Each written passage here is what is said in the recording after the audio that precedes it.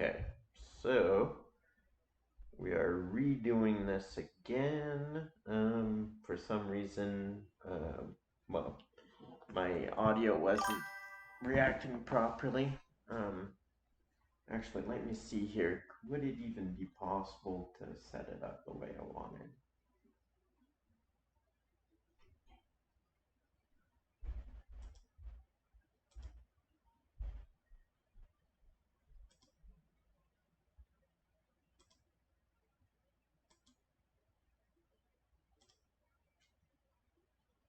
I wonder if.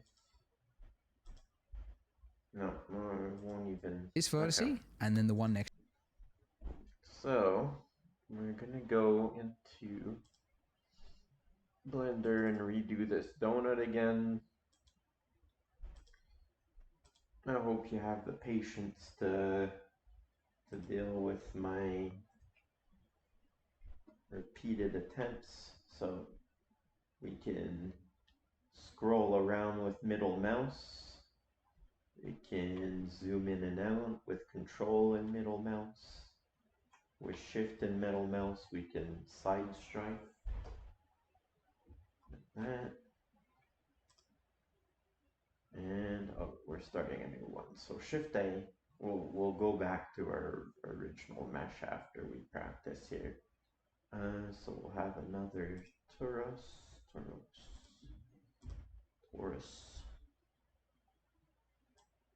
Oh yeah, first we wanna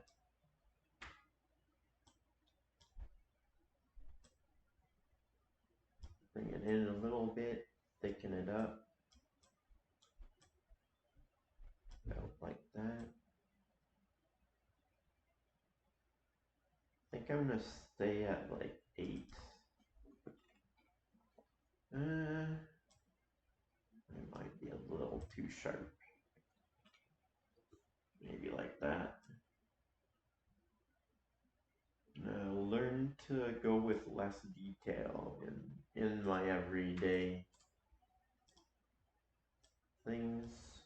And we're gonna add a surface modifier, subdivision surface. There we go. Still a little squarish, maybe 10 times. 10 will be better next time. And so we leave that on like that. We shift D to, oh, wait a second. First, we go in there and we grab some of our mesh and kind of tug it around. Make our donuts not so perfect, a little lumpy, because that's how they are in reality. Not perfect toruses.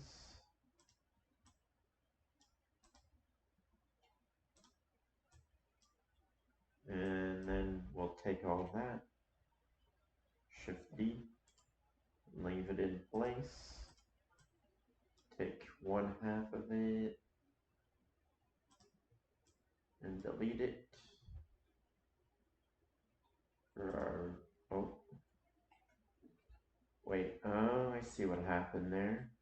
Oh no, this is actually just our donut still. Okay. Oh, maybe not. Yeah, okay.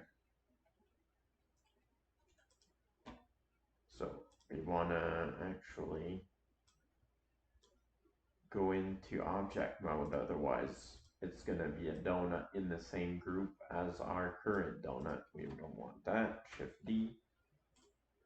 Then we can go into edit mode after. Grab 1/2 of our, oh, maybe not that half, this half. Delete these. And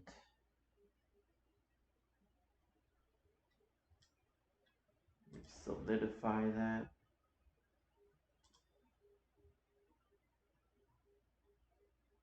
I'm pretty sure okay, yeah, he just leaves that up there. Outside, 0.025 thick.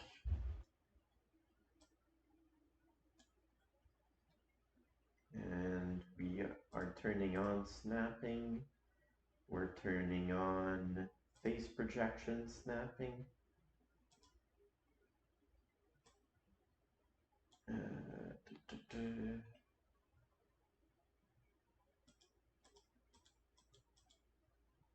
Yeah, you can look at what that looks like. Okay, we need to, wait, why isn't it snapping?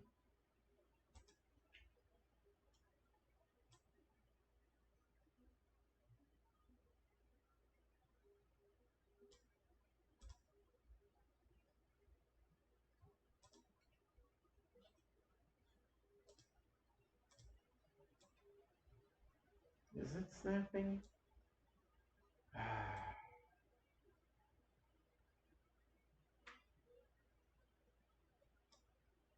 I don't understand.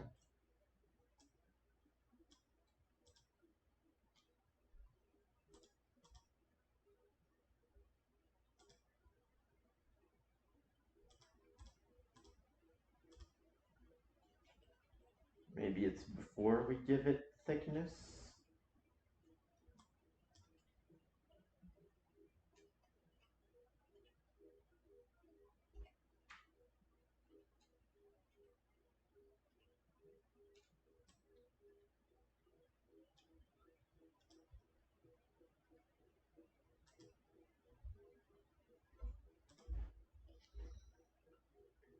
Take that, give that. It's okay, so why?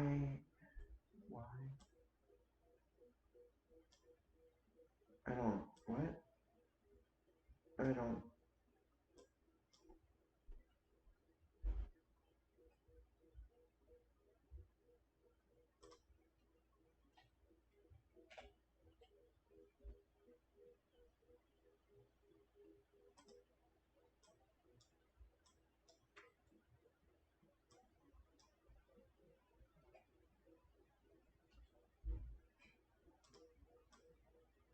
what is going on with this?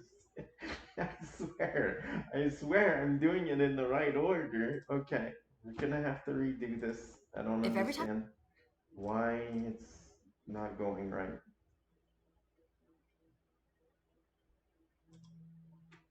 Complex, but is actually fairly simple. Now, as I mentioned before, if you want to add an object, you go Shift A, really right? And then you start with something that resembles what you're trying to create. But we already have something that resembles the exact shape we want to create.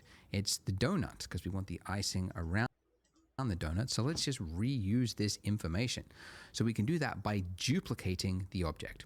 And if you don't know the hotkey for it, you could just go Object, and then you'd find it here where it says Shift D. So Shift D. Now, when you hit that, you are in a placement state, essentially. Like it's duplicated, and it's now saying, where do you want to place it? Now, in our case, and actually often, you don't actually want to change its placement. You want to duplicate it exactly where it was. So you can cancel the movement by hitting Escape or right-clicking. Now, when you do that, it looks like it's canceled the duplication, but you can see in your outliner, it has duplicated it. You've got two objects, but it's just in the exact same place, which is what we want. So first things first, we need to name them, or else we could get very confused very easily. So you can name an object by just double clicking it in the outliner and then just typing in the object. The other way you can name something, I'll just show you the second way. If you select the Torus 0.001, that's your icing object. If you're in the 3D view, where your cursor, is over the 3D viewport, if you hit F2, that's another very quick way that you can name something without having to go up to the outliner to find your object. So with our icing object selected, let's go into edit mode by hitting Tab. So we want the icing on the top, which means this bottom half of our mesh here is redundant. Don't need it. So we want to delete it. So if we just dragged over the bottom here, you can see it looks like we've selected the bottom half of our donut, but if you were to move around, you would see, oh, we haven't actually. It's only selected, annoyingly, what is facing the camera. Where there's a mesh, it's not gone through the mesh. A lot of users find this annoying. I agree. Sometimes it seems like that would be the more default one that would make more sense, but anyway, don't want to argue. So if you want to select through a mesh, you can go up to here in your top navigation, toggle X-ray. If you turn that on, it's going to enable you to see through the mesh. And now, when I drag over it, you can see that I have selected all through the mesh as I move around it. By the way, you might find it like when you're in this state, it's kind of hard to select. Like it's easy to kind of accidentally select what is above it, and depending on what you've got at your end, that might have happened already. So another way to easily just look directly on the side-on of your donut is to just click one of these, like in your gizmo here, instead of just dragging around, just do a single click on either the green one or the red one, the X or the Y. And now we're in that state. You can see it's flattened it, so it's put you in orthographic mode, which actually you can toggle to at any time, just over there, which just makes it easier to just do a single, all the way through the mesh, select. All right, okay. All right, so we want to delete that. So just hit the delete key. You get an extra option here of what do you want to delete, edges, faces. You want the vertices, that's everything. And now we have, if we go back to object mode, and then let's turn off toggle X-ray as well. And you can see it's working. We got half the donut on top of itself, but as you move around, you can see you get some flickering. Now, this flickering happens, and it's actually a very common, it's actually a good warning sign to you as an artist, because it means you've got faces on top of faces. Okay, I'm gonna just quickly go over to our work. I'm just gonna redo the icing.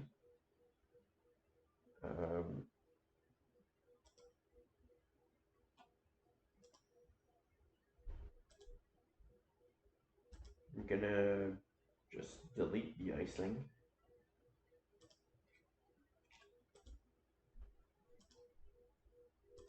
I'm gonna duplicate this.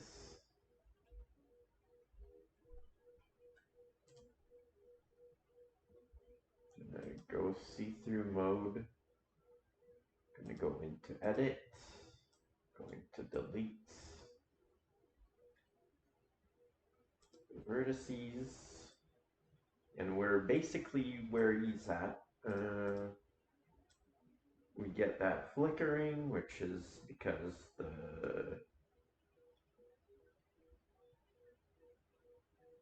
both the shapes are taking up the same space on that line. And I'm gonna be right back.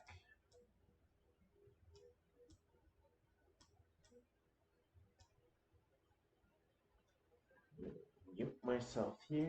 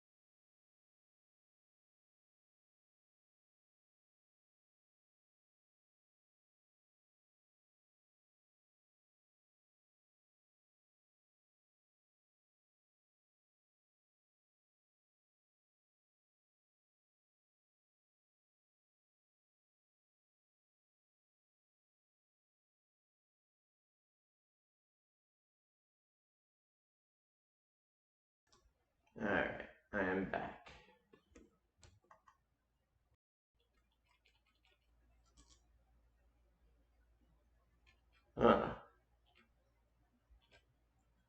Wait, what?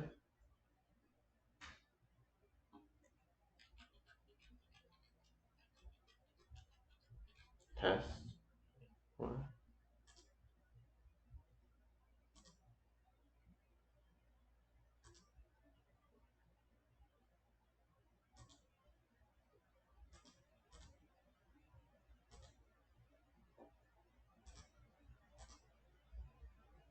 No, that's not what I wanted. There must be some kind of shortcut that's messing with things.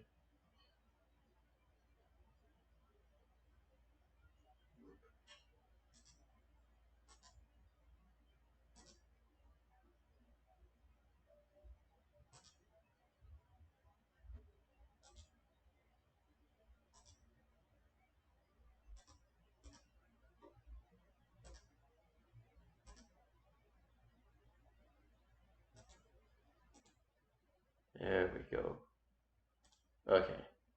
It was echoing because audio settings can do that. Okay, so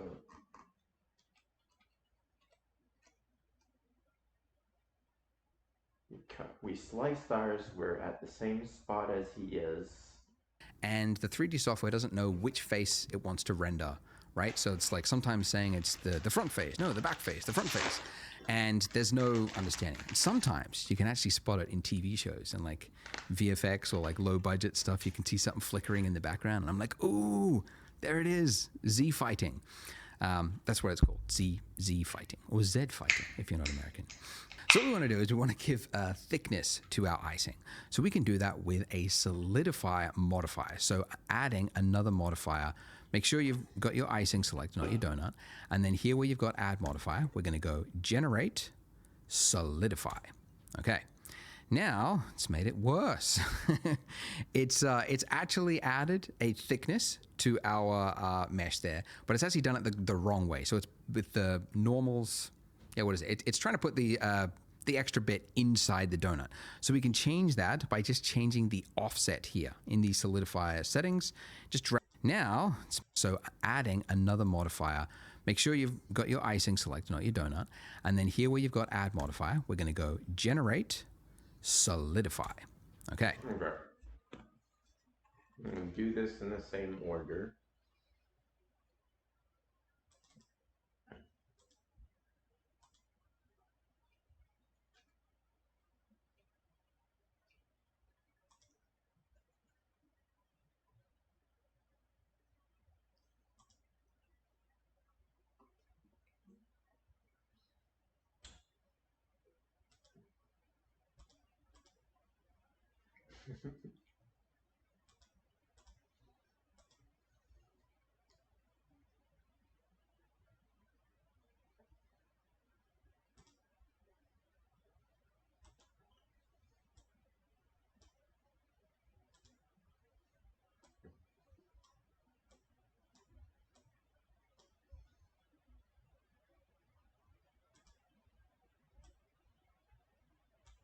No, mine's just...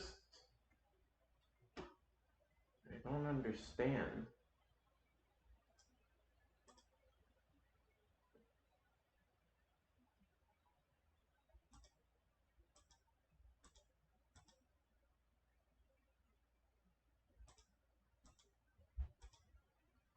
What is going on?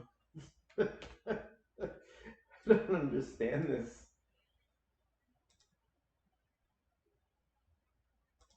Shift D.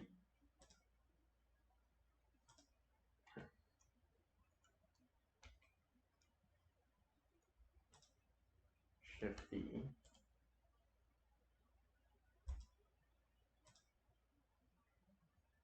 Oh, there's 3 now? What the heck?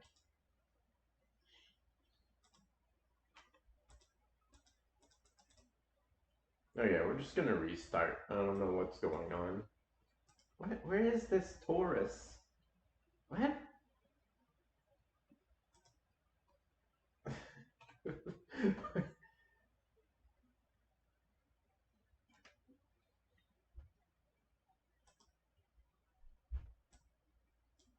Okay, we're gonna go to 10. I guess it keeps the setting of the previous one you've done, within the same file.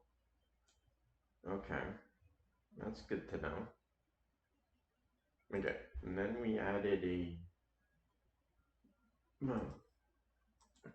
yeah, we added a subsurface.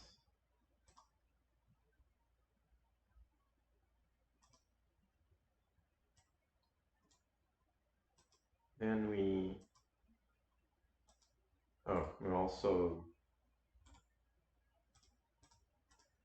also smoothed it.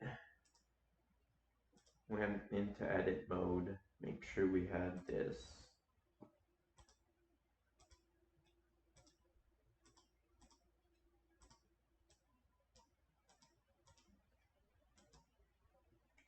Man, not quite that much.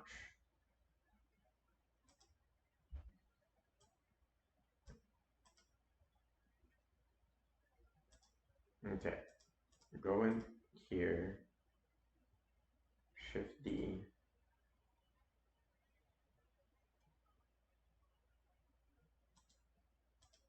Does it matter which one we use? Shift D. Why? Something. Okay. I guess it doesn't matter which one we use, whether it's the original or the duplicated one. Delete half the mesh.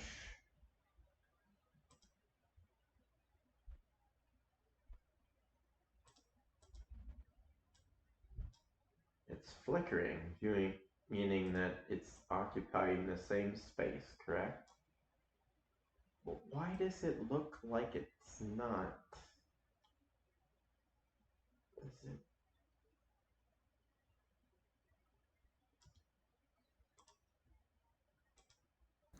Now, Is there something I'm missing in part 1 that I'm not doing? Or part 2?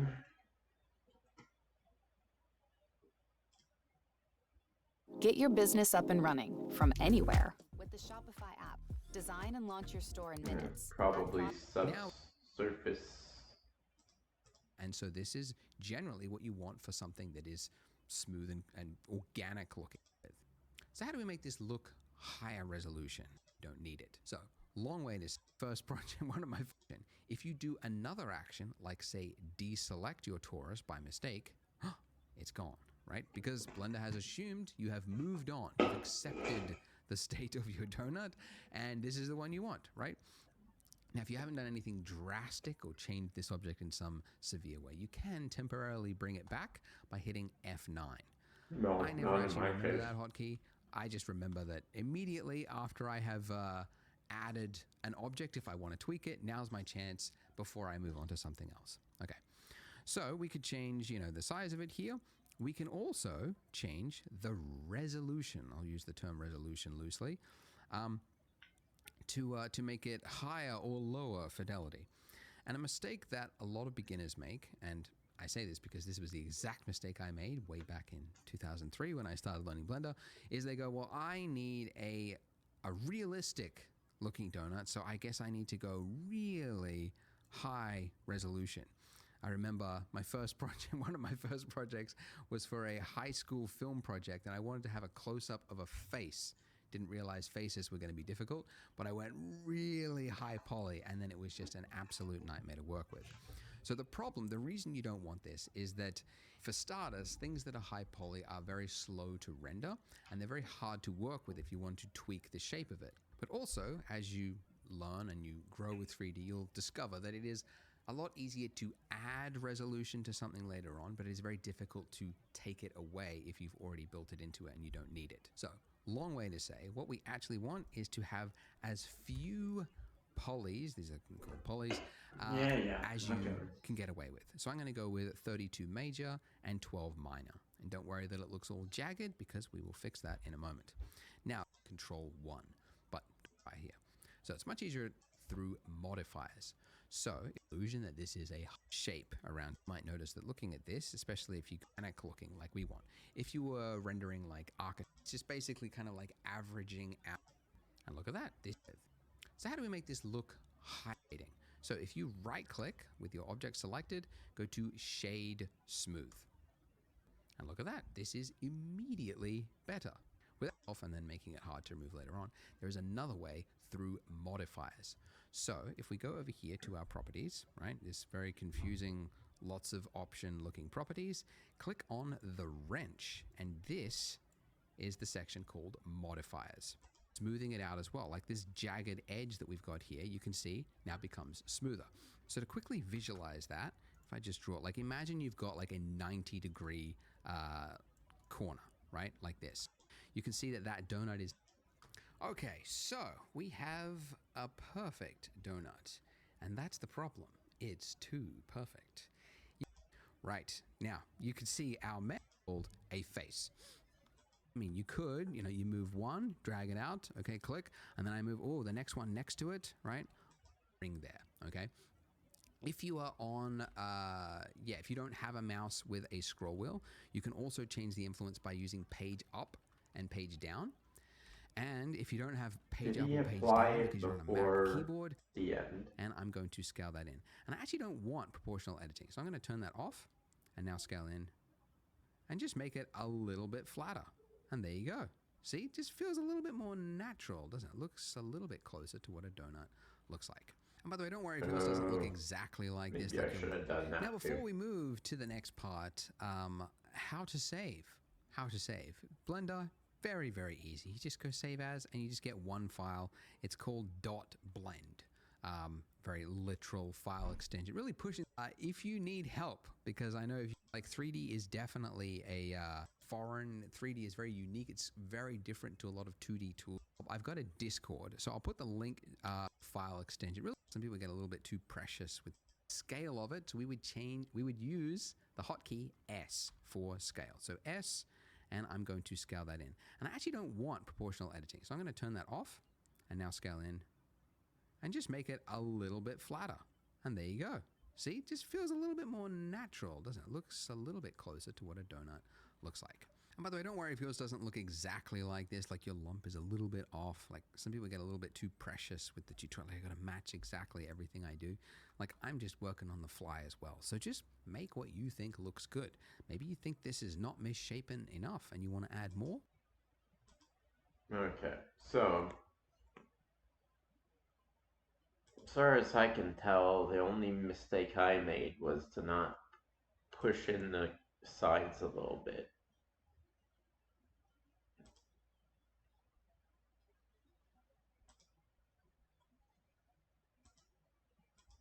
Before moving on. So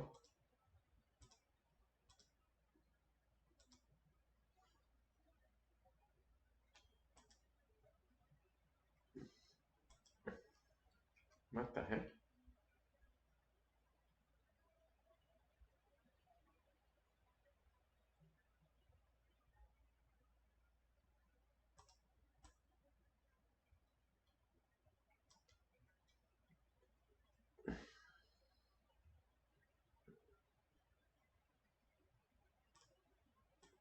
Maybe a little bit more like that.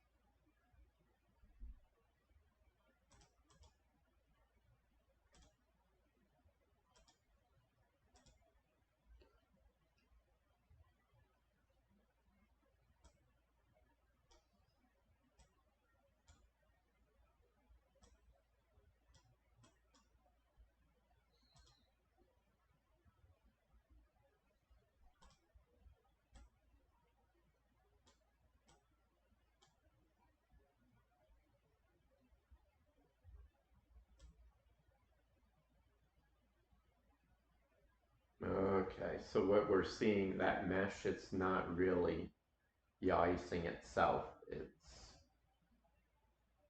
It's a representation of the icing before we actually subdivide. Okay.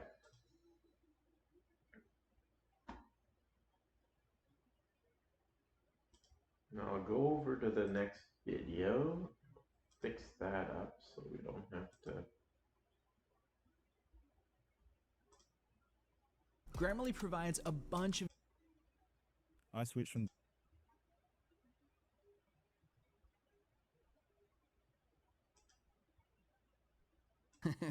it's actually added a thickness.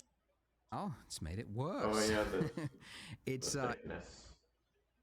Okay, so while we're here, 0.025, and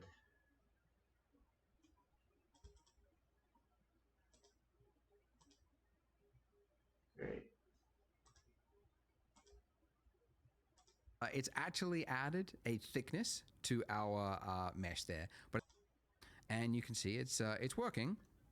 We got half the donut on top of itself, but as you move around, you can see you get some flickering.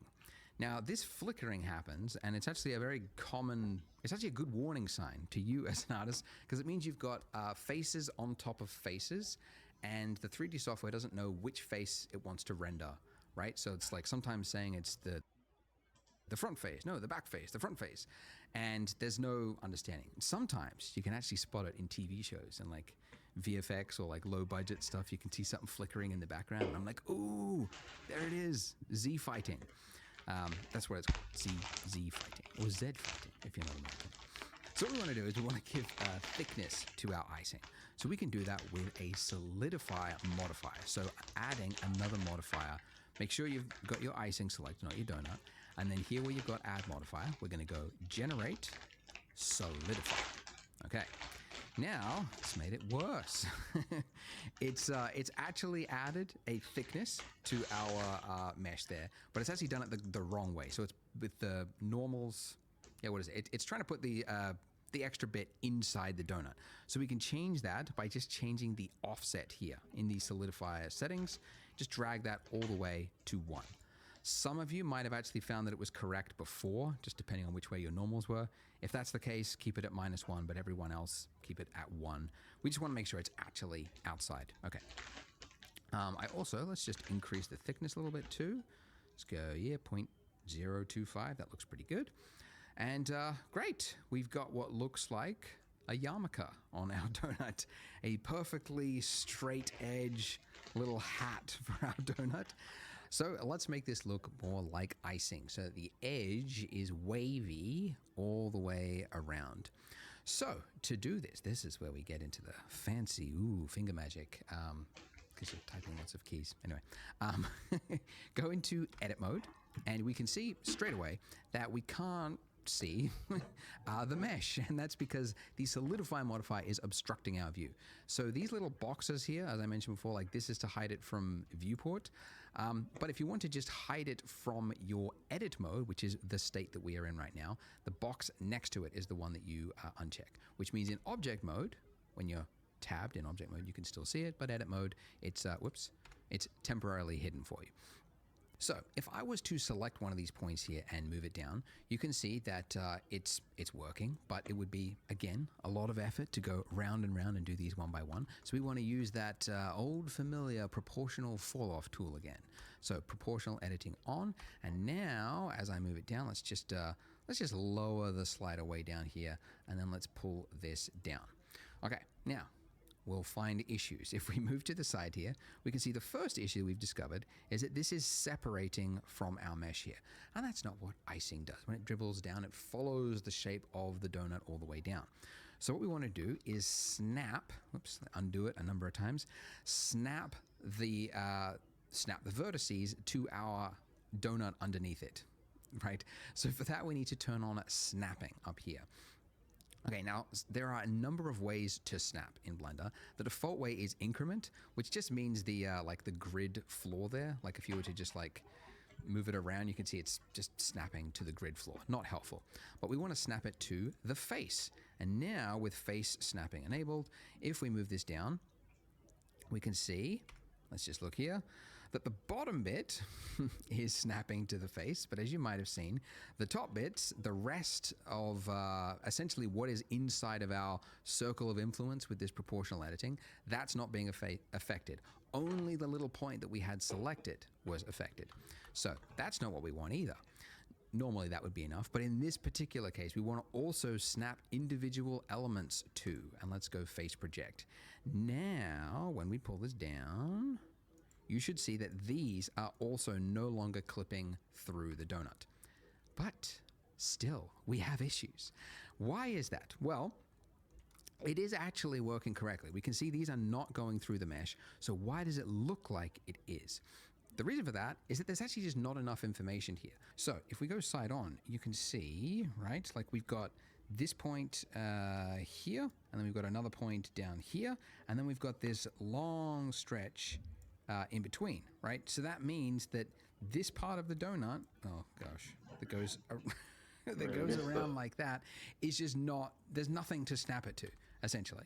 So it is actually working correctly. We can see these are not the case. We want to also snap individual elements to, and let's go face project.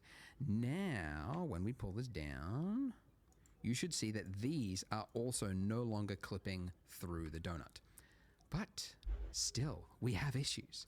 Why is that? Well, it is actually working correctly. We can see these are not going through the mesh, so why does it look like it is? The reason for that is that there's actually just not enough information here. So if we go side on, you can see, right, like we've got this point here, and then we've got another point down here, and then we've got this long stretch in between, right? So that means that this part of the donut, oh gosh, that goes that goes around like that is just not, there's nothing to snap it to, essentially. So what we need to do to fix this is just add more geometry. So these little vertices here, we need more of those vertices. So we can do that by actually using the subdivision surface modifier. Because although it is a modifier, you can apply the modifier. And the modifier currently is adding geometry, so let's just apply it. So to apply it, we just click this little drop down here next to the modifier and then go apply. Now, if we, nothing should have changed from this view because the same information is being displayed, but in edit mode, you should now see exponentially more faces, because here, where there was, one face before, you can see there's now a lot more, right? 4x, okay, 4x, okay. So, now if we pull down, we should see it is snapping, and if we go into this mode, you can see that it's now conforming to the mesh in a much more. Okay, so considering everything we just saw, go back to Blender. Oh man, today seems like it's gonna be a long one. Okay, so I might as well hide this. No, he didn't do that yet. So we still have our one. We've got our proper thickness. It's on the outside. He didn't talk about the edge data yet. But he did go over to snapping. He explained to us that it's all the way down there. And when I do that, it does do the thing that he was talking about. So we're going to apply this.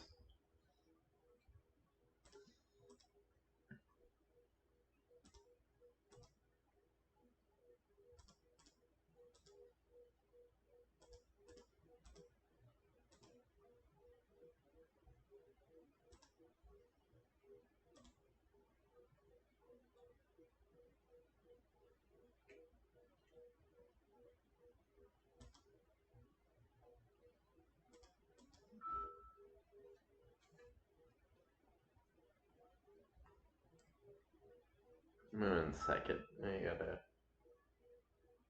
respond.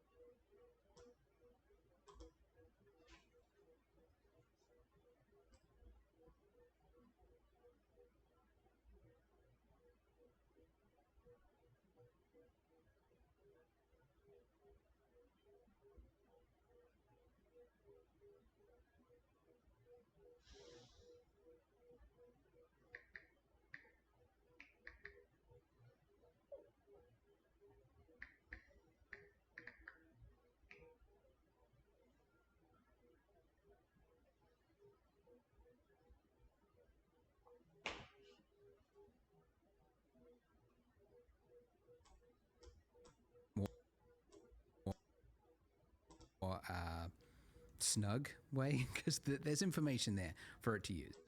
Okay, so now if we pull down, we should see it is snapping. And if we go into this mode, you can see that it's now conform.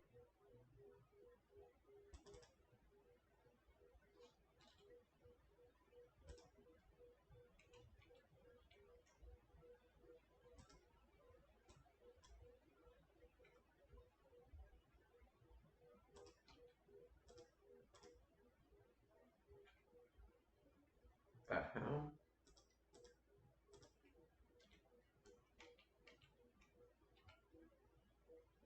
Okay, there we go.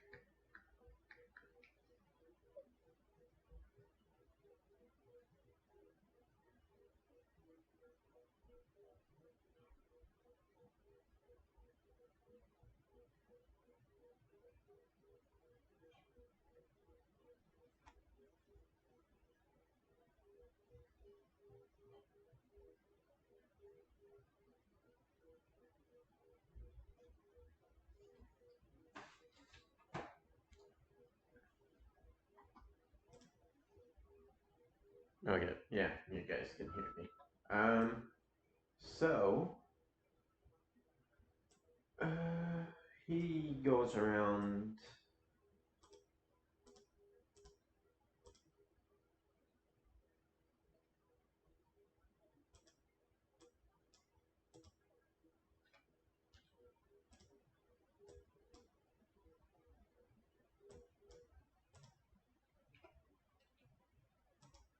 Yeah, what I was missing is I didn't have my proportional editing like out enough, so it wasn't really rounding off those edges. It was still pretty square. Suppose I can kind of tilt it like that, kind of pull it. What does that look like? I gotta remember to start using tab instead. Oh yeah, that's nice.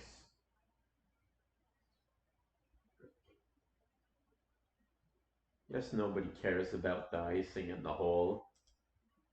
Nobody's got time for that.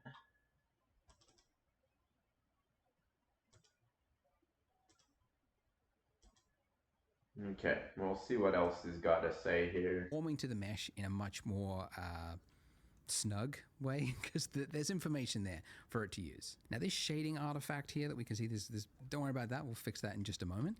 But I need to show, because I've shown you like 4 things that we need to enable for this to work. I got to show you one more, because if I pull down and if I scroll up, you'll see something. Okay, if I was to click, we get this horrible problem here. And I've done this tutorial on enough, and enough people have hit this issue that I need to call it out specifically, because it seems to be a big point that a lot of people just don't know where to go from. What's happened is if we use a what's it called, the circle of influence for our proportional editing, if that is so high, it's actually high enough to reach the mesh on the other side of the donut. Okay, it's kind of a cool tool that not many people know. Summer is a perfect time to see the Yukon. The midnight sun just So never... remember to use Alt more often if I want to catch a whole loop. Summer is a perfect time to What? see I the Yukon. just saw this. What do you mean? It's as though it's been deleted. It's very 4 different ways of and problems to explain. We can now take part of this mesh and drag it down, and it will work correctly. Haha. So now, recipe for appealing design. Not ideal. Oh, this is everybody where knows that a real icing would create like a rounded edge there, right? So we can fix that just by adding another subsurf modifier. Because you might remember I mentioned, like, yes, if you've got 3 vertices, it'll create like another vertex here, another vertex here, of this edge of this icing. Another issue to call out, you can see it's got this this shape that goes around. Yes, so far so good. Closer to what you would imagine real icing would. So it's making a sharp edge there. And it just gives it right here.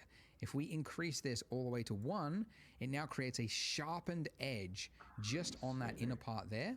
So the rest of it is a smoothed edge, but the middle one... Okay. So...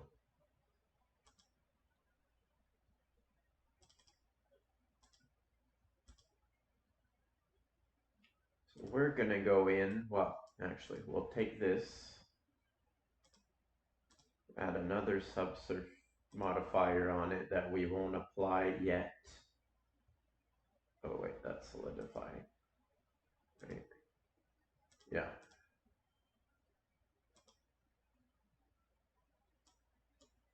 So that fixes... what's this?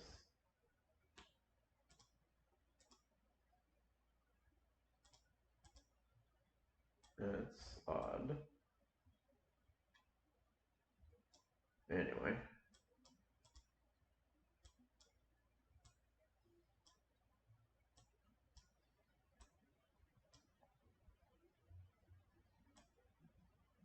Yeah, it's got that weird, like, inside emptiness, edge data, crease. Okay.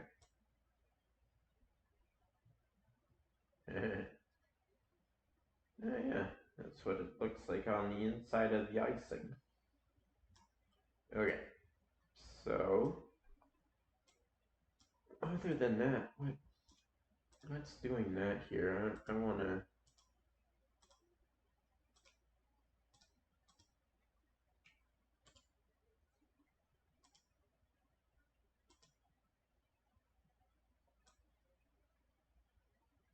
that is annoying, you have to admit. Okay, I guess it disappears in other renders and whatnot. I think it's because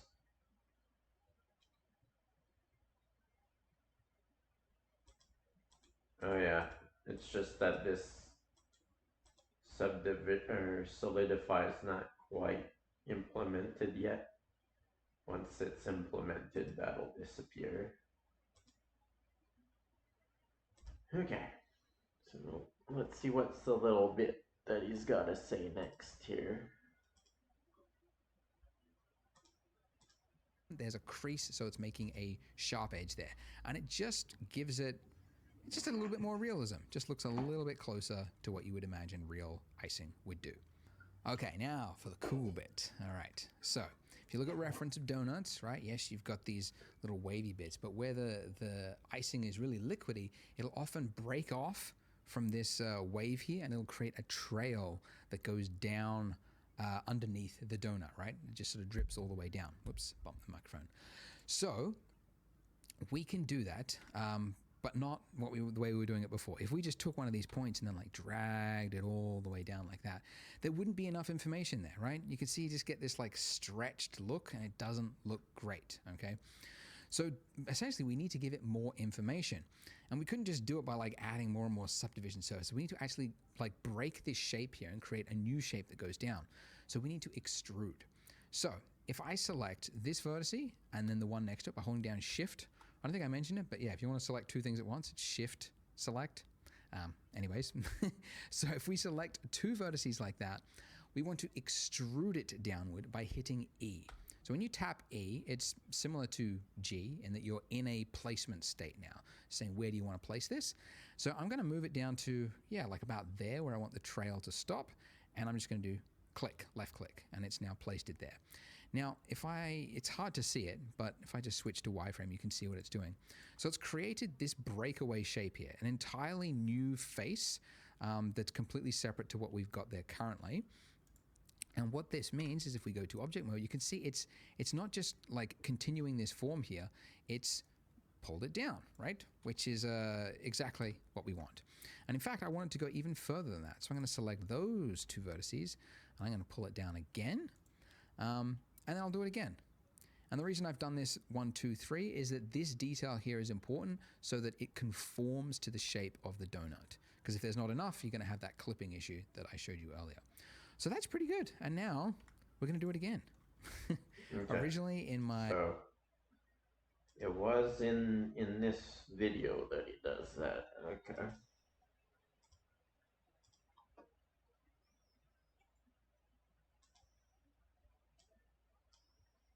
Okay, which one?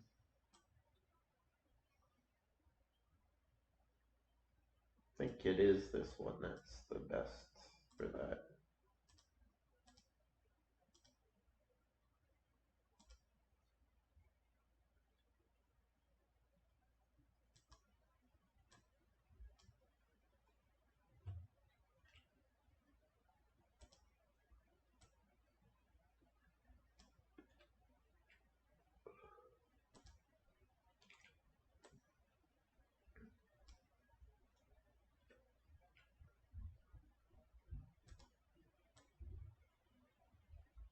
And I wonder if,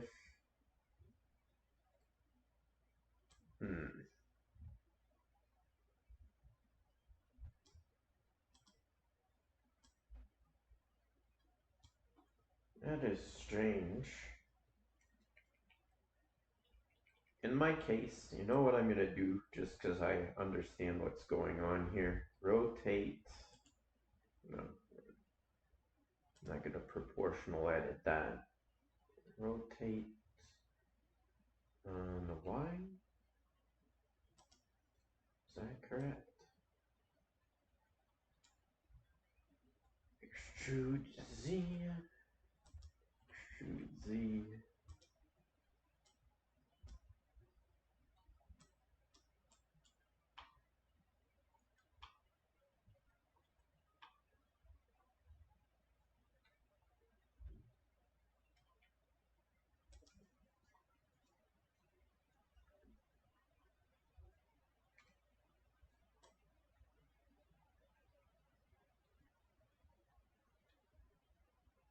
Apparently not enough info, huh?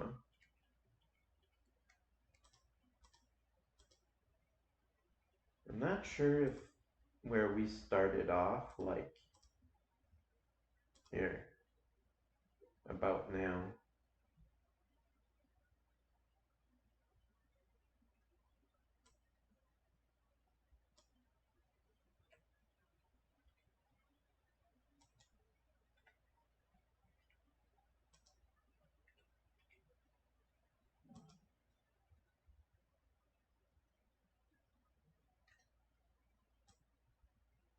It's a bit better.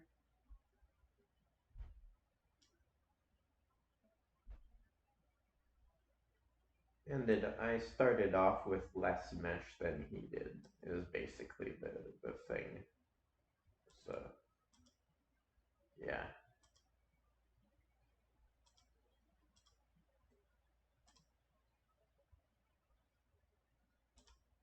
My earlier versions So we'll go of the donut. I only did like one to of the these, next but one. then I noticed that Turn your passion into your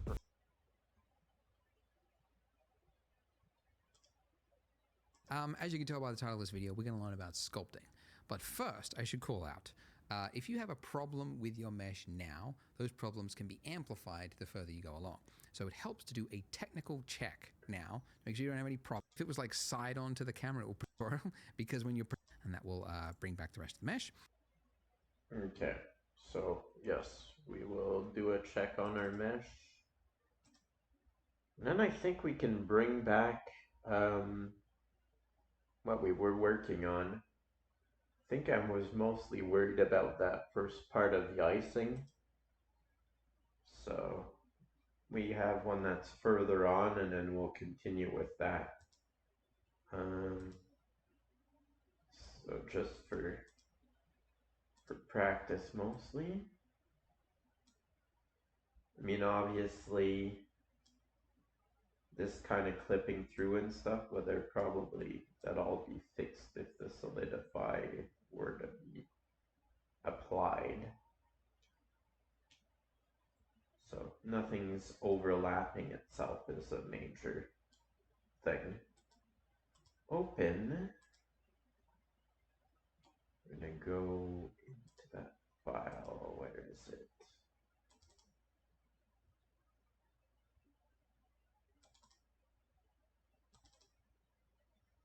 And this is ours.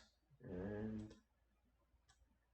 okay, I think that's part 7. So we're gonna go.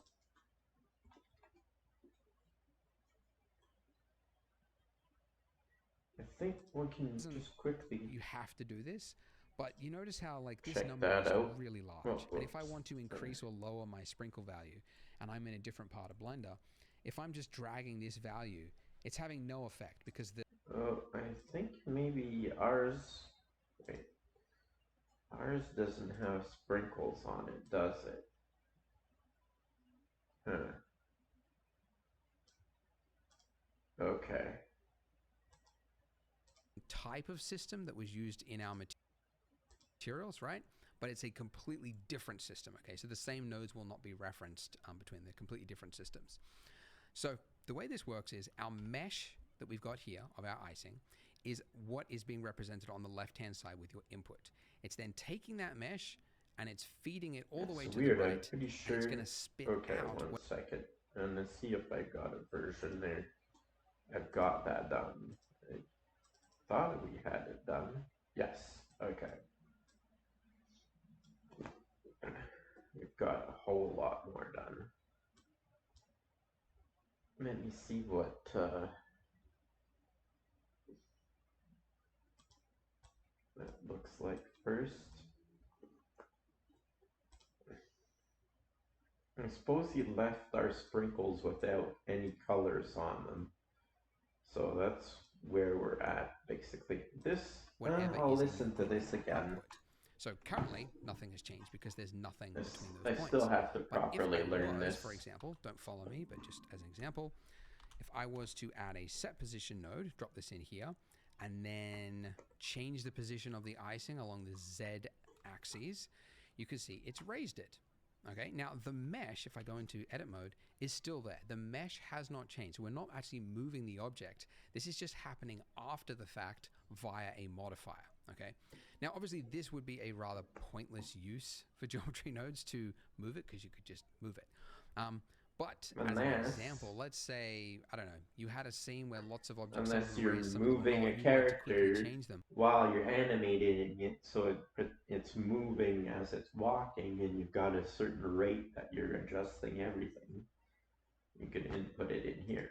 What you could do with geometry nodes, in this case, you could actually expose this offset value by dragging it to the left over here. And when you do that, you can see it's now appeared over here in our modifier stack. What that means is whenever I'm in another part of Blender, say I'm like building stuff, and then I'm like, oh yeah, I need to quickly, change the height of that icing, I've got it there whenever I need to. So essentially, this system enables you to build your own tool that does something that you want it to do. It'll come up in the modifier. Way. So it's really powerful. And before geometry nodes, I mean, Blender was kind of limited in what you can do. Okay.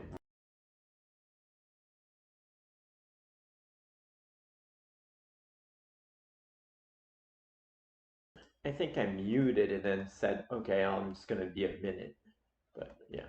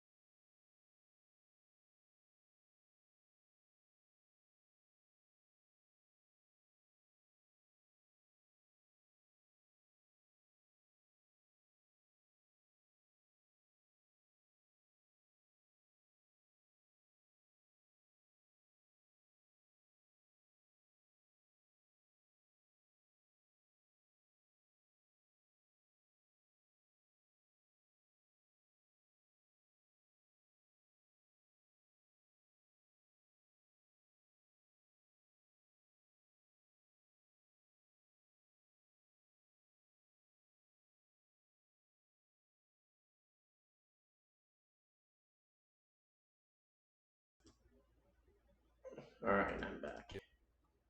But I'll throw some examples here. But in the last 2 years since it's been in Blender, people have done some wild stuff with it. And most of this stuff really was just not possible in Blender before without doing custom scripting. So it's really opened up the doors. So it is a very different system. Like, it's a different way of working than, you know, I need to make my own 3D, like but it's a really textures and flexible, really valuable system. So vectors any and time spent whatnot. learning geometry nodes, I think, is time well spent. So we want to do sprinkles, and to do that, we need to first of all scatter some points onto our mesh.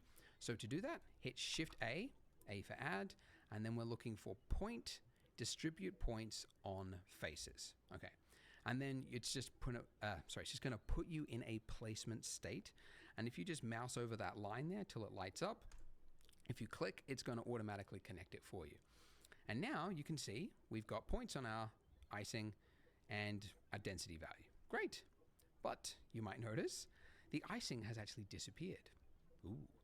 Now the reason for that is we've told it, okay, take that icing object and convert it into points and then just give us the points back.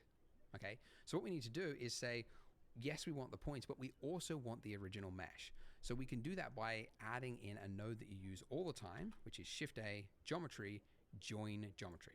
So you'll find this node in probably any geometry nodes tutorial. Very versatile. So drop it in here after the points, and you'll notice this input here is a different shape. So normally inputs are circles or, you know, triangles or whatnot. This one is a long and elongated shape to signify that it can accept multiple inputs. So unlike these where you can only accept one, this can accept many. So what we need to do is take the output of our original mesh and then feed it over to here. And now we have both the original mesh and we have our points, and they're being combined together and then put into our output. Okay, very cool, awesome. All right, so if we were to give this a render right now, you would actually see nothing because these points don't physically exist. They just exist in the 3D space. If we want them to show up in the render, we have to tell it, what do you want to render them as? So for that, we need to add an object to be our sprinkle. So your sprinkle could be whatever you want. We're actually going to make two different types of sprinkles in this donut series. So we're going to start though with a very simple one, just a round ball. So just like you would add another object normally, Shift A, and then go Mesh, and then go UV Sphere. Now, this sphere is going to be referenced for every single sprinkle. Okay, so we want to go as low res as we can get away with. So I'm going to go with 12 segments and then 8 rings. If you're on a really slow computer and you think this is really going to suffer later on, you could go even lower, but I don't want to go too low because otherwise we're going to see that jagged edge because it's a rounded form. So I don't want to go too much lower than that. But I do want to adjust the scale because obviously this needs to be a tiny little sprinkle. So let's go 0.01. Okay. It doesn't matter what your goal is, making a resume, writing an essay, or... Awesome.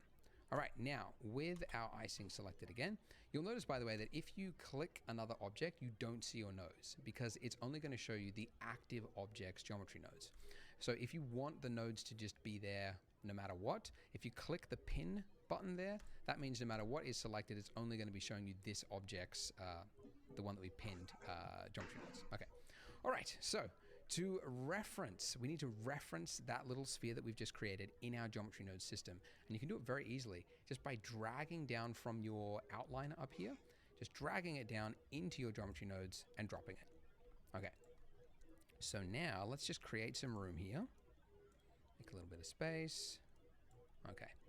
And what I need to do is add another node to reference this object. And the node is Shift A, Instances on Points, the top one.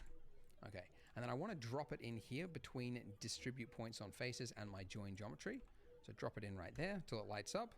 Now the points have disappeared because we're now saying replace those points with whatever is in that instance input. So I'm going to take my geometry from my object info and drag it into the instance. And look at that. We have got our spheres appearing all over it. And if I increase the density, we've got sprinkles. And if I do a render, it will actually display. Doesn't look very good, hey, but it does work, which is the main thing right now.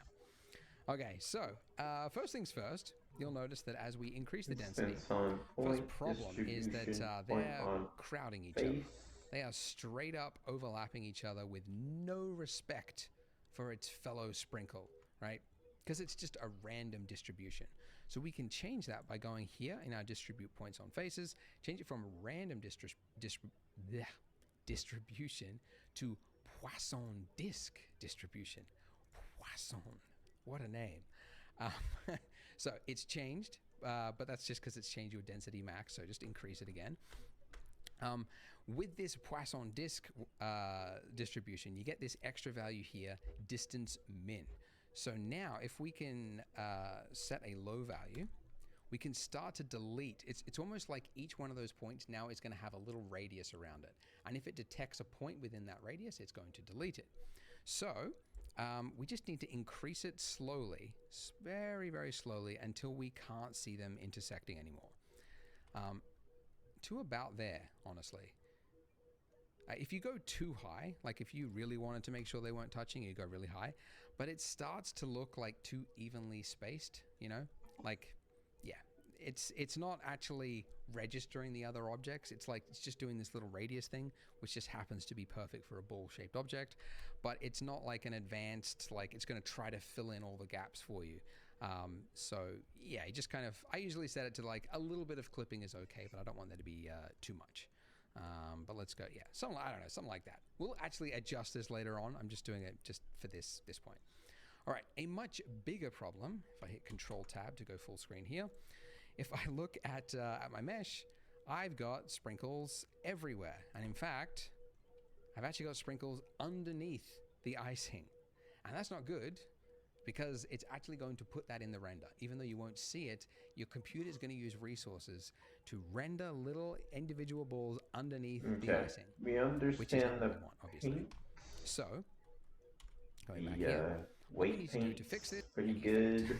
okay, so we need to reference it. Now, that weight paint that we just did is actually, if we go to our data tab here, it's actually a vertex group, okay? So that's where that paint went. So you could actually create multiple weight paint types just by like creating them here. But we've just created one and it's added one here for us. So we can give it a name by double clicking it, and let's call it Sprinkle Mask. Okay. In fact, is it a mask? It's more of a density, sprinkle density, I guess, because it's not a masking out. Anyway, all right, sprinkle density. Okay, and where I want to reference this in my geometry node stack is in the distribute points on faces. There is one value here called density factor, which we got when we used the Poisson disk thing. And this is just a value of 0 to 1. Very convenient. So if I drag out from here and then release, I can add in a new node and it'll just automatically connect it. And the node that you're looking for is called the named attribute. Don't feel bad if you're like, well, how would I know that it's called the named attribute? Because it's called vertex groups over here. You think like, okay, I'm going to type in vertex group, but it's an attribute, but it's one of many attributes, and geometry nodes can do many things, so it's just called the named attribute. So anyways, all right, so underneath name, we're just going to click that box and you'll get a pop-up or pop-down, and you're looking for sprinkle density. And there it is, haha. So now going back into weight paint mode, we can act like an artist and put the sprinkles wherever we want, sprinkles on a negative paints across it, maybe a couple here. All right, now let me just show you a quick little issue that you might run into. If you were to duplicate your donut and create two, and then on the second donut, you're like, hey, I want to have some fun, and hit enter. Your schedule should work around you.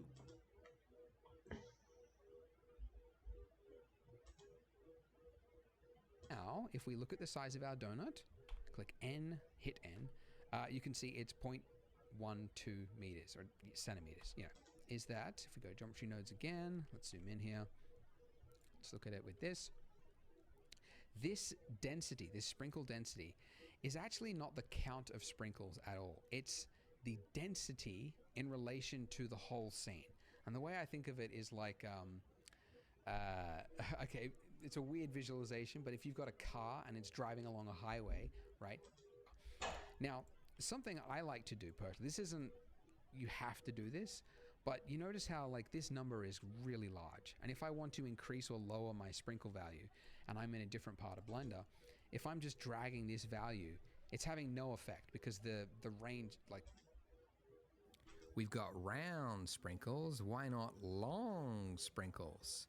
It'll be more interesting and it'll enable us to learn some new techniques about Blender, which is what this whole series is about. So first things first, we need to model those sprinkles. So let's move to the left here, and we want to add an object. We haven't mentioned it before, but when you add an object, it's going to put it at your 3D cursor, and your 3D cursor is that thing. That weird little thing, little crosshair at the bottom there, that's your 3D cursor. And yeah, I don't know, Blender has a 3D cursor, maybe other applications don't. It's going to put it there. And if you don't want it there, you can move that 3D cursor somewhere else by hitting Shift and right-clicking, and you can see it's now moved it and actually attached it to the plane, which is where we would want it. If you don't have a mouse, do get a mouse. But in the interim, you can also use the cursor tool, and that'll do the same thing. All right, so we're adding long sprinkles. So obviously the object that we want to add is Shift-A, Mesh. It's the cylinder. Okay. Too big by default, so let's click this little thing, bring this up, change the radius all the way to its lowest and the depth all the way to its lowest as well. And the vertices, that's the like the resolution, right? Oh, we'll fix that in a sec. The resolution would be way too high at 32 to be scattered on an object. So let's set this to 12, and that'll be just enough that it won't look jagged and it'll look smooth. Okay, great. Now I'm going to move this up just so it's above the plane, Z. Okay. Now this problem that you have, if you go in too far, it disappears. The reason for that is that Blender has a clipping start value. And because we're working at such a small scale, we've got sprinkle-sized things now, it's too small and it's clipping it out. So if you hit N and go to your View tab, the clip start value there, it's 1 centimeter by default, drag it all the way to the left, and it's now a millimeter, and it... Yeah, we're gonna fix that on ours. I keep forgetting that that's a thing that I'm gonna have to deal with at some point when you zoom into something too much. Okay, so we're gonna go to ours for a minute. Actually, where is he showing us that? Take a minute. It will have fixed that. I don't know why it's not the value there. It's 1 centimeter by default. Drag it all the way to the left. And View. Okay, clip start.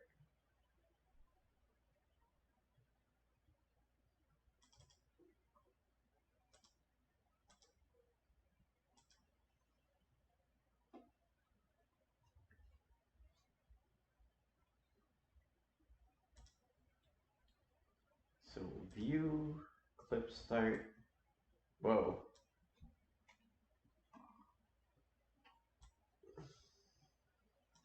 There we go.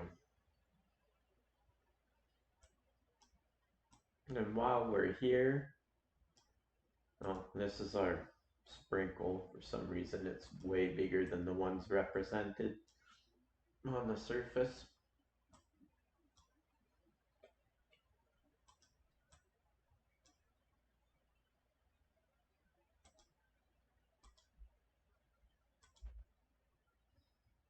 And we got that sorted, and he was showing us to bring a cylinder in. Mesh, cylinder, and in here,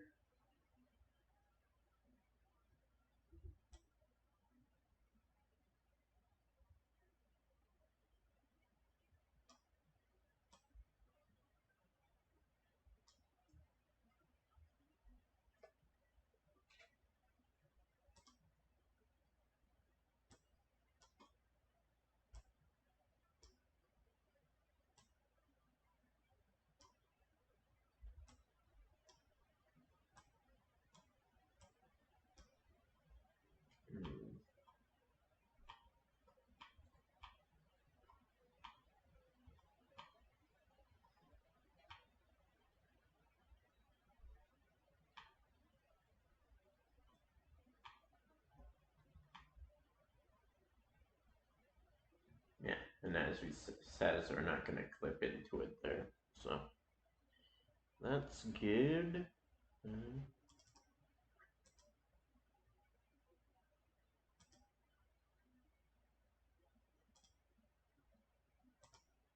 It's now a millimeter, and it will have fixed that. I don't know why it's not the default. Like, maybe somebody can tell me why is that not the default value. Maybe there's a reason, but to me that would make sense because then you never have this problem.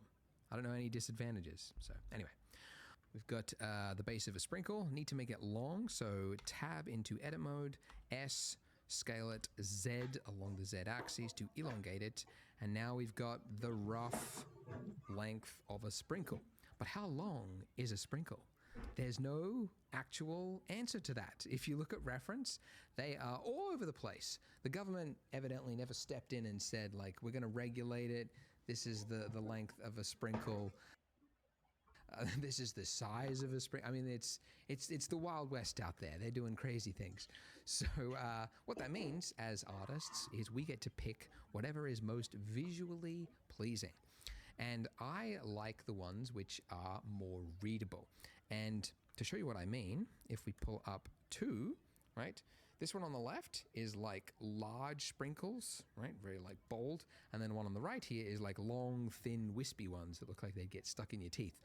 And if we zoom out on this and then zoom out on this, you can see that the ones on the right tend to kind of like the colors and everything just kind of blur together and it just looks like a donut. Whereas the one on the left, the sprinkles are still readable. So that's what we mean by readable, and that's the one I like the most. So we're going to go with some larger looking long sprinkles, but you can see that the sizes, there's no standard size because I think it's actually like it's from a piping bag, at least if you make them at home, but you can just pipe out icing and then when it dries, you just smash it up and it becomes sprinkles. But yeah, they just come out at any odd size. So we got long ones, we got medium ones, we got short ones, and we've even got some curvy looking ones, right? These little like just slightly bent-ish looking ones. So we're going to model small, medium, large, and a bent-ish looking one, and then we're going to scatter that across the object. So back in Blender, God, this is going to be, yeah, this will be the short one, okay? But the end, speaking of which, this end bit here, it's a very sharp edge. And even if we hit shade smooth, it's not going to solve it. We want that like a rounded form to it, not this horrible blobby looking shape. Because the reference, again, you can see, oh, it's a different reference now, is a rounded shape, all right? So to create that rounded form, we're going to create kind of bevel. And so okay. I want you to go into face select mode, okay, which you can do by that. So this is the faces, right? This is the edges, if you go to edge select mode, and then this is the face there. So select the bottom and the top face, like that. And then we're going to add a bevel, which will immediately become clear when you do it, Control B. And now that we're in this state, as we pull out, we can change the amount pull of the out. bevel. Okay. And this is, you can see it's like, yeah, it's just adding a 45-degree angle on that corner there. But if you scroll up, it's going to add another level to it. And if you scroll up again, it's going to add another level to that. So we can very quickly create a rounded edge to the sprinkle. You don't want to go too much. You can change the amount of the bevel.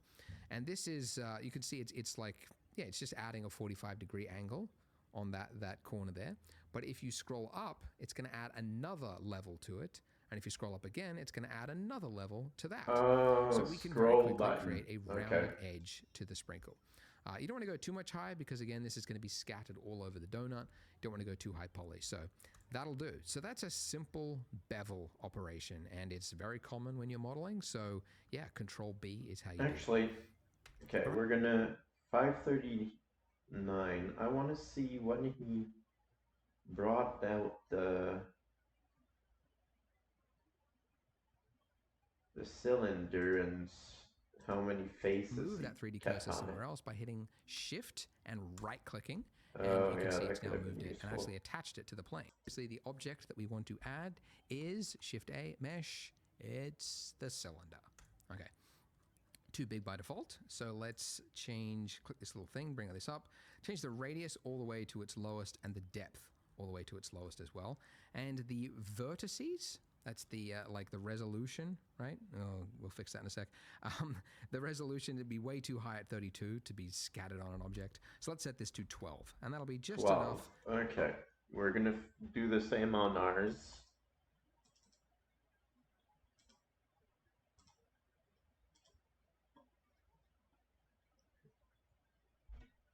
And because he showed us the trick where we change our 3D cursor, we can do that real quick. We'll click that here. It's shift and right click. Shift A. We'll add our mesh.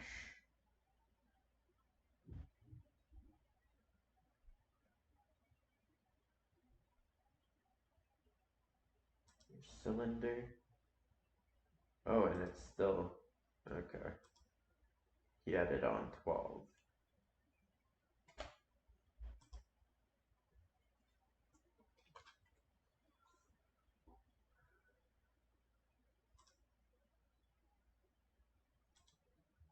Yeah, we're set there.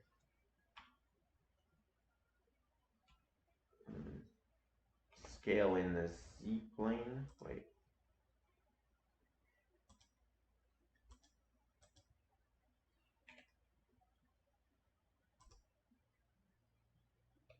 I don't know what I did there, so count Control Z it. So S on the Z plane, G. No, I want you to go up, you silly. Okay, it's like clipped in, so.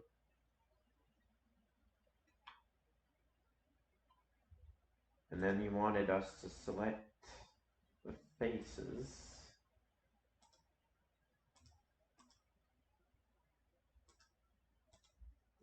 Top and, well, the heck?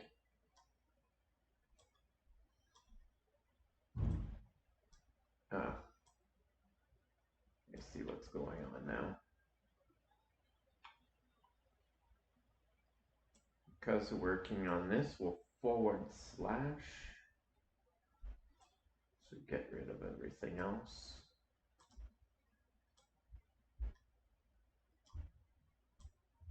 Then we'll press B for bevel. Like, what did he do? Is it Shift B? Control B? Ah, there we go.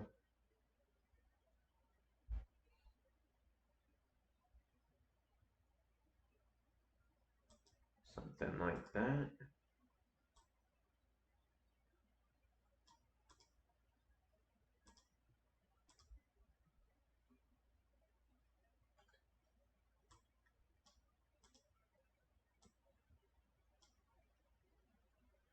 I'm gonna resize that a little bit. Whoa, what the?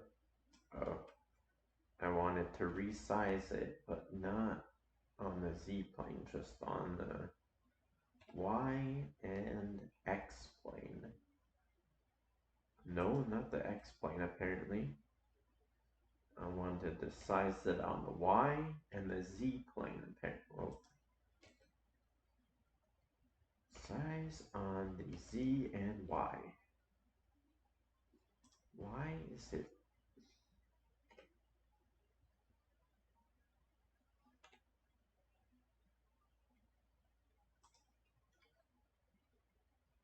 N? Yeah, it's because it's in local.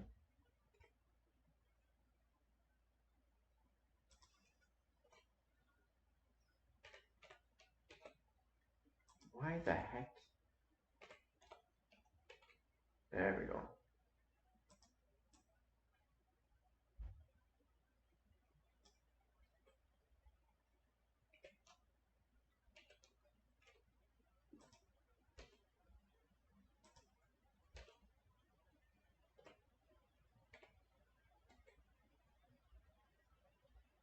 Just a little bit.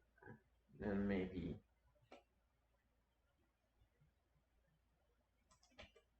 Actually, on the bottom. Oh yeah.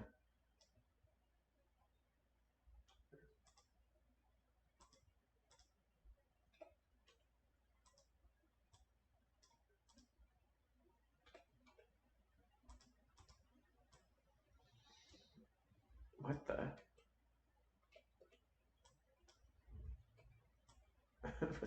How did I move the face without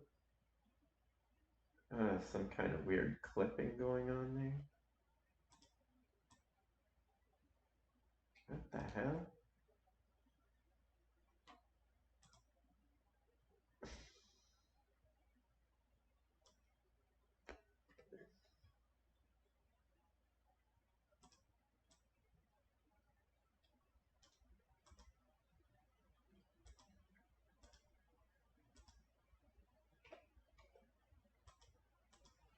Okay, so what does he gotta say?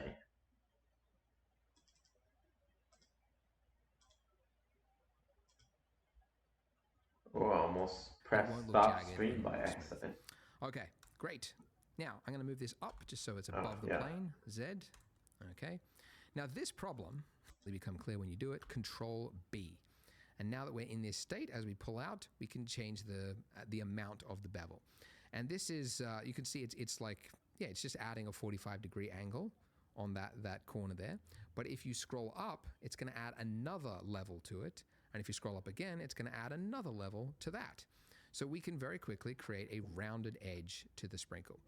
You don't want to go too much high because, again, this is going to be scattered all over the donut. You don't want to go too high poly. So that'll do. So that's a simple bevel operation, and it's very common when you're modeling. So yeah, Control B is how you do that. All right, so look at that. We've got one sprinkle.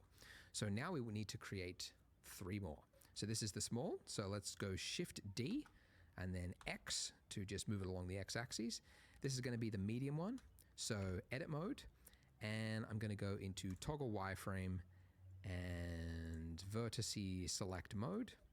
And now selecting the top part of the sprinkle, hit G, Z, and I'm going to move, oops, if you've got proportional editing, turn that off. G, Z, move that up.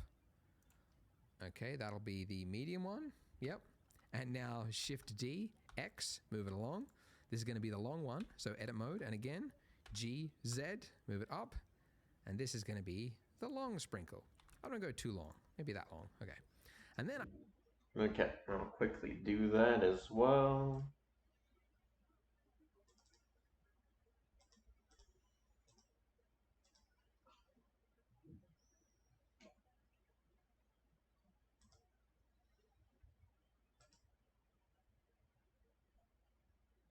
We might as well pre-select the edge we want.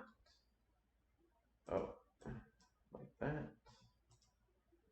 And then I kind of wonder, comparatively,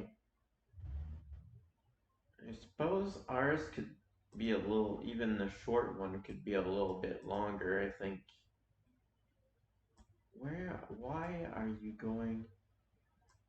Because it's already a little, no, I want to go G, see.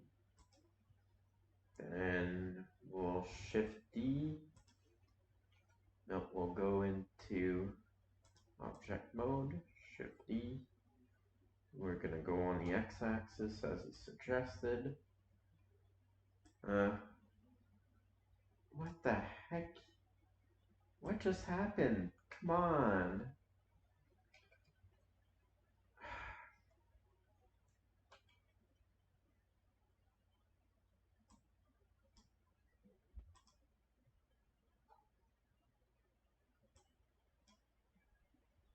Yeah, something happened here too when I'm gonna fix that first. Otherwise, okay.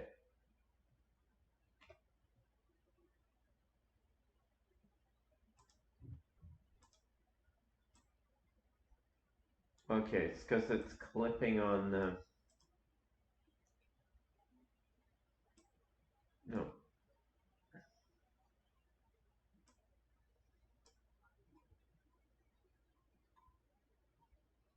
Why already? I'm getting like... I can't get anywhere close to it. Just don't have the freaking RAM for it? What's going on?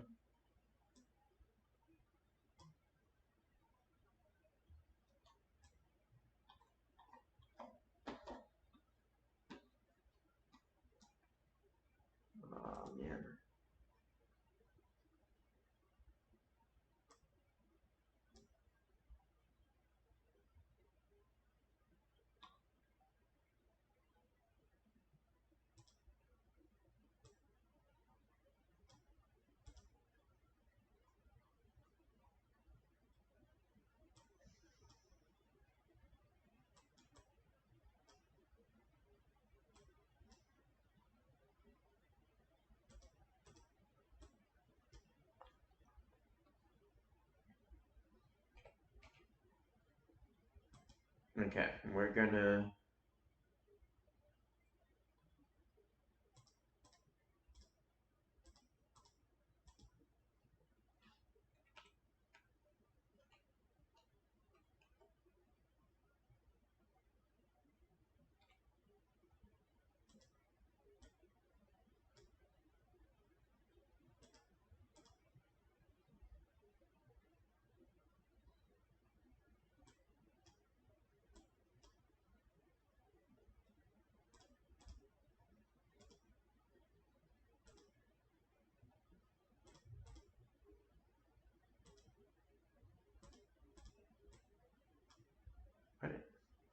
Okay, it won't let me work on anything else if I...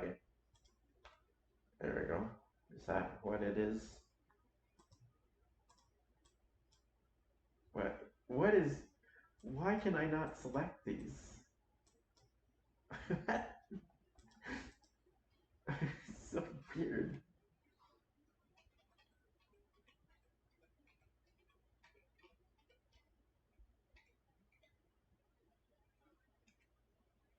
Okay, I'm gonna go out of that view.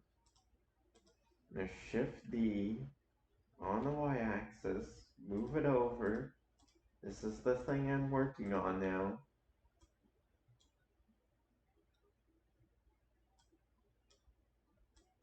Why can I not select them?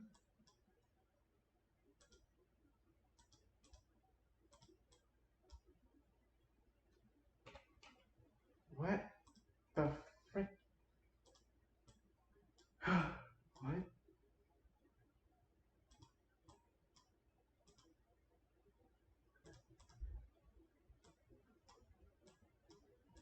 Why can I... What? What? What? What? What? What's going on? Fuck.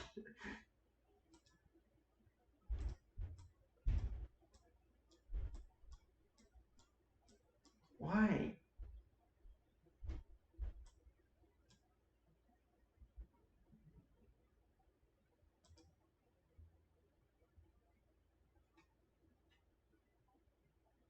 You're seeing this, right? I'm selecting them, but what is going on? What is going on?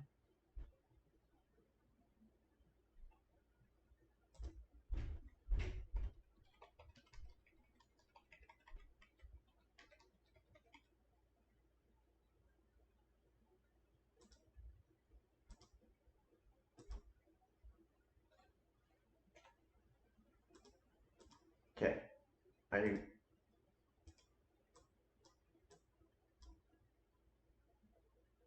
selection box. What did I...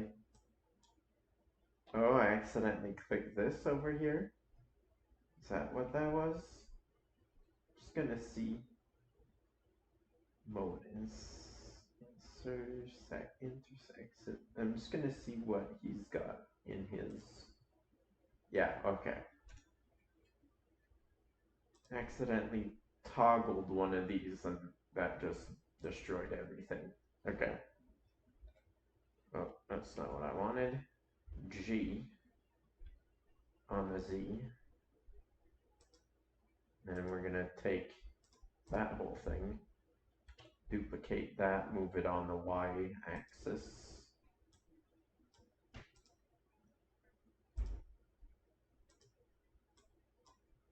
And then we're gonna have that even taller. Yeah. 3 different sprinkle sizes. Has he demands? Not that it matters. I want to make a bent degree, sprinkle. It's slightly like curved. You're gonna So make Shift a D, bent one too? X, You move it jerk. across. And now with this one, if I was to try to like curve this out, there's not enough information here. Like if I move that, it's just a straight edge there. So if I want to make it curved, I got to have Control more R. geometry there. So like we've done in the past, Control R is how you create a loop cut. So when you do that, it says where do you want to put it. I want more than one though, so I'm going to scroll up till I get, yeah, just a bunch of loops until I get what looks like square faces on those points, somewhere around that. I don't want to go too high poly. Yeah, like that. What is that? That's in the 2, bottom 3, left-hand corner. 8. 8 cuts. 8. Okay. Click, and then it's saying where do you want to place it. Right-click to cancel the movement, so it places it right in the I'm center. not gonna. And I'm now, gonna put 5. Yep, there we go. Okay. Now we've got this one over here that is just long and straight but low poly, and this one same shape but high poly. So to add a bend to it, in previous tutorials, I actually went into like edit mode and we did like proportional editing, and it was just complicated and it actually didn't look great. I've learned actually there's a modifier that'll do it very simply. Go to your modifier stack, add modifier. You could find it inside here, or you could search for it, but it's the simple deform modifier. So add that, and by default it is wrong, so change it from twist to bend. And look at that, we've got our sprinkle. Ha! And you can very easily, change the amount from a little curve to a large curve. And I think somewhere around the 30-degree mark. You will notice though that it's like it's bent more at this angle, and that's because it's bending it according to the origin point. So you see these little dots? You might have wondered what they are in Blender. That's called your origin point, and it's used for a lot of things. Like if you rotate an object, you can see it's rotating from the point of that origin point. Like physics, a bunch of things use the origin point. The best way to think of it is like the center of mass for the object. So generally speaking, as a rule of thumb, you want it to be in the center of the object. And you can do it very quickly. You select multiple objects. You want to clear its origin point. Shift, select all of them, and then right click, and then say set origin to geometry. And now you can see it's put it in the middle. And now our curve is actually based on the starting in the middle, which is what we want. Okay, we're gonna quickly do that.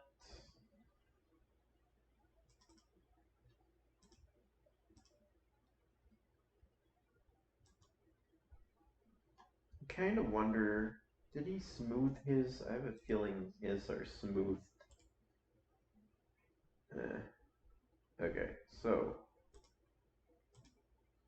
Shift D on the y-axis.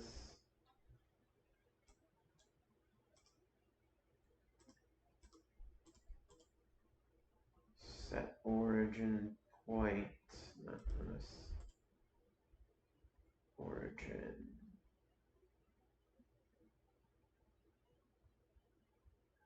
To geometry? Okay.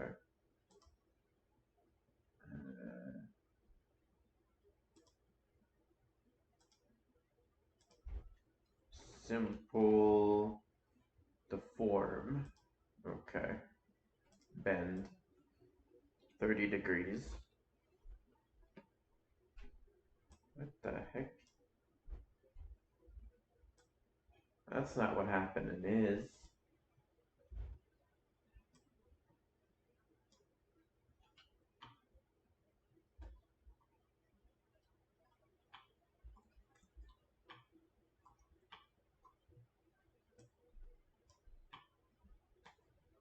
What is going on? Oh my god.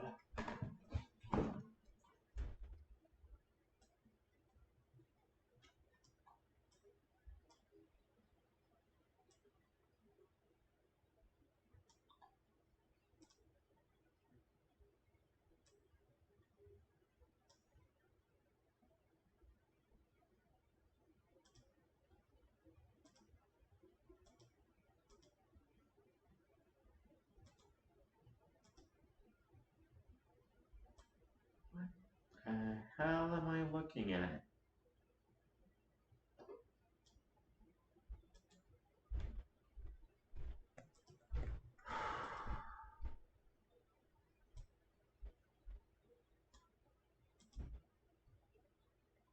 Why is the bend acting like a taper? What? Oh. I needed to give it some geometry first. That's what's going on. Okay.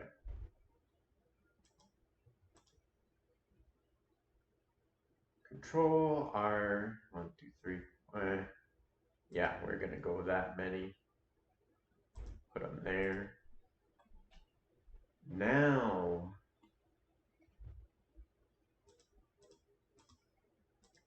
we can take it. Simple deform. Bend. There we go.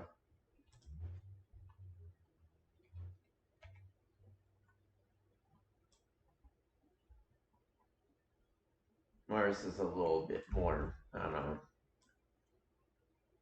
maybe more like 25, or because there's not as many bending points, so it is looking a little strange.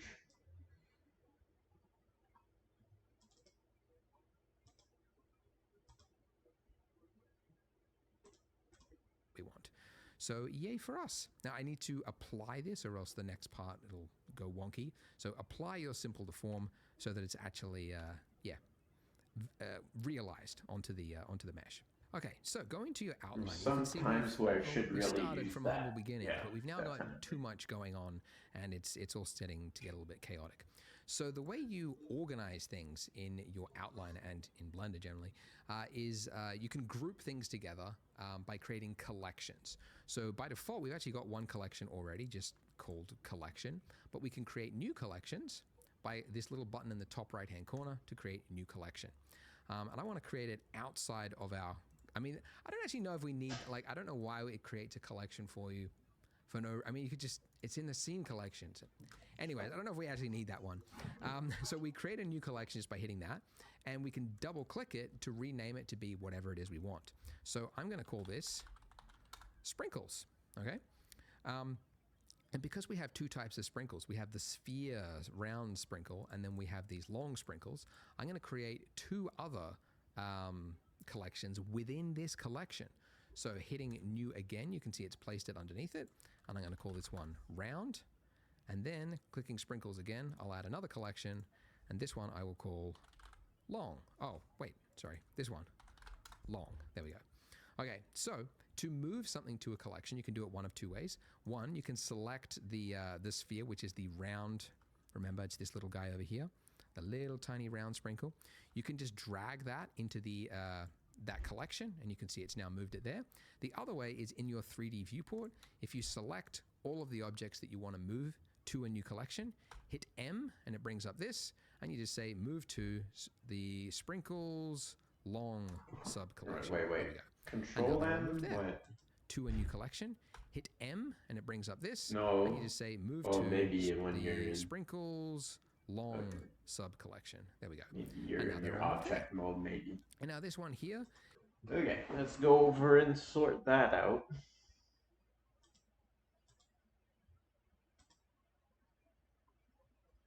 And I'm sure there's a good reason for it. It's easier to make the programming kind of bits when everything's organized properly. I know that much in this program. Okay, so make one of, well, wait, the symbol's not the same over here. Right.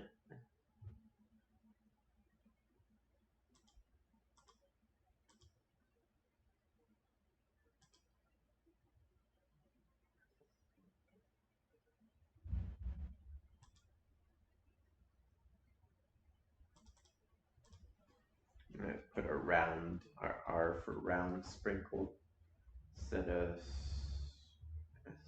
spherical, yeah. Donut, where's our icing in here?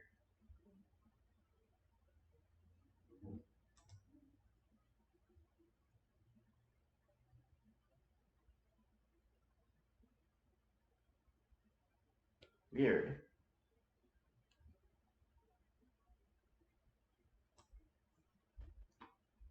Is the donut part of the icing in mine? Oh yeah. It's part of it. I'm not sure if that's supposed to be like that, but okay.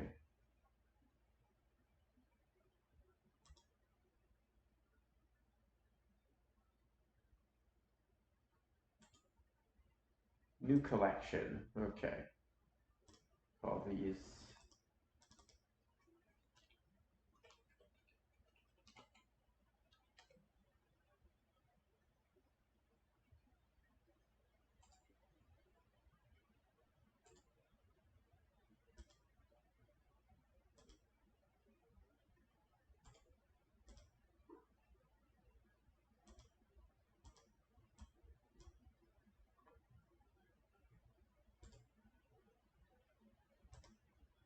Okay, so we can make it inside.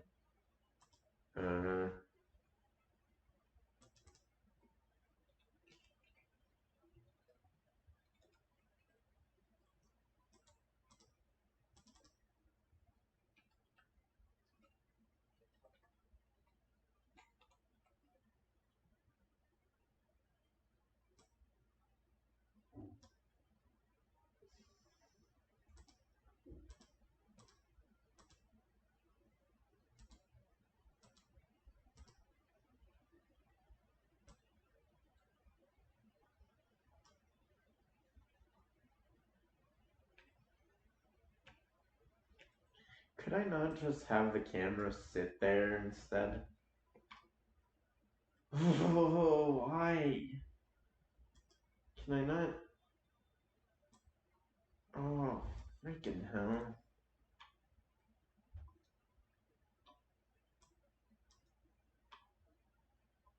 Okay, it is the small.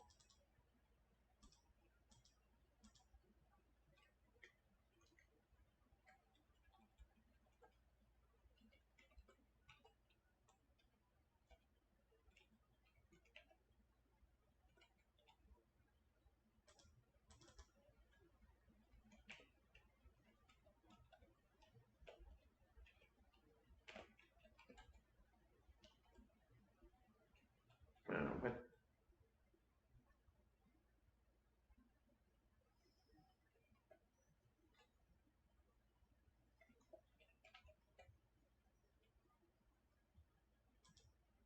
Is it auto? No, it's just changing spots based on what it's named.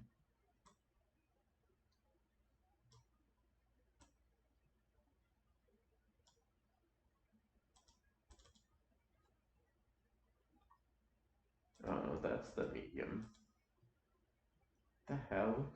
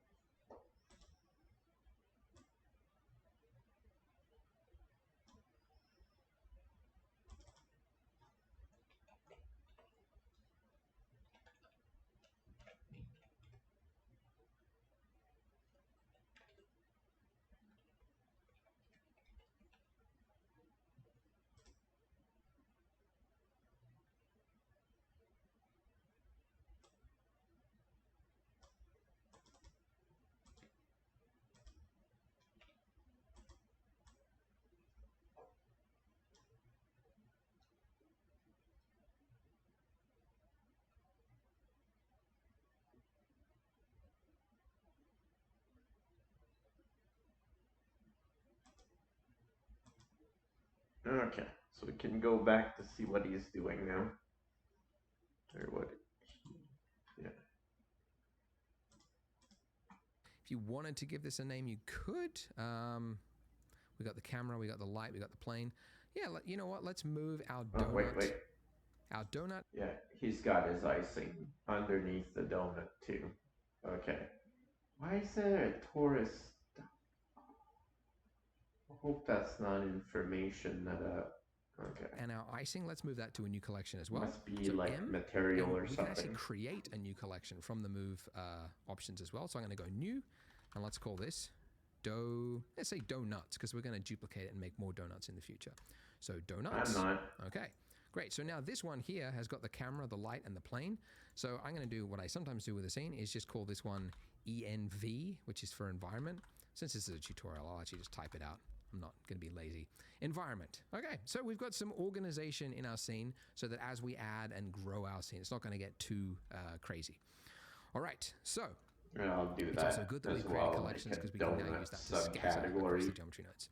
So with our donut here, so the icing and the donut, we're going to create a duplicate and this is going to be the variant with the long sprinkles. So Shift D, Okay, and then I hit might do X that. to move it along the X axis. So it's just placed next to it, and then clicking your icing. You can see we've got the modifier stack that we created the geometry nodes on. Okay, And I'll if we use were the to start modifier tweaking this stack and make this thing. look like long sprinkles, it would apply to this one over here because we can see that little number next to it, and that number, if you hover over it, I think we mentioned it before, but displays the number of users sharing this data. So any change you make to this is going to be reflected on that one. So if we click the 2 button, it's now independent, so we'll now have 2 different versions. So the one on the left, the original one, let's call that round sprinkles, and the one on the right, let's call that one long. Brain fart for a second there. Long sprinkles. Okay. And now with that object selected, let's go back to the geometry nodes tab. Okay.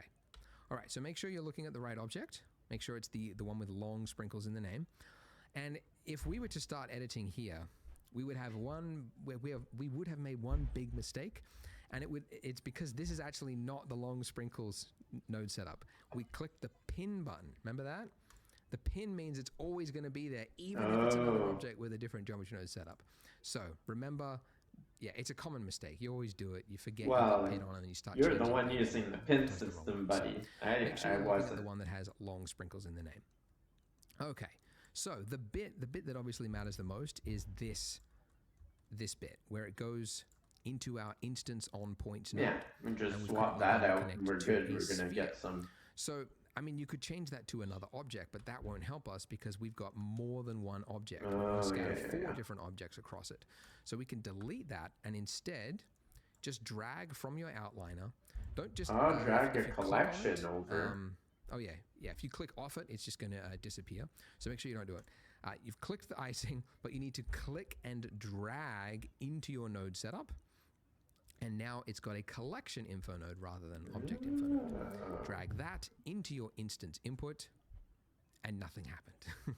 It has actually happened, but it's off center in a weird place. Why is it doing that? Why? It's because of the way 3D software handles data. It's now doing it on its like global or local position, not relative to. Anyway, it doesn't matter. What you need to do is check 3 boxes whenever you use collections to scatter. Separate, reset children. Now it's on the mesh correctly, and then you can see it's actually using all 4 of them on each point. So then you click pick instance, and now it's going to use one of those, not all 4 of them. Okay, I see. We're gonna have to put some randomization. So it's good. It's using it, but what's going? They're all standing up straight. Yeah. Okay. We're gonna sort out everything before we end up doing that stuff. Okay, so first thing I'm gonna do, because I didn't do it, because I didn't think I'd need to.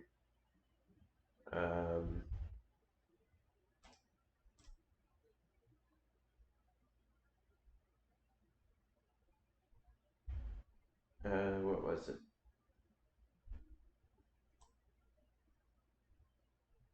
Oh yeah, maybe I did density max? Density max. Did I? Oh yeah, we've got a node over here. Okay.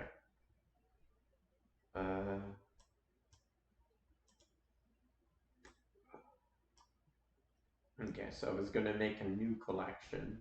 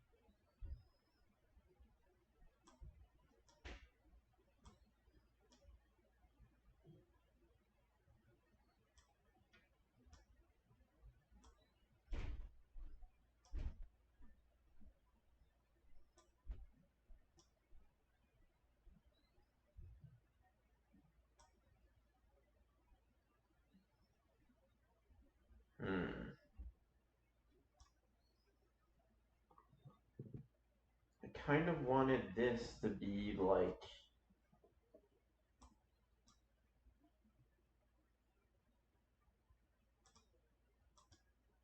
Okay, there you go.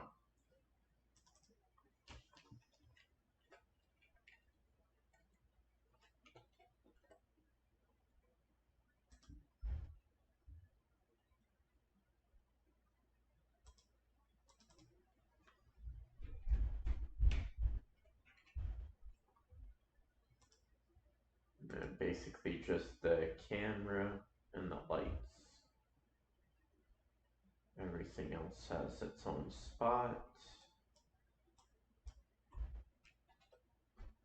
The x-axis.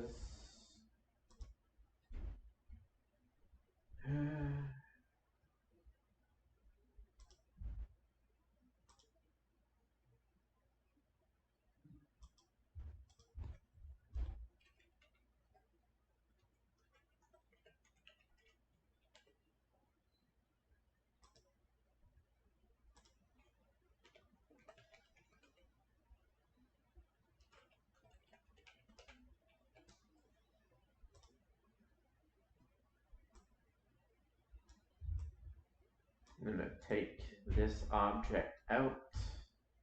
I'm going to pull this collection in and connect that to connect it to instance.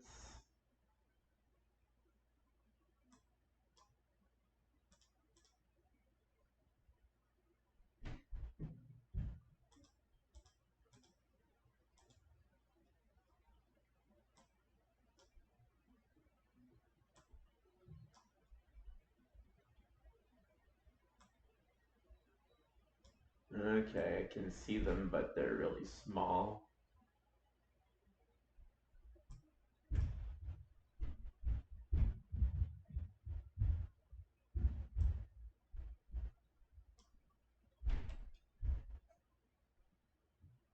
How was it that I ended up resizing them somehow?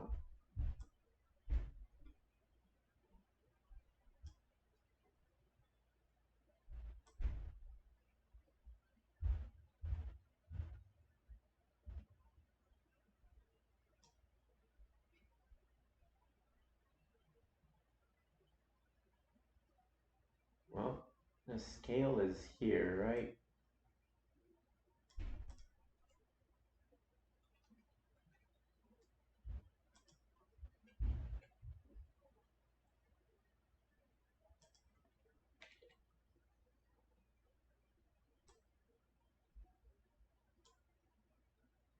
We got the whole collection correct.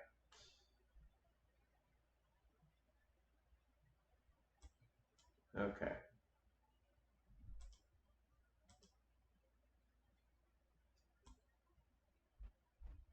And then there was, okay, that.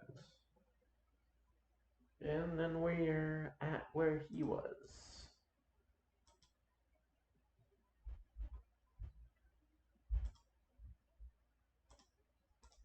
Going on.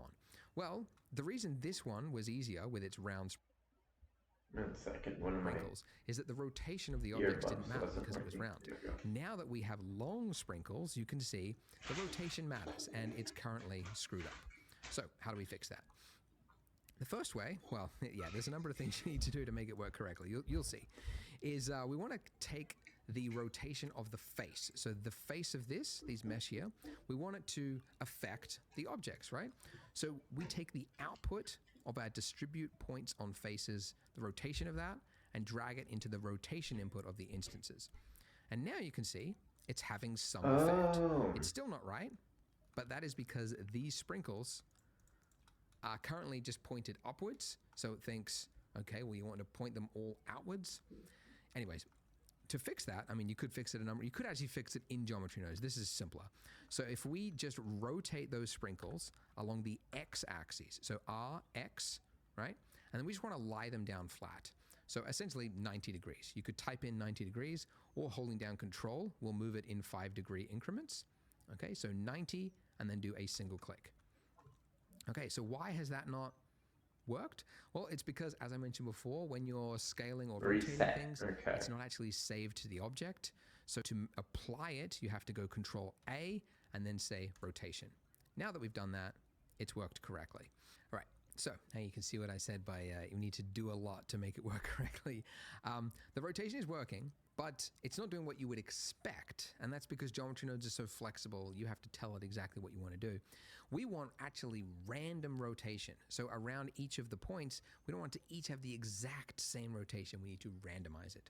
So for that, if you want to tweak the rotation on anything between this point here, on this dotted blue line, let's just move that out of the way, we need to add Shift A, Utilities, Rotation, Rotate, not Euler, Euler. Yes, I know. They went with the weird pronunciation. I think it was a Frenchman, right? Could be German. Doesn't matter. Same, right? Just to annoy all the Europeans. Euler? Anyways, rotate Euler, and we're just going to drop it on that line till it lines up. I've seen Okay, so something nothing's else happened that currently, pronounces but it with different. this, we could change the rotation of our sprinkles up here.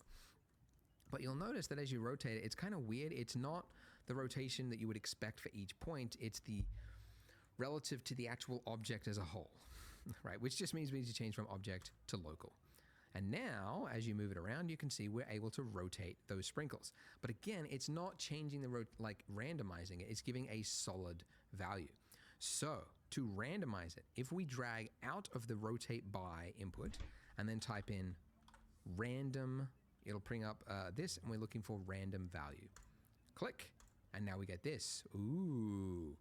So this node looks kind of scary, right? It's got a whole bunch of different values in it, and it says vector, and it's very, very foreign. It's actually easier to understand it from a float point of view.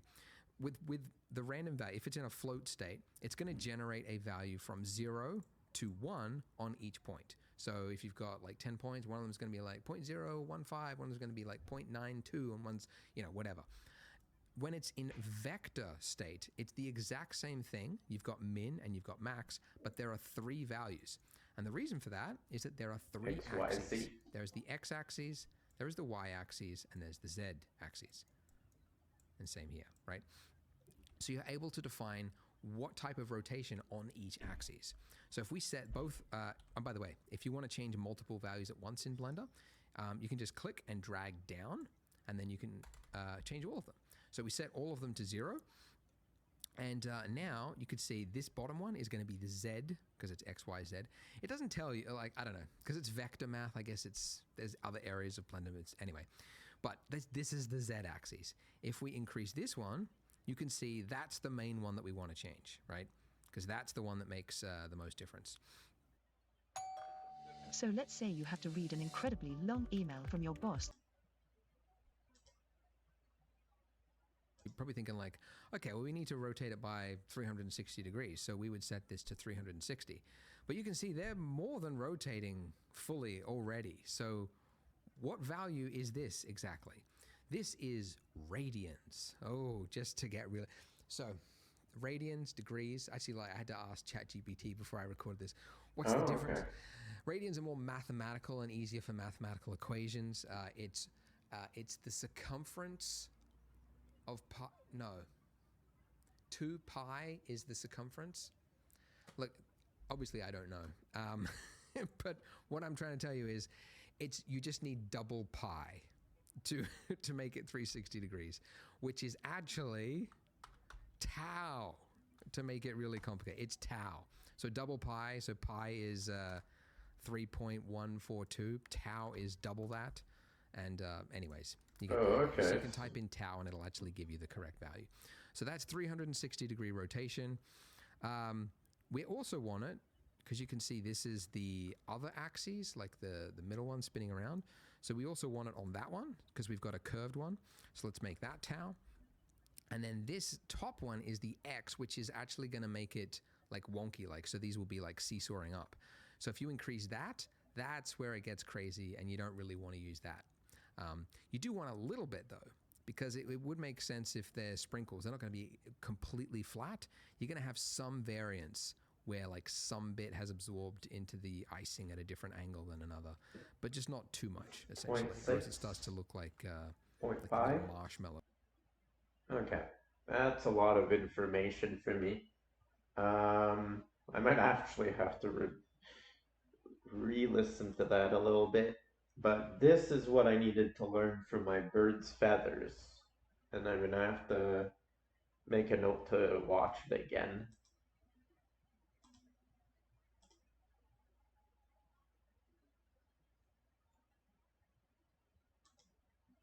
Okay, so I hope that, well, mine are kind of messed up here. I don't know why they're underneath. They seem to be partially like underneath. But anyway, why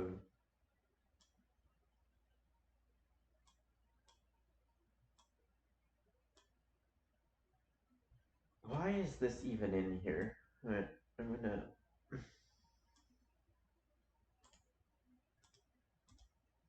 Here, give me that space in here. We are in geometry node. Why is there even? Okay, so the collections here, we want the rotation to be in there.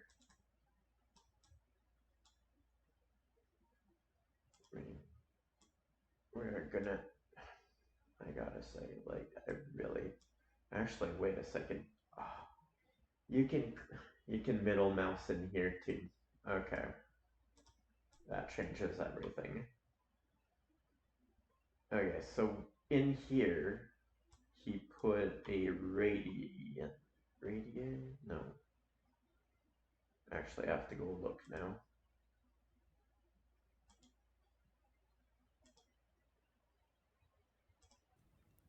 Not worked? Well, it's because it's having some effect. It's still not right, but that is because these sprinkles are, and then do a single click. Thinks, okay, well, you want to point them all outwards. These mesh here, we want it to affect the objects, right? And now you can see it's having some effect. It's still not right, but that is because these sprinkles are currently just pointed upwards. So it thinks, okay, well, you want to point them all outwards. Anyways, and now you can see it's having some effect. It's still not right, but that is. Okay, so rotation to rotation, point to point, and then flip. Okay.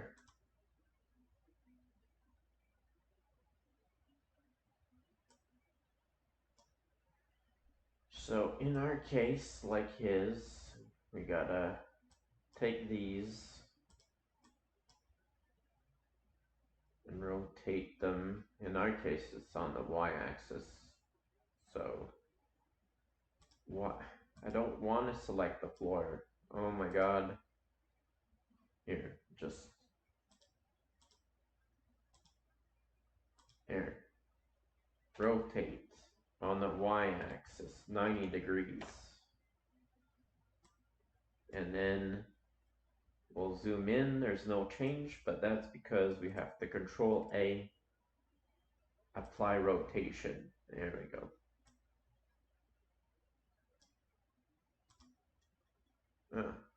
It's nice with some color. Okay, so from there, what? Oh, okay. What did he put in the middle? Just to annoy. Rotate Euler. Okay.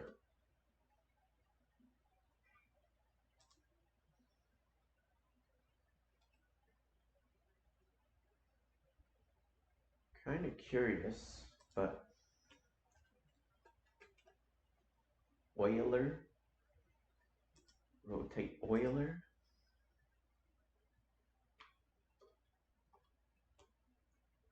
Local rotate by was connected to something else.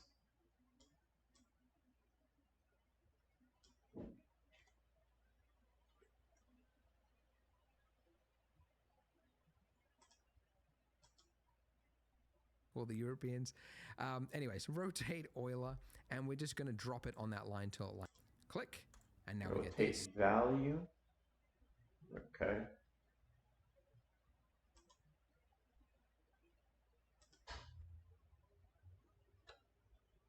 That's probably, like, the nodes are gonna be the thing that takes me the longest to learn.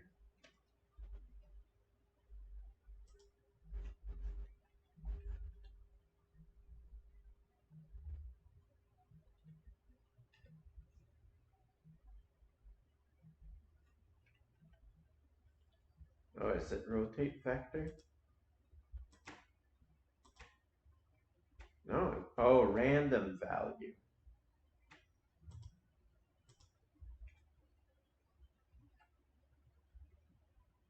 Is there a random section? So weird to me.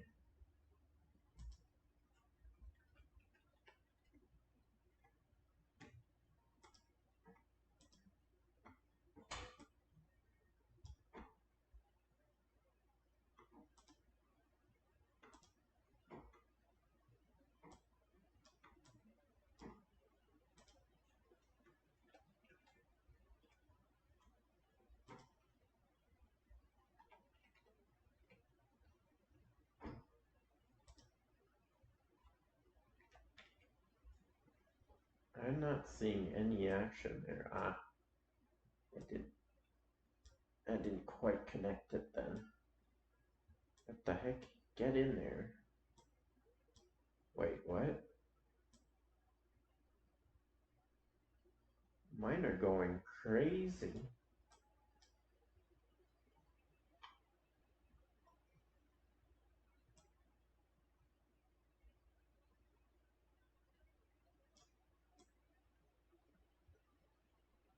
Let me see on another.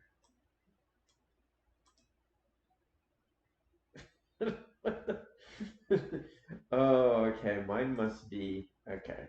It's a different value I want then on one of them. Maybe because our x and yeah, his is x, ours are whatever. Okay. So let's say 0.5 here, and here we would have tau. That would make more sense.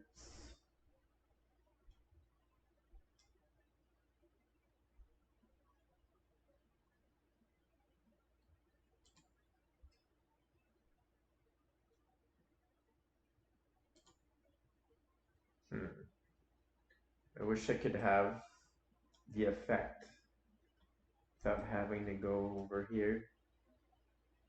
What the heck? Oh.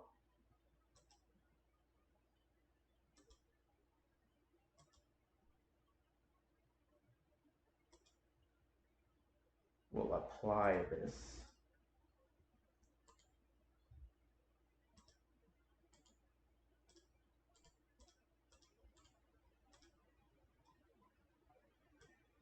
Then this should look a little bit better.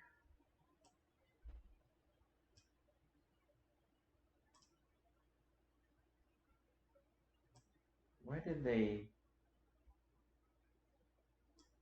look kind of flat, don't they?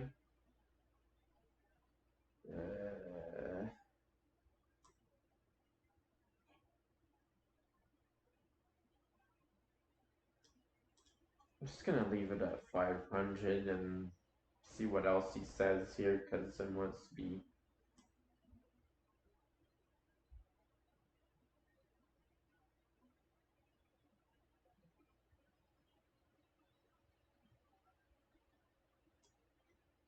Why are they flat? It's not adding up.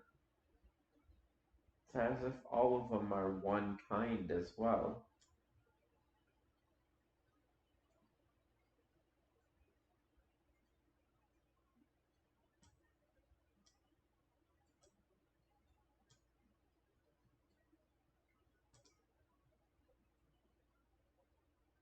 There's 4 types in that collection, right? So,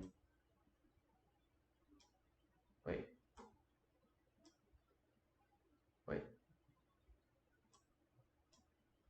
Yeah, the collection's connected.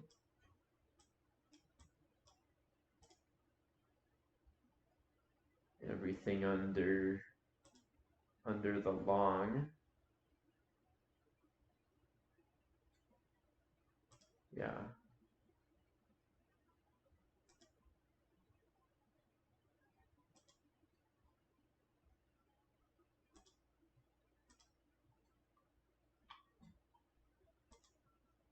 What has happened to our instance then? Oh my god.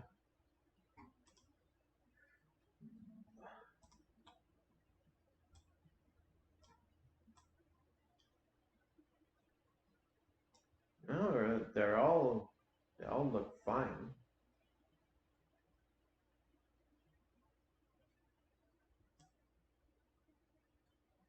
Oh, I think I know.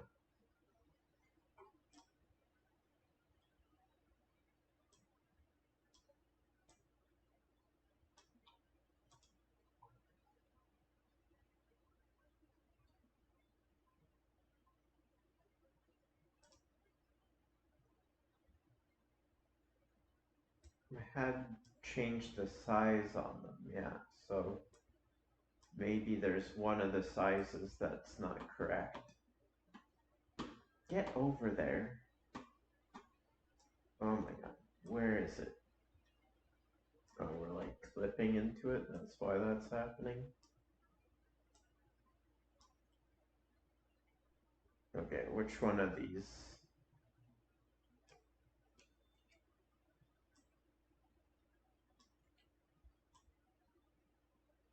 Ah, there we go.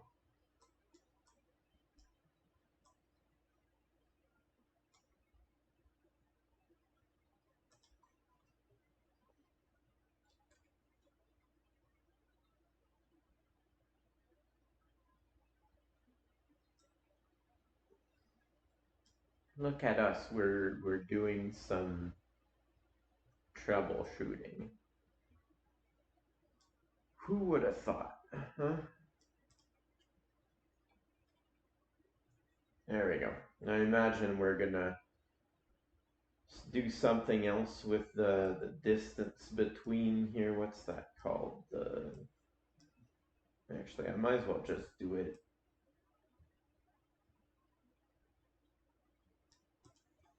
Point two.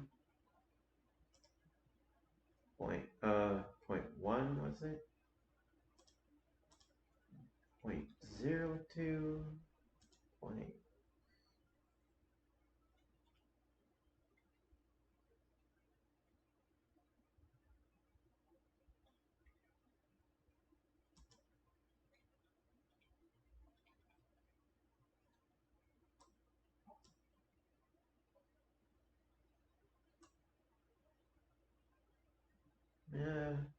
Yeah, they don't seem to be inter.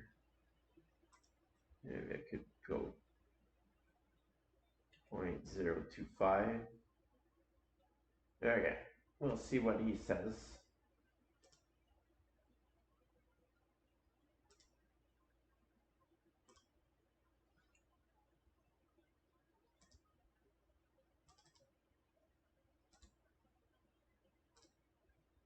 Actually, I'm gonna save here before I forget.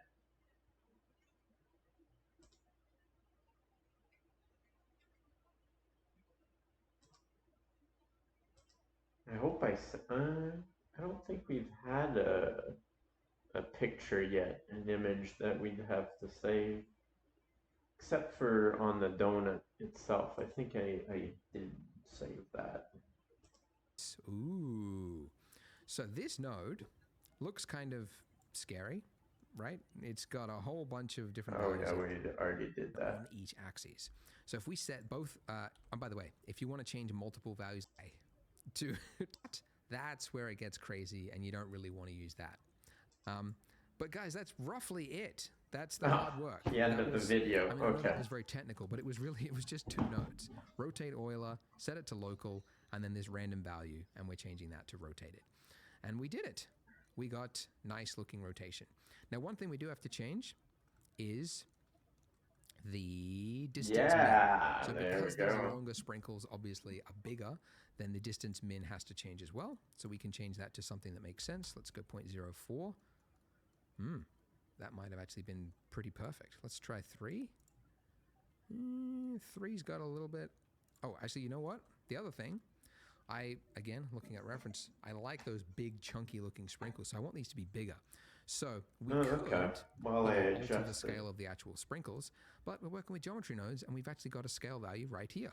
So we could change it here just as easily. So the scale, dragging down, and again, there's not just one value, there's 3 axes, so X, Y, Z, so drag down on all. 1.5 is going to give us some nice, big, chunky looking sprinkles. And now this distance value needs to be a lot bigger. So let's go 0.06. That's actually pretty good. I'm getting pretty good at nailing it. 0.0, no, I was right before. There's always going to be some overlap, right? You're not going to be able to stop it because it's not doing object like collisions. It's nothing like that. It's a very simple, again, it's doing a point and then it's creating a radius around it. And if you do the correct amount, which for this is probably something like this, then it looks way too predictable and boring, which we don't want. So 0.006 looks pretty good for me with a scale of 1.5 for these. And that is it. I was going to put in the random color in this part of the tutorial, but I think we've gone over already. Hello, so join me Odin. in the next part and we will finally add some color to our sprinkles and make... Ah, crap. I have to get better at transitioning and not doing those. But actually, we might as well go into the next video. See what he's got here. Hey everybody, Andy from Framer here. Since the launch Start making our donuts look sexy. So Oh, yeah, I'm really? going to be coloring our sprinkles finally, so that That's looks not so appropriate at depressing. all. And then also getting into rendering to start making this actually look pleasing with shadows and light and everything else. So first of all, the sprinkles. Now, as you probably know, you could come in here and you could select a sprinkle and then go, all right, I'm going to make a red sprinkle. And then I'm going to, don't do this by the way, I'm just showing you, make this aqua sprinkle and then a blue sprinkle, right? And this does work, does exactly what you would expect. The problem with this though, is that for one, the color is locked to that specific sprinkle. So this curved sprinkle is always red, okay? And the short sprinkle is always white. The other issue is that this is not easy to change the distribution of those colors. Like if I'm an artist and I'm looking at this, I'm like, that's kind of boring because all the colors is like 25% blue, 25% white, 25%. I'm I wanna have making maybe one 80% as I'm one, going through this with dominant him. color and then a few splashes of complementary colors. I can't do that. So there is a much, much easier way. So first, let me just clear all of these. And I'm going to create one new material. I'm going to call it Sprinkles. And I'll actually show you how to quickly apply the same material to multiple objects at the same time because we haven't done that yet. So I'm going to grab my round sprinkle, which is currently still over there by itself. I'll just bring it over here so it's part of the family. There we go. All right, so I've got one object with the material that I want to apply them all to. What I need to do is shift select all the objects that I want to have that material, and then lastly shift select again the object that has the material I want to apply them to, and you know that because it's highlighted yellow. Okay, then hit Control. Oh yeah, I got distracted. Shift select, bring it over here so it's part of the family. There we go. Okay. All right, so I've got one object with the material that I want to apply them all to. Oh, What material. I need to do is shift select all the objects that I want to have that material, and then lastly shift select again the object that has the material I want to apply them to, and you know that because it's I'm not highlighted understanding yellow. what Okay. he's saying. Then hit Control over there by itself. I'll just bring it over here so it's part of the family. There we go. All right, so I've got one object with the material that I want to apply them all to. What I need to do is shift select all the objects that I want to have that material, and then lastly shift select again the object that has the material I want to apply them to, and you know that because it's highlighted yellow. Okay, then hit Control L. This brings up the link or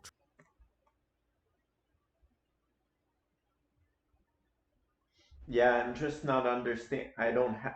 We didn't make a material for any of these yet, so I'm not sure what he means by selecting the one with the material at the end because we didn't make a material yet. So, eh. You can make a selection, but you always have an active object. Yeah, I noticed that sometimes you can try to move a bunch of things at once, but only the one will move. Or something of the sort. Yeah. Transfer menu, and we want to link the materials. And now you can see our material has a part. shift select again, the object that has the material I want to apply them to. And you know that because it's highlighted yellow, okay? Then hit Control L. This brings Control up L, okay.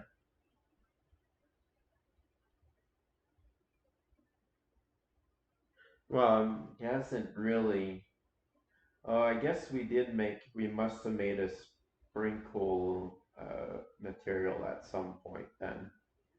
I don't know if I did that properly. But we'll swap over to mine. I'll bring you over.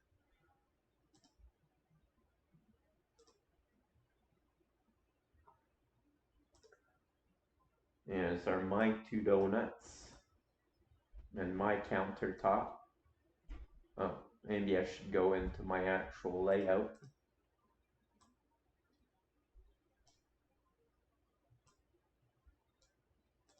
And my sprinkle, actually, I wonder if, doesn't matter because it's been resized on my donut.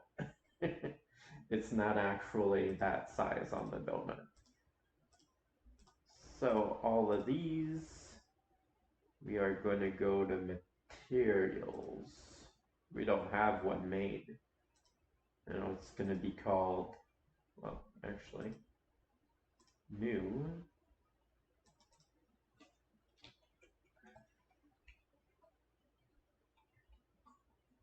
Apparently he favored this one being the last one. Oh, okay. Well, we'll undo that. Favor that one for some reason. Probably doesn't matter.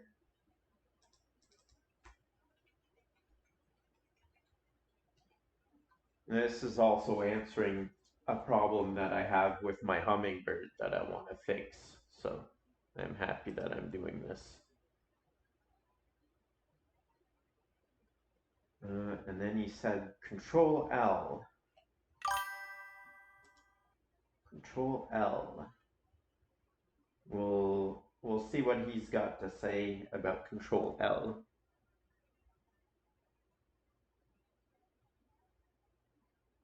When you, yeah, I'm sure they do, but I'm just not sure how in this specific scenario, because all of these, because all of these, why is only one select? Oh, we're gonna link all of these. But it doesn't matter which one of these is our one that's selected specifically, because they're all going to be treated the same in the geometry node that we're going to probably be putting them in.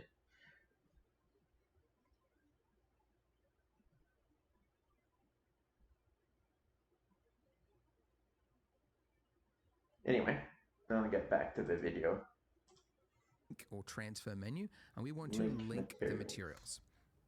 And now you can see our material has a 5 next to it because 5 materials, 5 objects. I forgot to transfer you guys over, but it's okay because now I can just do it. Oh, why isn't I had said shade smooth on these? Maybe they were already shaded. What is going on? Okay. I guess right-clicking on it doesn't mean I'm selecting it.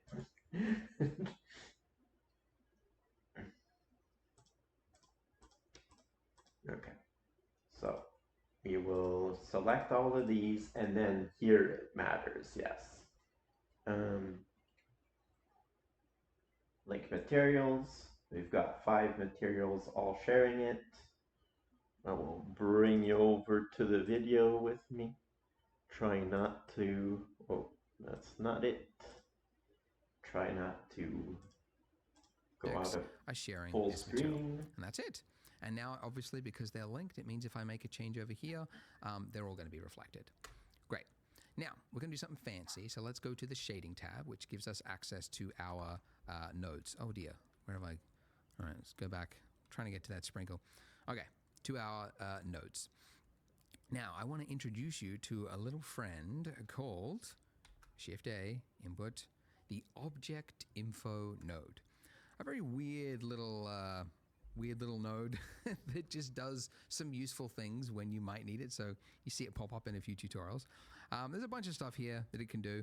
The most useful one for us in this instance is the random input. Drop that into your base color and let's see what happens. So we've got some gray values, and it's easier to see actually when you look at the donuts.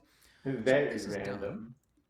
Is it has assigned a value, a random value for each individual sprinkle between 0 and 1.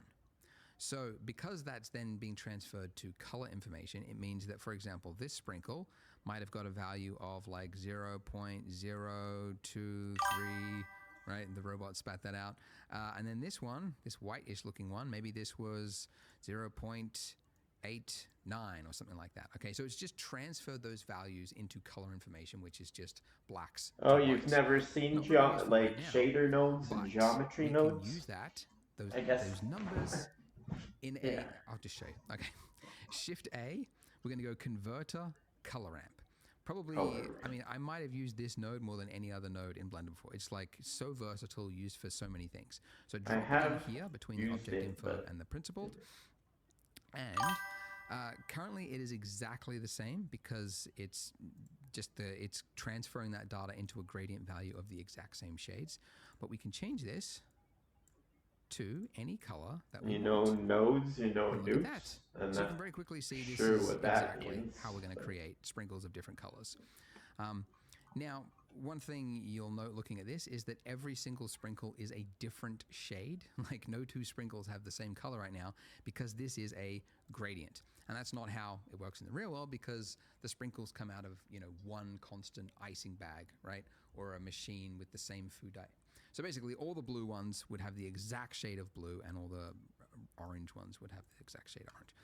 So we need to change this from linear to constant. And now if I slide this across, look at that. We are influencing what percentage now is orange or blue. And this is really cool because it means you get to work like an artist. I use this for Minty's nice, hair actually at the end there. Very, very quickly. The So color I'm gonna go ramp. with like a light Had blue a over hell of a here. time trying to And get I'm it gonna in the create a new right color spot just by on hitting top the of plus her button. head. And then let's give this a purple, like that. And I'll make this one pink actually, same shade as our donut, why not?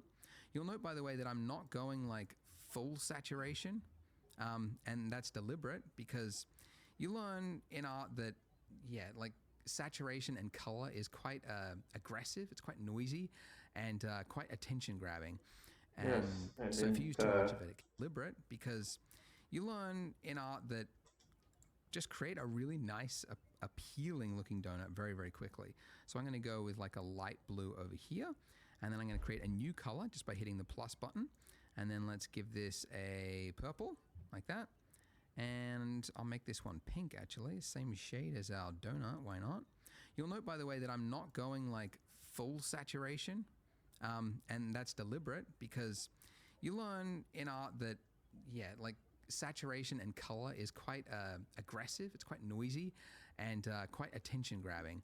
And so if you use too much of it, it can be exhausting. So I tend to keep it at like 0.8. Okay, and then I'll also go over here and I'm going to make this white. Let's go, no, not like that. White, and I'm going to create another one next to it. And this one I'm going to make yellow. Okay, so just by sliding this around, I could say like less white, more yellow, less yellow, more white. And then I can go, more blue. It's just a really simple, easy way to create color in color ramp. Okay, we're gonna go do that in ours.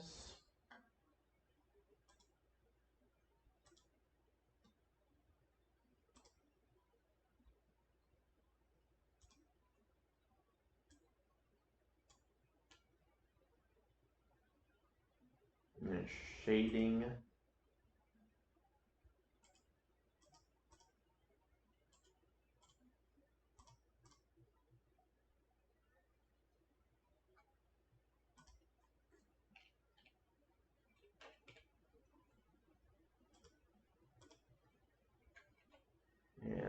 ramp, color ramp.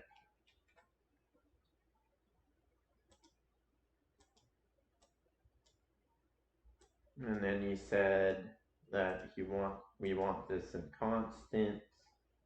We're doing color.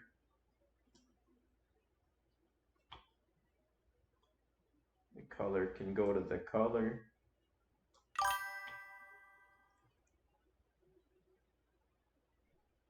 Yeah, and for these donuts, because the distribution of the donuts and stuff, we had to do geometry nodes. So this is where, and it's good to explain things like this, so it's mostly why I'm doing it. This is where all the points are for all the sprinkles. This is how they're positioned on the icing. This is, oh, that's the actual sprinkles, the collection of sprinkles. Then this is the icing and the sprinkles on it combined together for the output. This is how the sprinkles are oriented on the surface, and what their variation is. And this is what the sprinkles look like. Is how far apart the sprinkles have to be so they don't clip into each other. This is a multiplication for how many sprinkles there are, so you can adjust it on the fly without going crazy. And this feeds back in so you can have multiple collections of sprinkles on different donuts with the same variables without having to redo the whole thing over. That's pretty much the explanation of the geometry node. Okay, so we've got, oh, I moved away from what I was doing, and now I lost it.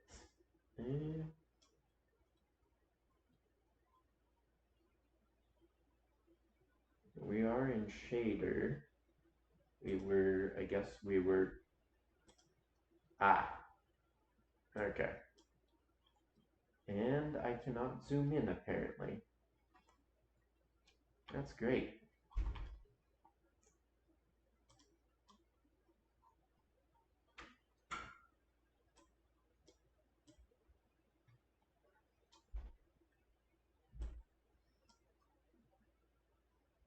I just ran, okay, all the sprinkles are within this because they're linked right now. Okay. Now we get to make our colors.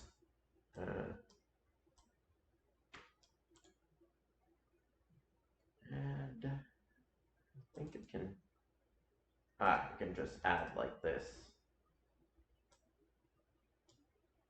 I'm not gonna make normal color sprinkles. Why would I do that? Everybody else does normal. I don't.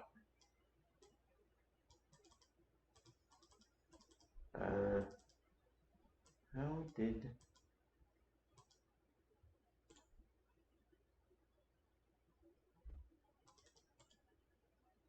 Where do I press? Right there. Okay. I like RBG personally.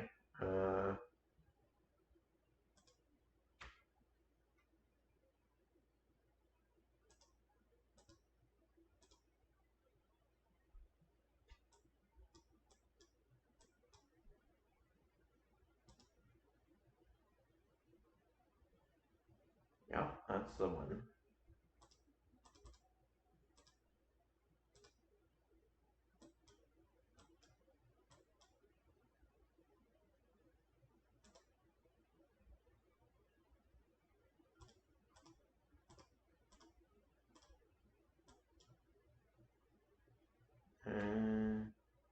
Actually, I was going for a red there. Actually, that might be... Actually, we'll go for the one more, yeah.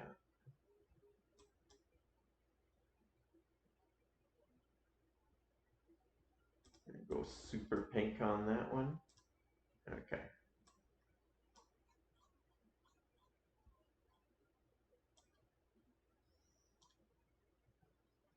I gotta get used to using the other controls.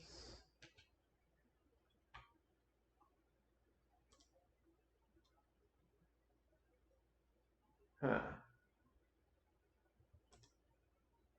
Okay, why are they all yellow? I input something wrong.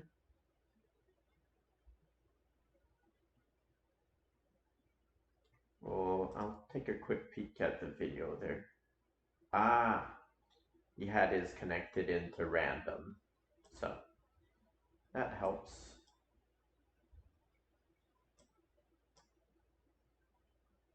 There we go. That looks a lot more like some kid's Lego or something. What I think, I want mine to be extra red though. So we're gonna move this slider over. And a larger portion of our sprinkles are gonna be red. Yeah, like that.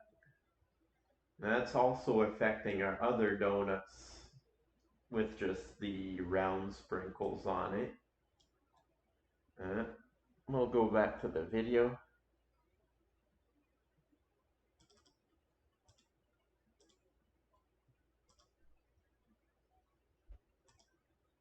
Exact look you're going for. Turn your teaching template. Perfect. Check something. Oh. I have to do this next part, but it's so easy. Why not? I was looking on Pinterest on like aesthetically pleasing donuts, like trying to make this look really cool. And I saw like metallic sprinkles, and I was like, that's an interesting idea. What if I made these white and yellow ones metallic, and then they would look silver and gold? So there is a slider in your principal put that metallic BSDF up. technical name that just means it's the shader that does everything. And roughness and it's the metallic shader. Look at that. So if I slide this all the way to 1, all my sprinkles are now metallic. And if I slide it all the way to 0, then they are non-metallic. And that's actually how you should use this slider. All materials in the real world are either non-metallic, also known as dielectric materials. So that would be most of the sprinkles. Well, they can some be objects are metallic, painted shiny metallic without being metal. There are technically a few rare materials on Earth that have some blend between it, but as a rule, you should not have a value that is between 0 and 1. It should be either 0 or 1. Anyways, so what we can do with this, because we've got this color ramp information here, is I can actually just convert, like I can make a color ramp that is just black and white that just shows which sprinkle is metallic and which one isn't. So if I duplicate this, and here's a pro tip, if you use Control-Shift-D, it will duplicate it, but it will retain its connection. So just saves you, I don't know, Control-Shift and okay. And now I'm going to connect that into my metallic input. Now currently this is wrong, because this information is, it's just using, it's like color. I used RGB as well, so or RGB. Here, because this is going to represent my dielectric colors, I'm going to set this to black, so it is non-metal. And then this I can delete, and this I can delete, because on the left-hand side of it, it's all black. Sorry, so it's all non-metals. And then over here, these two, the silver and the gold, they're going to be metal, so actually I can delete the gold, and now that's doing exactly what it should. So we've now got dielectric, non-metals, and metals. And the reason it doesn't look like metal, by the way, is because your roughness is here. So if you set it all the way down, you can see it starts to look a lot closer to a metallic sprinkle. And by the way, you can get the when the roughness goes down, you go like 0.7, and then here, you start seeing the environment in the sprinkle. And then that way it's definitely correct. For whatever reason of mine, this has to be a bug. There's something weird about it. But there's one sprinkle on my donuts, probably not on yours, but it's like, it's purple up here, but then it crept over into the metallic category down here, which shouldn't be possible, but evidently it's just on my donut. I've never seen it before, but one of them has actually snuck over. Doesn't matter, it can be the rare purple metallic one. All right, But I don't No, want you mean the these other two ones to be color shiny, ramps at that least you that find shape. that So I'm dodgy? going to again duplicate this, Control Shift D. And with this, if I plug this into my roughness input, just like before, these black and white values will decide what is the roughness of the metallic and non-metallics. So this one here, I want this to be essentially the opposite of what it is. Almost entirely black, a little bit, so there's a little bit of roughness to it, like that. And then this one over here, I want this to be Oh, so the a lot color more ramp diffuse. affects the Not entirely roughness. diffuse, It's like somewhat of a a blend, value because if you look meter. at reference, which you should be modeling off reference, there is some shininess to them. I So suppose because yeah, it is but that a is color it. in the So you can sense see that very quickly we have created some very aesthetically pleasing donuts, and have fun with it, guys. Like, create a cool looking donut. I'm not you going to can go use whatever into color the combinations you want. multiple I really do ramps like it when people personally, because experiment that's and not not just follow a tutorial something I down to a need to T, but, learn like, or venture out there and do interesting things. So try different color combinations, try different icing colors, and you could make something that looks really cool. But that's almost it for our donut. It's pretty well done, which means we can now finally talk about rendering. So, as a recap of metal part sprinkles 1, are if you not hit appealing F12, that's though. going to put you into the rendered state. Our camera is really far away from the donut. So actually, let's first fix that. If you go to your I camera think view, he's just by just clicking that little icon he's just there, or wanting by hitting to number pad, give a 0, reason that'll for take you there as well. to This is the experiment camera a view. little We're bit. really far away. I mentioned in the start that if you use this key, this button, view, lock, camera to view, that'll let you like grab it and move it around. But there Some is actually people another, I don't wanna probably out introduce you there, to they many, need to keyboard be a bit shortcuts at more the start. But creative, if so you hit with if the you give camera them selected, shift options, tilde then key, it's that a will lot put more you interesting in for fly them. mode. The other way to do that, by the way, is to just go view, navigation, Oh, fly I missed a navigation. good We don't chunk have of that. that. So anyway, in this mode, it's almost like you're playing a video game. So like I'm playing really far away from the donut. So actually, let's first fix that. If you go to your camera view, you can just by clicking that little icon there, or by hitting number pad 0, that'll take you there as well. This is the camera view. We're really far away. I mentioned in the start that if you use this key, this button, view, lock, I camera. remember there used to that'll be let a you, like, shortcut grab to it and move it just around. bring But there is the actually another, I camera don't to wanna your introduce you to view. many, I keyboard wish he shortcuts at knew the start. about it. But I if you forget hit what it with the is. camera selected, shift tilde key, that will put you in fly mode. The other way to do that, by the way, is to just go view, navigation, fly navigation there if you don't have that key. So anyway, in this mode, it's almost like you're playing a video game. So like I'm playing a first-person shooter looking around my scene. W is move forward, just like in a video game. A is strafe left, Oh, nice. D is strafe right, and S is back. So WASD, just like a video game. I can also go up by hitting E and then down by hitting Q. And if it's too sensitive, like if the movement is like, crazy fast, the scroll wheel also decides how far, oh goodness, there it is, okay, how fast the movement is. So scroll down if it's going too quickly for you. But yeah, I can now place the camera wherever it is I want, and then when it's there, I just click, single left click, and that's there. And by the way, that mode is called fly navigation, and it works also not just from the camera view, but anywhere in Blender. If you ever want to just like, that camera's like in the way now, though, so I'm not tilde gonna key do it like that. All right, so we do a render, we get something that looks hideous. Why is that? Well, for Lighting. starters, Okay, 1 second. Let's go back to ours. I'll place the camera my way.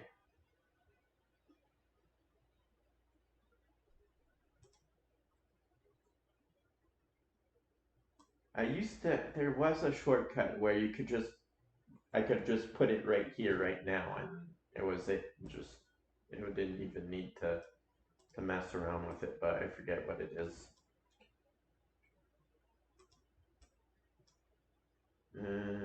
0, okay.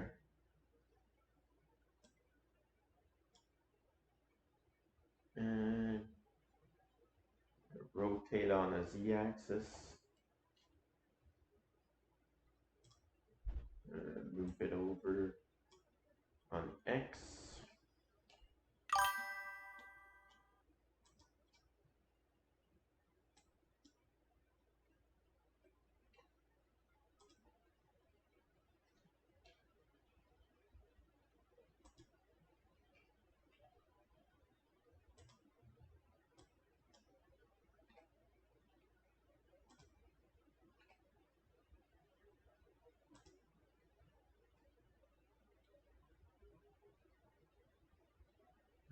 wiggle out of it. No, it's way over here now. Okay.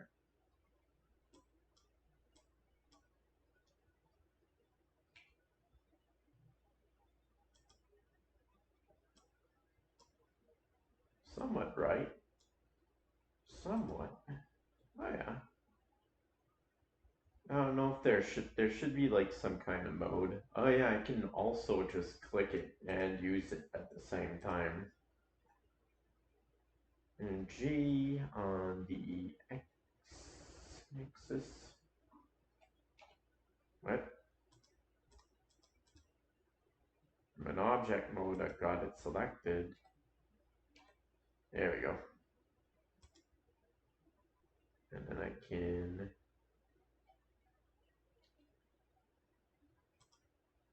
rotate it on the X,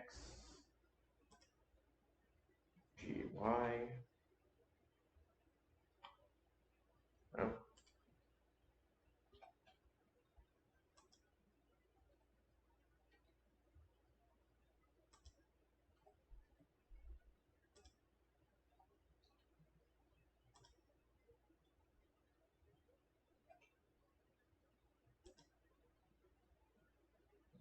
I'll probably go further and then tilt it down.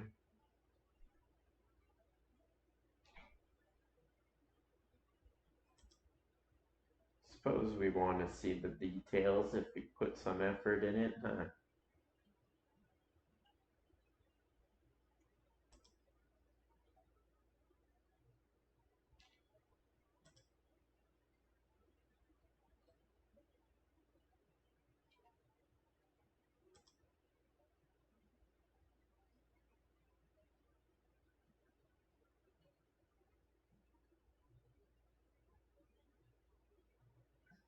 Ah, interesting. Guess we want.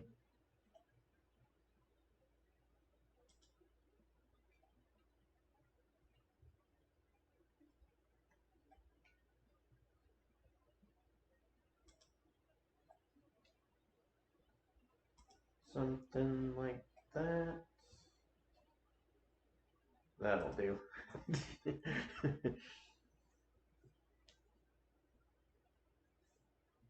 Yeah, I wonder what it looks like outside. Oh yeah, okay. So it is literally like we're watching from this and... Okay, so what is he about to tell? Oh, I've been doing all that work off screen. Sorry. It's not very. The scene has just got one light in it. But the primary reason, and by the way, yes, that's the rendered view mode, but also if you go to rendered view shading up there, this is the exact replica of that, but just in the viewport, okay? Now, the primary reason this looks bad is because of the renderer, okay? So Blender's default render engine, if you go to your render properties, is called Eevee. Now, Eevee is fast, but it is not accurate. If you are familiar with games, most of you probably are, Eevee is basically a game engine. So it's designed to be really fast. Probably not 60 frames per second, but really, really fast. And it's in terms of the renderer types, there's usually actually, you call them like real time is what this type is, and that is a rasterized render engine. And then you have ray traced or path traced engines, sometimes called offline renderers, which are a lot more accurate but much slower. So this is good if you don't really care about realism. Like maybe you're making a title effect for a TV, thing, whatever, or you're on a really tight deadline, you just want to get something out fast, you can use Eevee.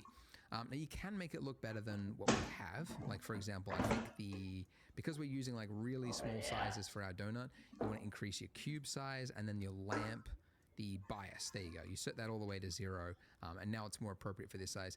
We've got shadows, but it's still not great.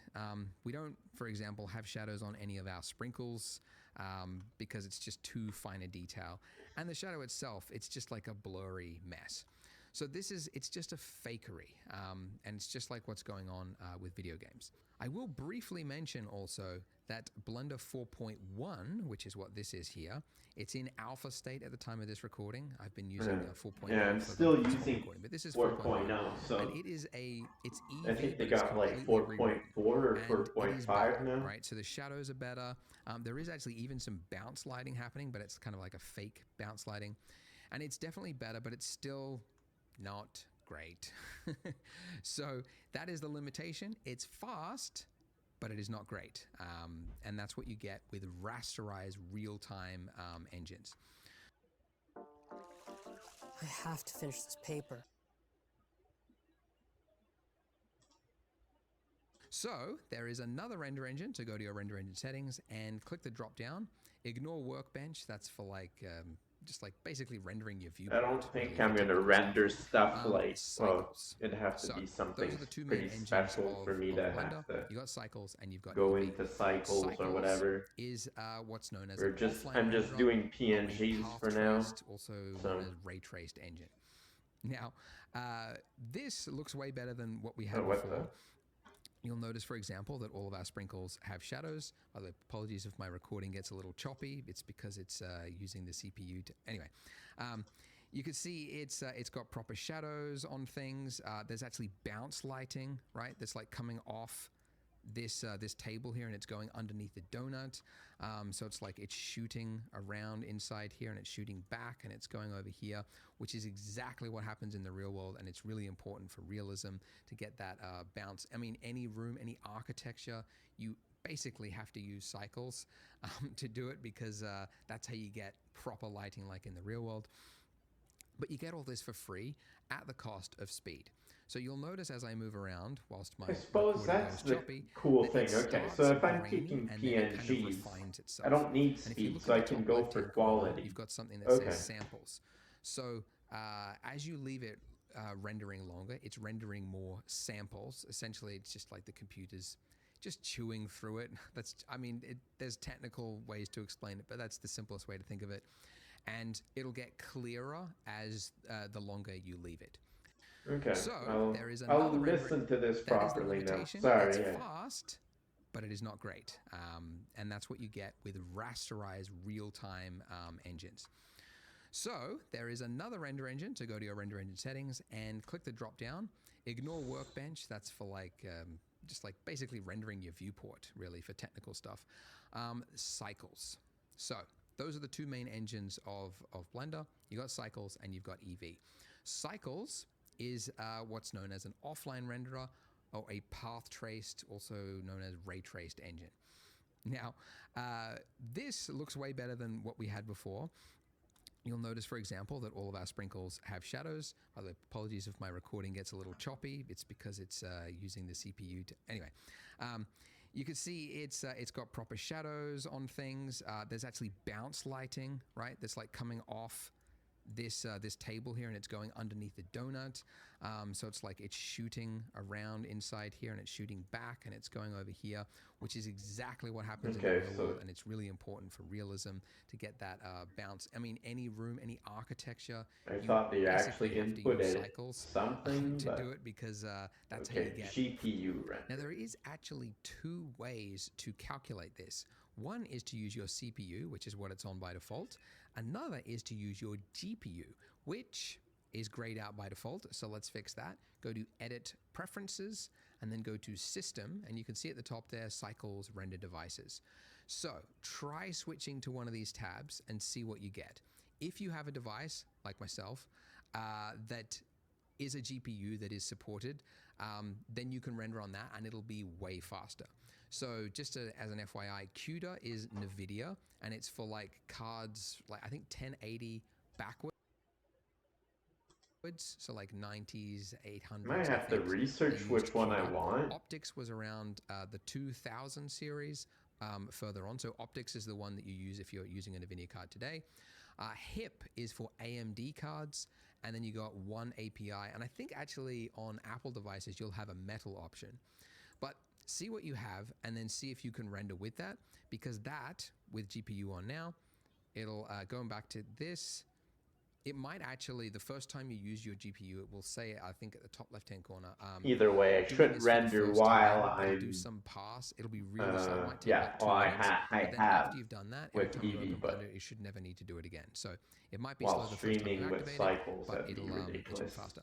Now, this is way faster than what we had before. Like you can see how quickly it's clearing through those samples. It's basically real time.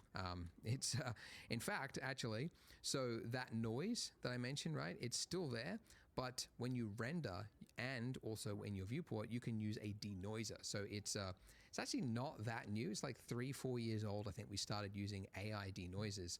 NVIDIA released their one for optics, and since then Intel have come out with one. And it basically takes that noisy image, it uses some of the information from the 3D renderer to clear it out whilst preserving the detail. So if you can actually turn it on in the viewport by hitting the denoise one. If you've got an NVIDIA card, it'll be way better. If you don't, it'll have to use the Intel denoiser, which is a lot slower. But you can see the noise is practically gone, right? So this is almost real time, which is really, really cool. Now, obviously, not all of you are as lucky, right? I've got 4 3090s. Wow. I started though, on a Pentium 3, I think back in 2003. Pentium. And I mean, look, they made Toy Story on computers that you couldn't even sell today because they would be just garbage. Maybe you could for like nostalgic. Anyways, the point is that everybody, when they start 3D, is using a device which is crappy. Don't let it limit you, or don't think, Wow, I that'd can't be use 3D something until I in get a better computer. trying to A animate graphics Toy card is Story definitely one like of the that. best investments you can make if you're thinking like, I want to do this as a career. This is definitely for me. I'm really enjoying this. It's definitely a good investment because you will be able to That's the produce thing. more renders Blender throughout the was day out then. faster. I guess it just didn't But know. it's not essential. You can get by with just a CPU. It just means that when you do your render, your final render, instead of it being, done in an hour, you might have to leave it overnight. In the past, when I started with Blender, I was making crappy renders at like 600 by 400 resolution, and I was rendering for over a week just to do a really crappy basic animation. So don't let it hinder you. It's totally normal that you'll have a bad computer. If it's for you in the future, definitely worth investing in some more RAM. a card that is fast. Also, if you want to know which card to buy, Blender actually put together an open benchmark. So if you go to opendata.blender.org or click the link in the description, you can see it's showing you all of the people that have done this benchmark, what have their devices been, and what are the times that you can expect. So you can see actually mine is at the bottom. It's the 3090. But I've got 4 of them, so it's obviously churning through it faster. The fastest is, basically it's going to be the top card, or like the go-to. NVIDIA is just crushing it. I think. I love AMD? NVIDIA so much. I think AMD's made a mention there. You've also got CPUs on this side, but essentially, Apparently just they buy the have top bad gaming card. Usually that's drivers the one. though. But do go here, check it out if you want. Summer is a put up perfect a time to see the Yukon. note somewhere about Midnight Sun. drivers. I suppose if they could fix that, then it'd be For even the better. rest of this tutorial, and we'll really dive into it in the next part, but I just want to quickly, my lamp is way away, so let's just bring that in closer just so that we can see things, and you can actually clear the rotation of an object to make it appear at the center of your 3D scene by tapping Alt-G. Okay, so now, hey, look, that's actually kind of cool. I'm going to move my lamp over to here. Just check my recordings. Yeah, my recording's not being affected. And I'll just now reduce for the rest of this tutorial. And we'll really dive into it in the next part, but I just want to quickly, my lamp is way away, so let's just bring that in closer just so that we can see things. And you can actually clear the rotation of an object to make it appear at the center of your 3D scene by tapping Alt-G. Okay. Okay. Oh. We're gonna swap over, or just move the light over so we can position it where we want. I'm not gonna render these because that's not what I'm interested in. I just want to learn all the techniques. So find my light. Alt and G, you say? What? Oh, it's in the, okay. GZ.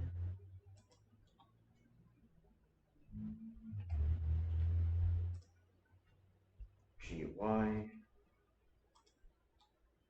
Could see what, whoa.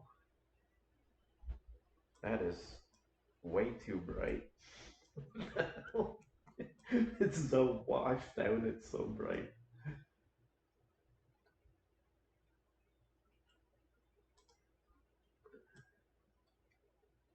How is this happening? I wonder if, okay.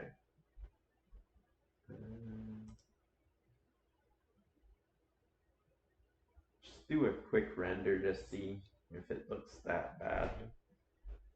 Oh yeah, that's way too bright.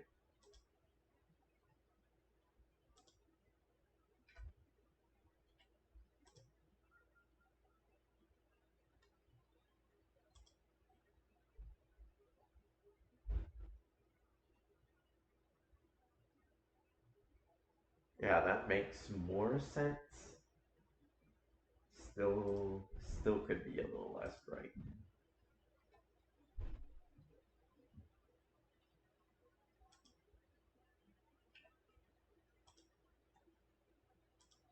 Man, not gonna go into cycles while I'm not while streaming. Actually, I could show you guys the render. So, the render, there we go. That's what we're getting for a picture on, well, a render on it. And I think, oh, I guess it kind of swapped you back automatically. What video was that? It was 8. Okay, that's so now all I planned to do today when it came to Blender, well, move, my tutorial stuff anyway. Here. Just check my recordings. Yeah, my recordings are being affected. And I'll just now reduce the strength of this because okay, that's another way. Look at that! Like, look at the shadow that we get coming off this donut. It's like properly tapered. It's not like some fakery, so it's like tight here, and then it's like really faded at the end there. That kind of stuff is really difficult to do with a rasterized real-time engine like Eevee. And you also get like all of this proper, like look at the shadows on the sprinkles, the reflections is actually true. It's not like guessing and fakery. Yes, it's a type of fakery, but it's much more accurate. Anyways, I like cycles. I'm a cycles guy. I think most people actually are. The first version of Eevee was not that great. Eevee Next in 4.1 might be better. We'll see. But yeah, the first version of Eevee was not really that great. Now, one thing you might notice looking at your donut, and they're going to make one big tweak to this, is that it kind of feels hard. Like the donut doesn't give this kind of like soft feeling to it. And the reason for that is the material. So by default, all materials are, yeah, kind of like hard materials, but fleshy objects like humans as well as food have subsurface scattering. So I'll throw some reference photos here. But you can see this is my hand. I had light coming in like as I was eating breakfast, and I can see the light is actually going through my fingers, right? So that's light that is like, yeah, it's a mushy, fleshy object, so it's passing through it. You're not a fan of amongst Eevee? all the other atoms in the finger, and it's the light is going through to the other side. You also see it in a lot of food. So took these photos at a party. Yes, I am that guy. But you can see that's how you get light that goes to the opposite sides. My daughter was eating a banana, and I was like, look at that banana. Look at that subsurface scattering right there. So donuts and icing have that, and we can do that. We can add that, sorry, by going to the materials, and then down here you've got subsurface. Okay, so here, the biggest one to turn it on, and just like metallic, apparently, this is, by the way, a new setup for 4.0. Either but, 0 or metallic, 1? It's supposed to be a weight of either 0 or 1. All right, now when you do 1, it suddenly turned blue, and you're like, what the hell happened there? That's because the radius, this radius, is this is your X, Y, Z, but also it's your R, G, and your B in this case. And these values are different because it's designed for skin by default. So this is a great setup if you've got skin with blood inside, but we don't. So click, drag down, and then just set these values to 1. All right, so now it's closer to the material. Still looks weird, and that's because the scale of this is wrong. It's saying that the thickness of the object is 5 centimeters, but this icing is not that. So let's make this 0.01, and now you can see it looks a lot closer. It's still a little dark, because I think it's not 1 centimeter thick. So let's go we're 0.005. still, I'm watching the video, and I'm not. Now we can see it's Didn't pretty bring you close guys to with me. original material. Whoops. Okay. Well, in that case, I'll just fix what he's talking about. So in materials, subsurface, he wants this to 1. He wants all of these to 1.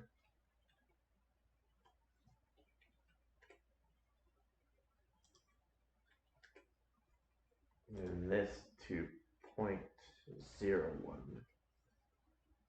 Double check here. Okay, scale. Actually 0.005.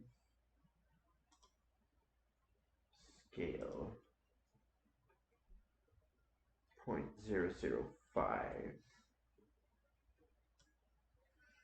So during a proper render, okay, they both change. Okay, good, because they're sharing the same material, I suppose. Yeah. Okay. Now actually bring you with me for this a little bit. Material. The biggest difference is if I just zoom right in here. Let's set it to what it was before. See how it's hard? It almost feels like, it just feels like concrete, right? But then you set this to 1, and look at that. The shadow just starts to feel a little softer, and you get this bleed effect where kind of like the shadow gets like an edge to the shadow where it gets a little more saturated and pinker. And that's subsurface scattering. You don't have to tell it how to do that. It just does it. So you set the weight to 1, these to 1, and then you just set I'll the set scale up to cycles, but when I'm, and I'm also going to do it for I'm my just sprinkles. going to So I'm take just a gonna click few on one of my renders sprinkles for a PNG, and something that's not going to be fully right in animated. here. For the subsurface, I'll just do the same thing. Set the weight as 1, these radiuses to 1, and then I'll use a really low value here. Like let's go 0.0. You're still there, Odin?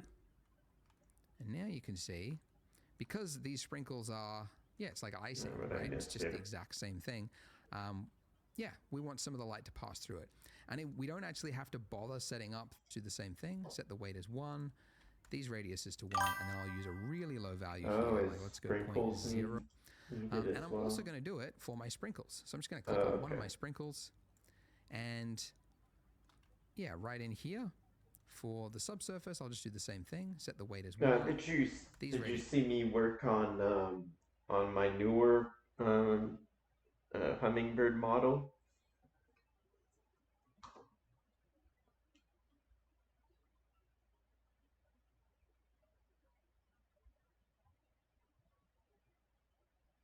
And go over to Blender, do the same for the sprinkles.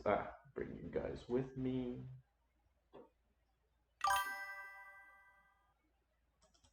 Okay, I'm gonna probably start working on that again after I'm done checking this out. Okay, so my sprinkles, we're gonna do the same thing. Is it scroll down, shift, no, control?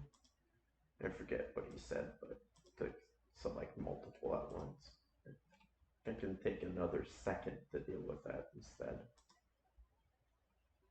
So they've got subsurface. Wait, what just happened? Yeah, okay, I was on the sprinkles. That was 0.005, not point. What? Wait.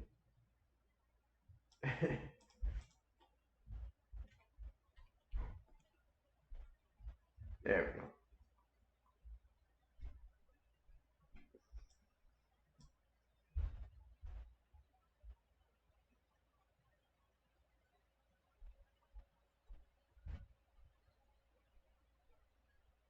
Yeah, it's just where's the render? Oh, that's him. Ah, I see. I need to reopen my tab to find the render. That's the render. I mean, it's just the Eevee render. And I'm gonna do the cycles while we're streaming. Actually, let's finish up this video and then yeah, I'll start working on my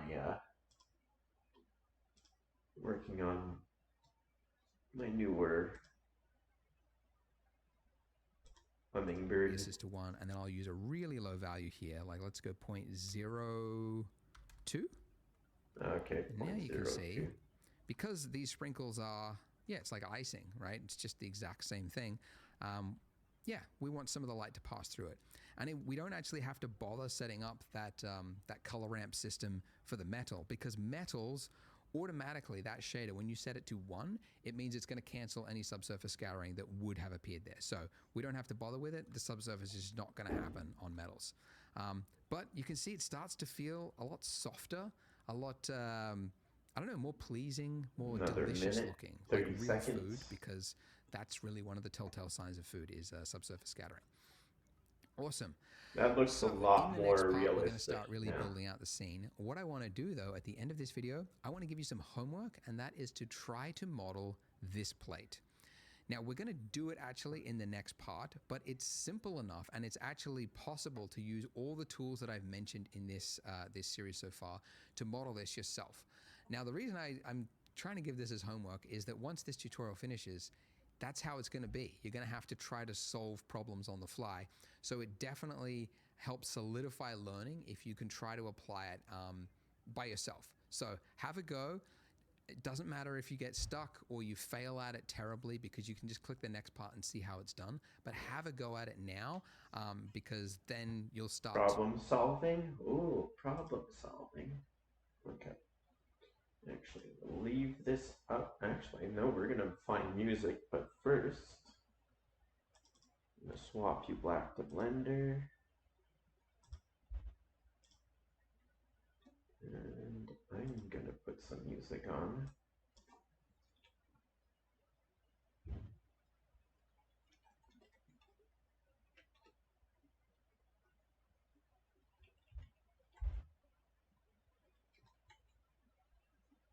Some of the nice techno copyright free stuff by Aim to Head that I always put on.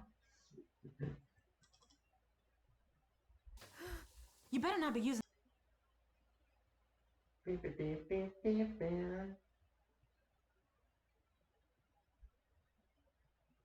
One day. Super hydration keeps me. Oh wow, another one. Okay.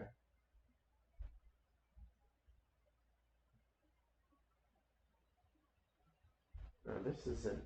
I thought it was gonna be a whole playlist, but it's not.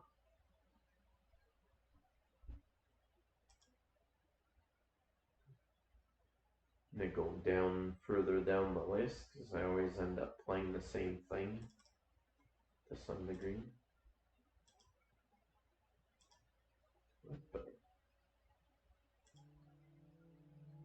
There we go.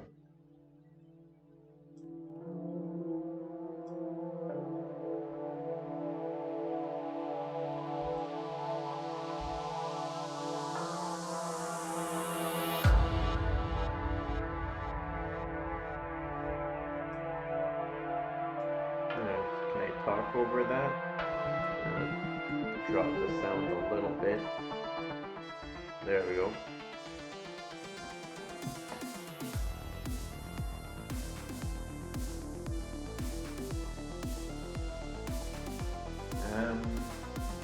For the sprinkles,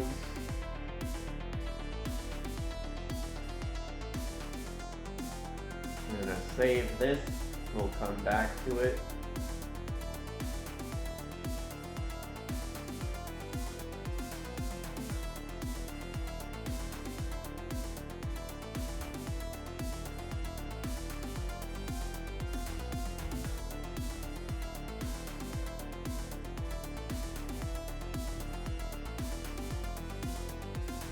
Alright, probably work on making his feathers now.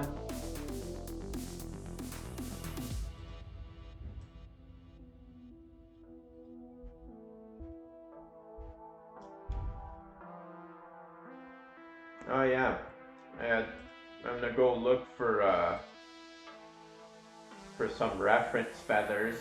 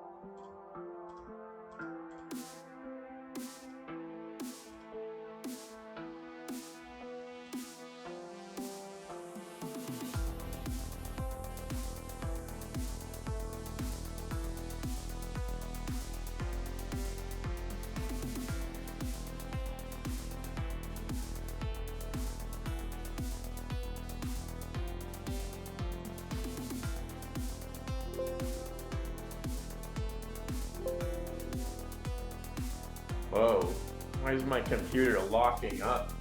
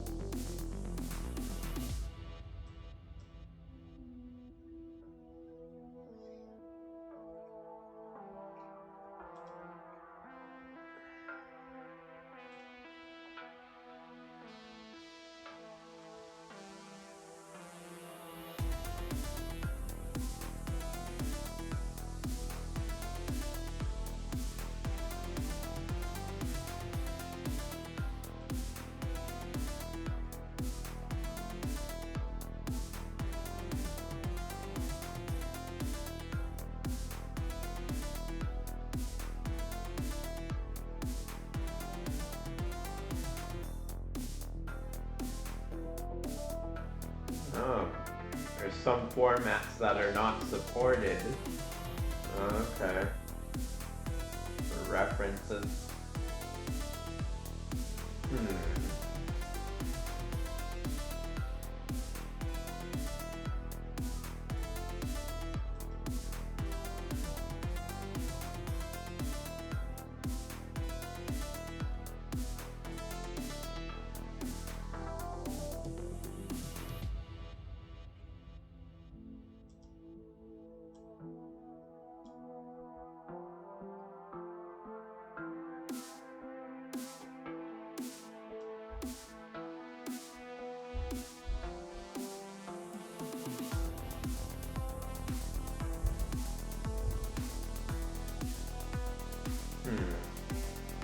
kind of I guess they're kind of longer on the bottom. I guess I should model it as one thing.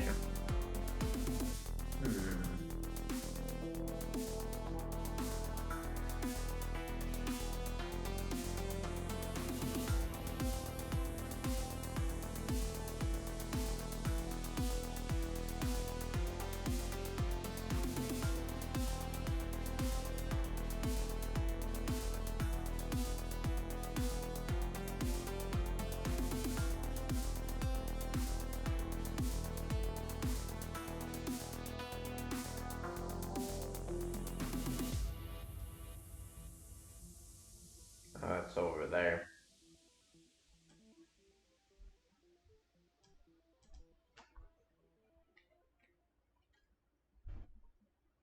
Oh, this thing's huge then. Oh no, wait. That's the...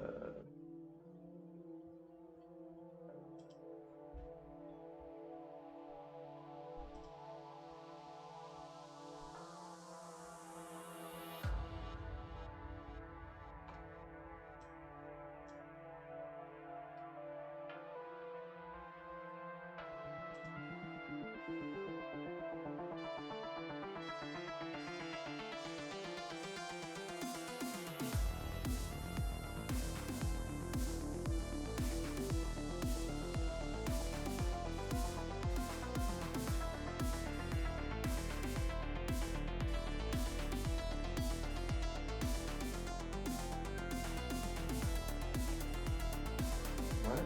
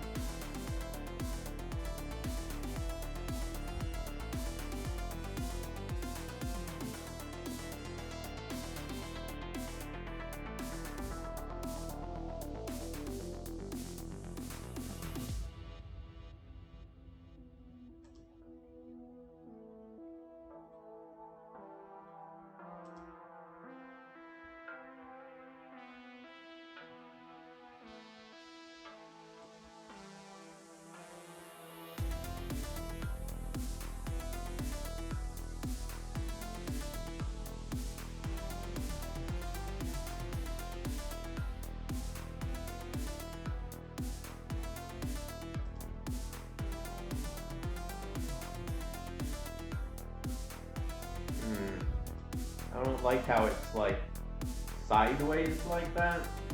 I don't know why.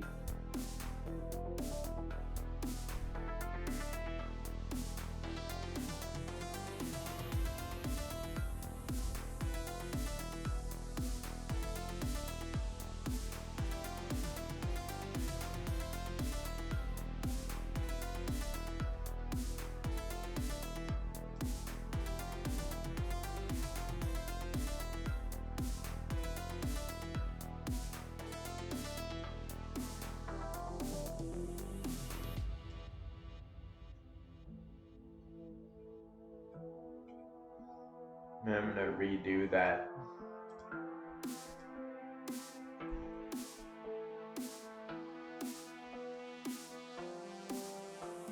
Actually, shift click here so we can see it quicker.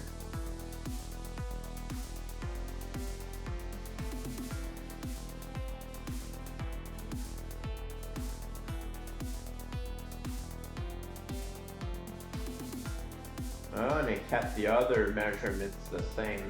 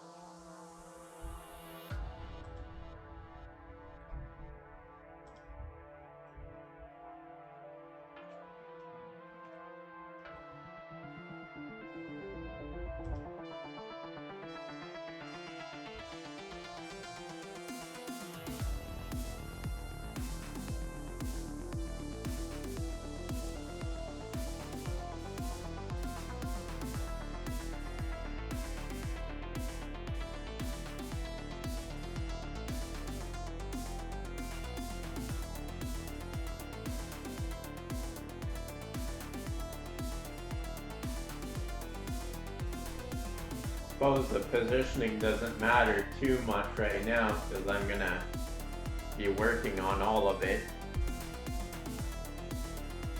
Suppose that's where like the subsurface really comes in right here, showing the light coming through, and then on top here, yeah, I guess the sun's not really, well, I guess it's kind of like going through but down this way. Interesting.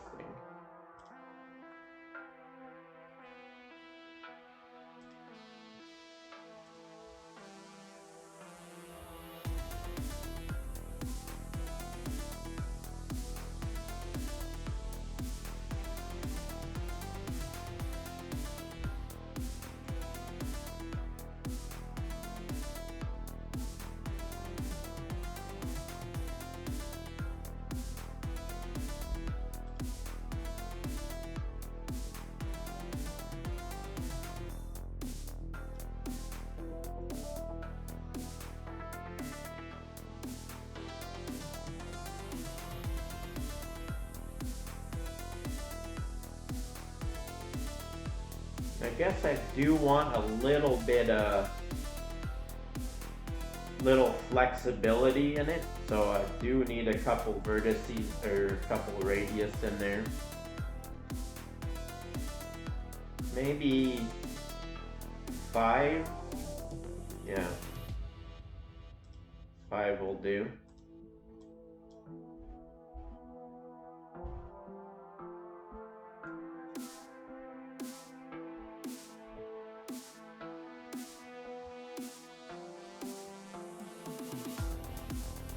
I wonder if there's a way to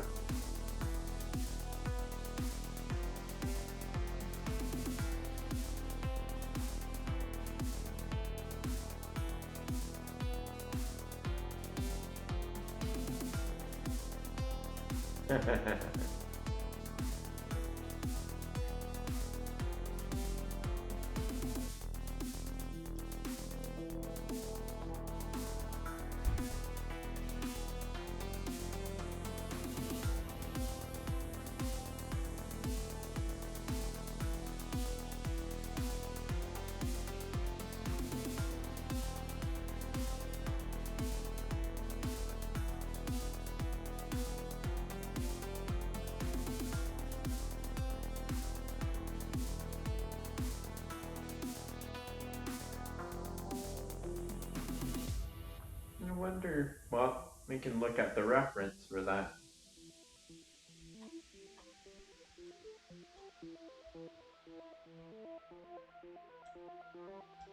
For some reason it really doesn't want to come over here.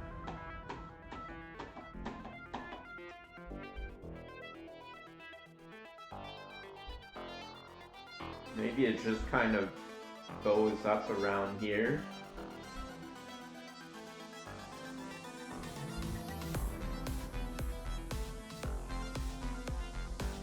Guess you'll come towards me then.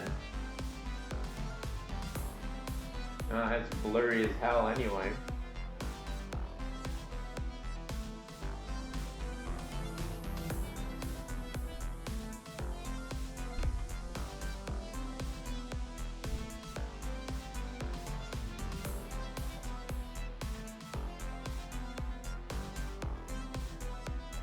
Yeah, no, even with like the lowest polys I could get to get it in the shape I want, my computer doesn't want to move anymore.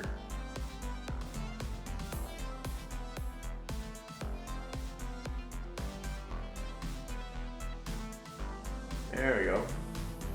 I don't know why that works. Clicking on different perspective fixes it.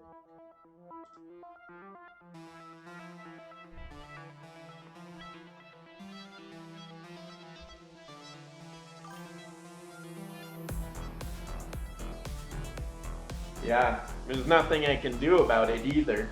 I started with a box, and then I went and just only put the amount of vertexes that I wanted for it. It's already like hard to get around it in certain perspectives.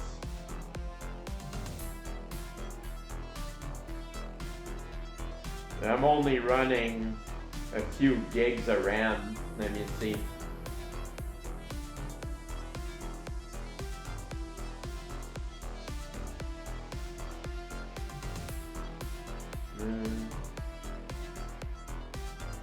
I think it's 8 gigs. And apparently it could get like 4 times that just well, or with a $400 upgrade approximately.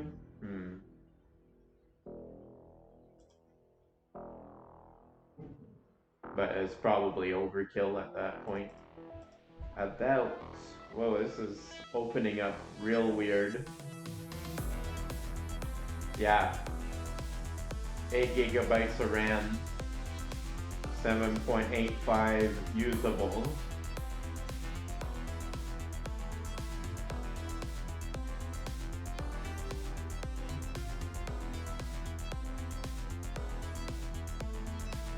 Break off!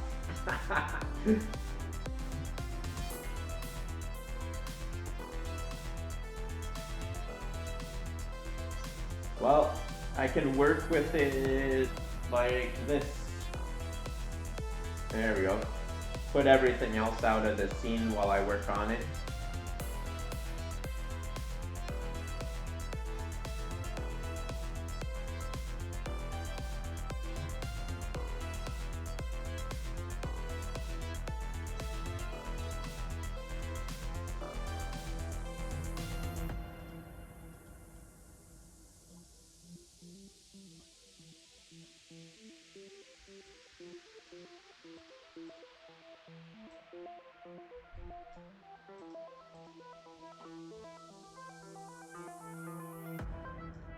I guess hopefully I can instance this different points to different size, maybe.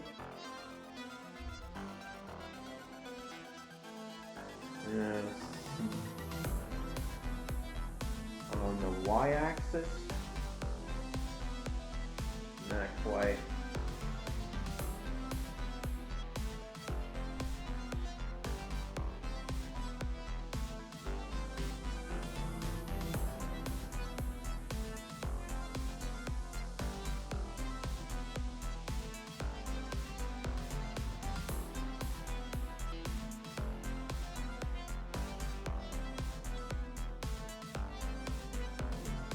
Why does it have to tilt while it's resizing?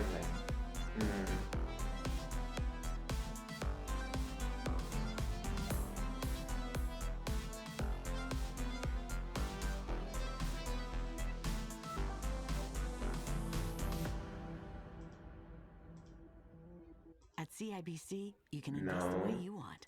My husband likes to do everything himself, but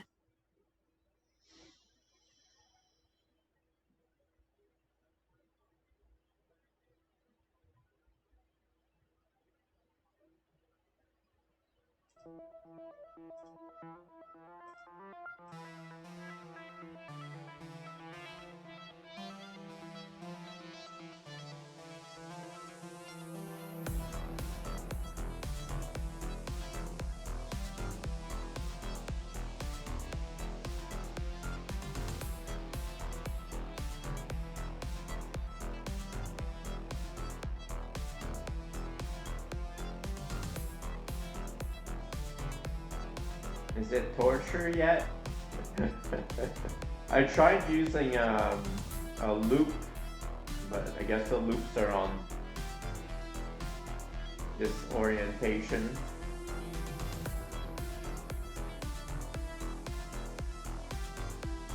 I guess I could use the edges instead. G-A-Y.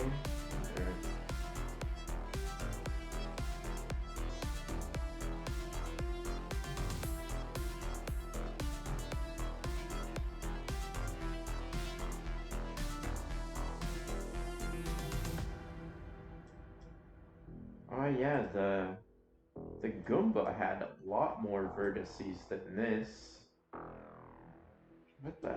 I don't know why I'm having such a hard time then.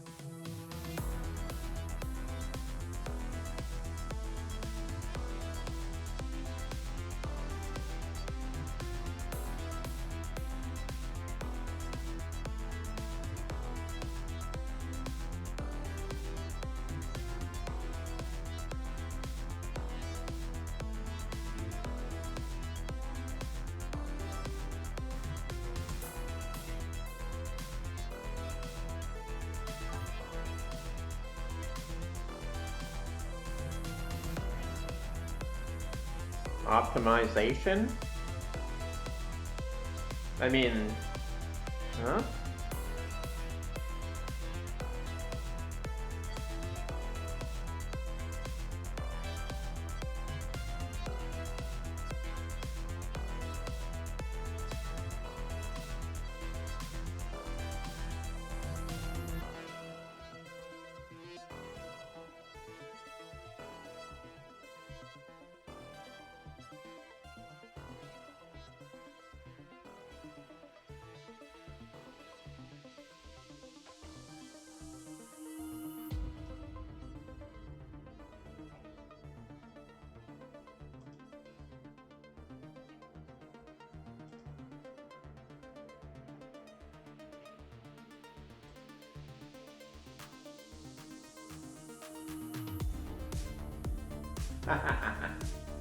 That's not what I want.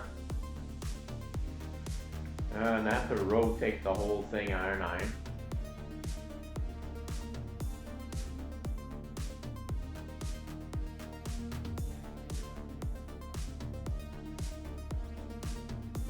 What the heck? Oh yeah.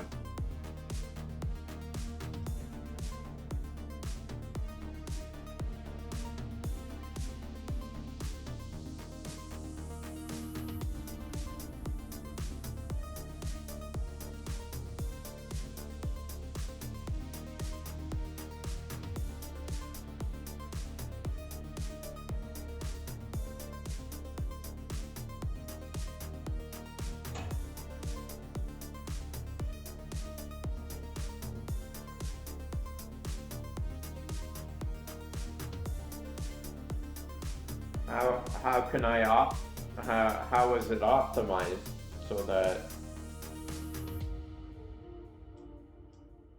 I didn't do any, I don't think I did anything to optimize my Goomba.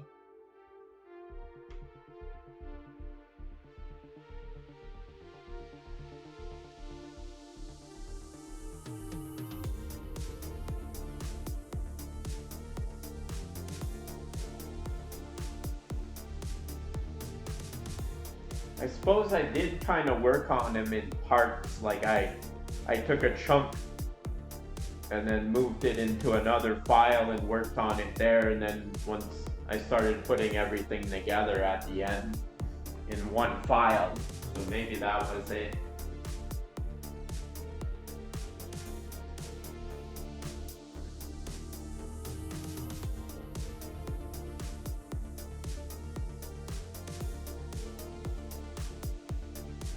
I think I'm gonna redo all of this because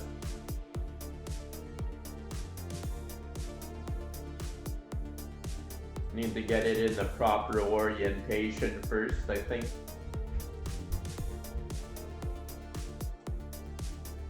It's almost worth redoing the whole thing, actually. Yeah.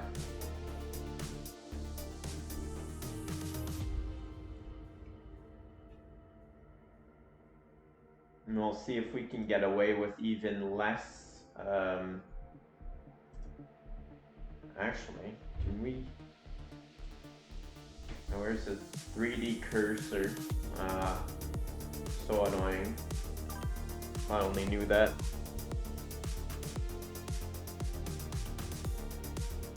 Oh, it must be a lag. What did you mean, sometimes what is?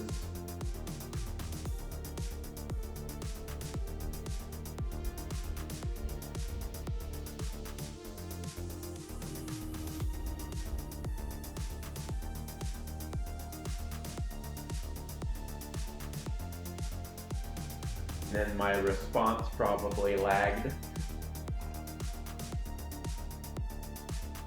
Yeah.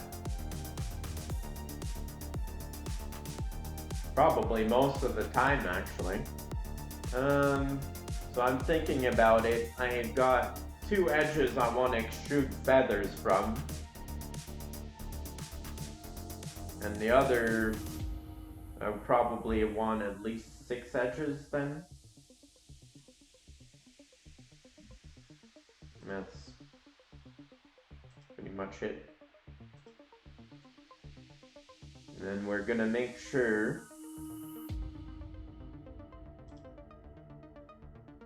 this is totally straight. We can work from there.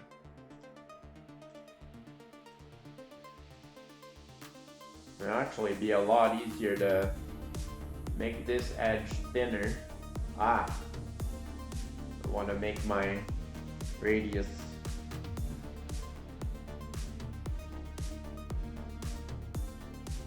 five and leave them in the center.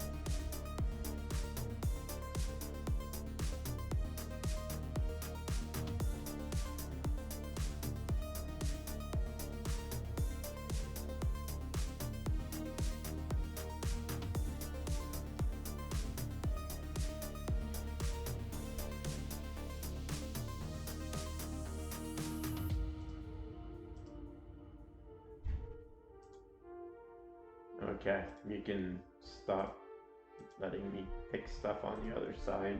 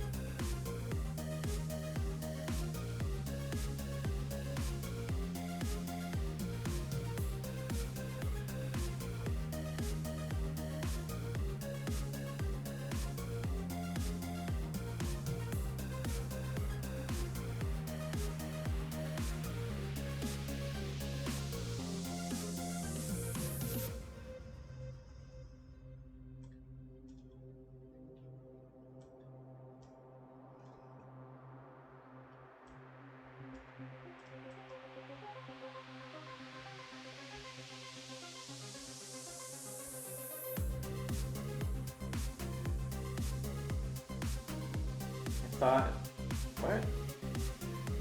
Doesn't that collapse them into one? I guess not.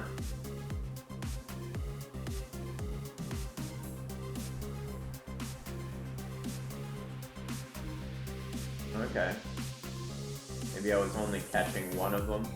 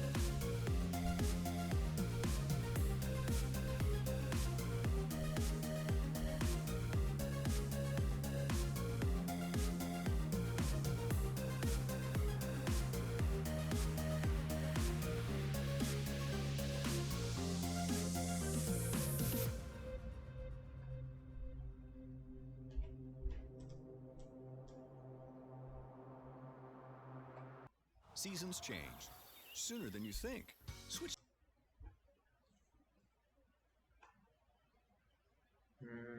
10 seconds? No, probably 7, 5, 4, 3, 2, 1.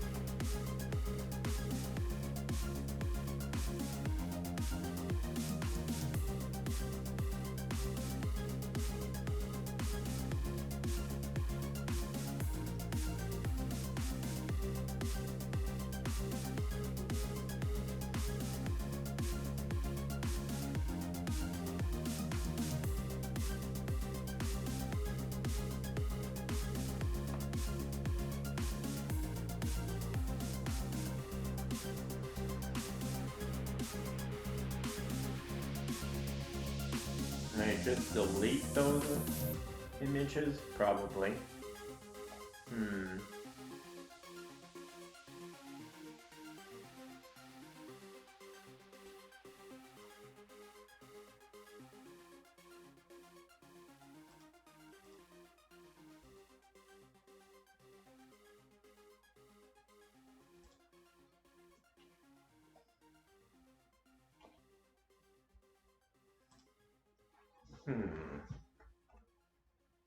It looks pretty cartoony for a feather.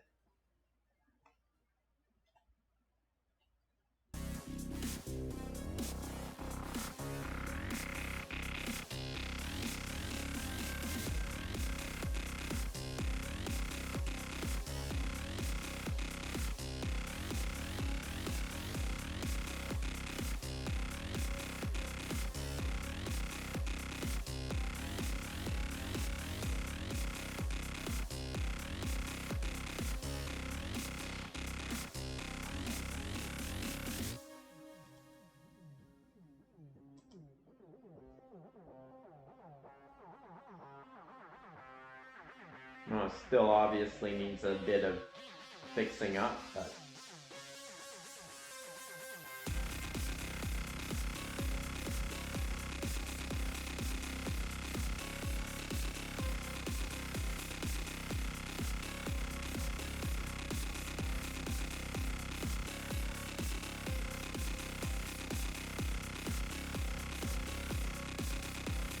you're kind of round them up.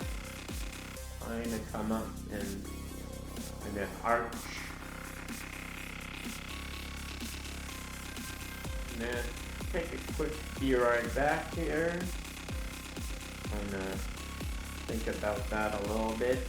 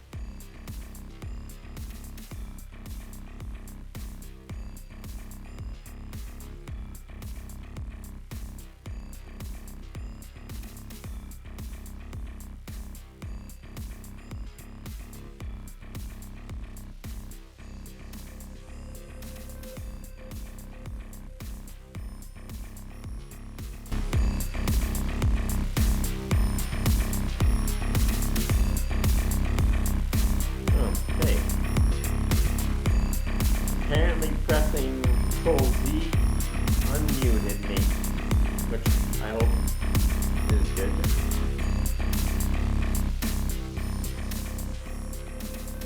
Oh, okay, there we go. I need to bring that down probably, somewhat.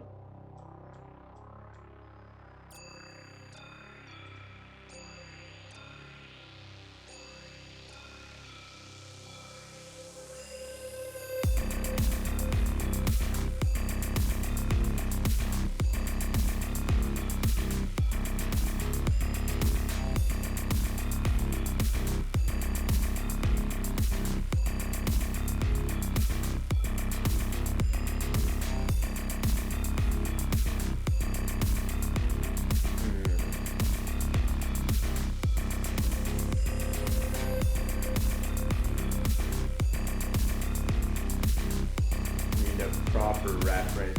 I'm gonna look it up.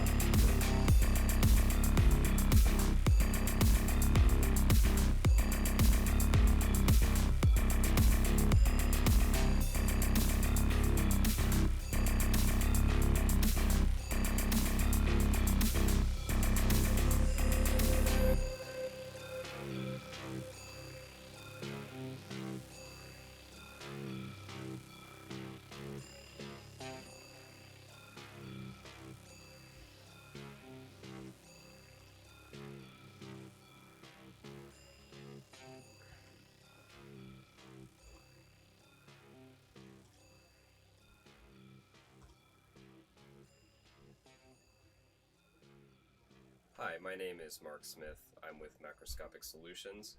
I'm announcing that we are about to start a 3D modeling imaging service for scientific researchers or industries hoping to image things that typical scanners aren't able to get because the items are too small or they have properties that make them difficult to image.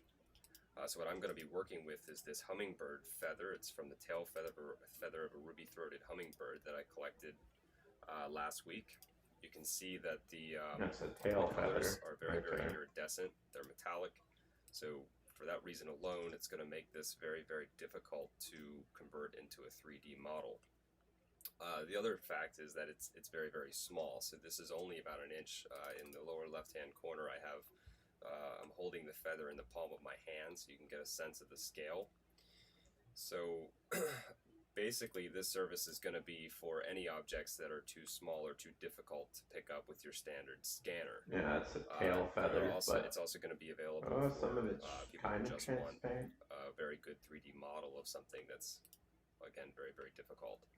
So what I've already done is I've already converted this picture or this feather into a 3D model using 36 individual photographs that I captured. It's exactly the model I'm working on.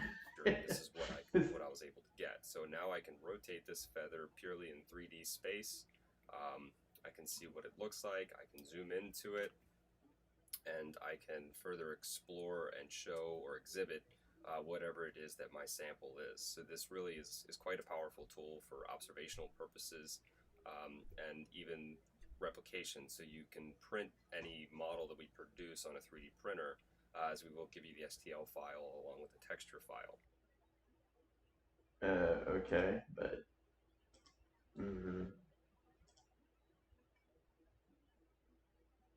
I don't know. Okay, I'm gonna at least swap your back to Blender. Try to look for something else here.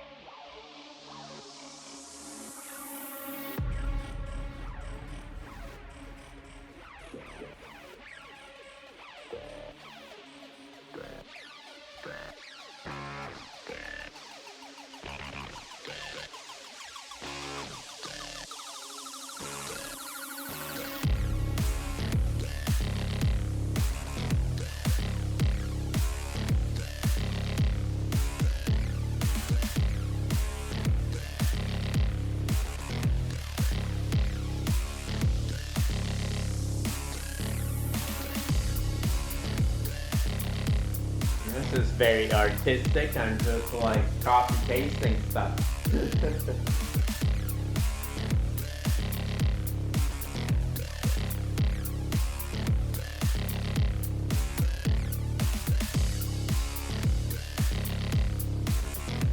Suppose sometimes it's kind of necessary.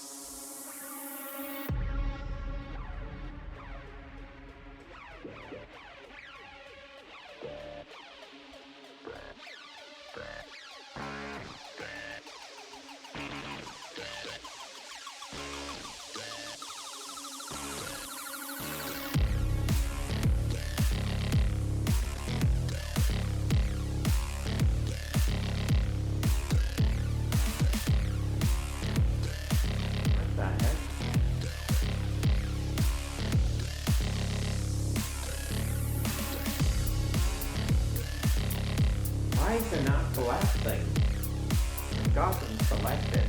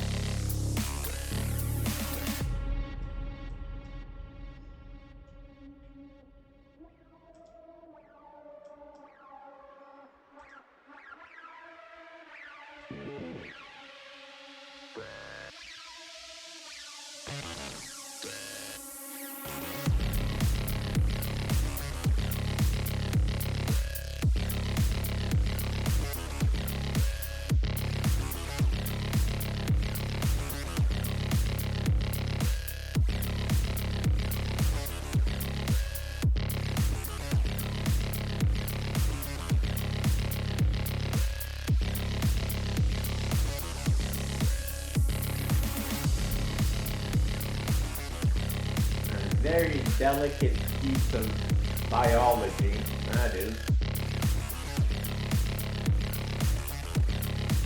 Can't really see what the shape is really there, but you can make a bit of assumption, to some degree.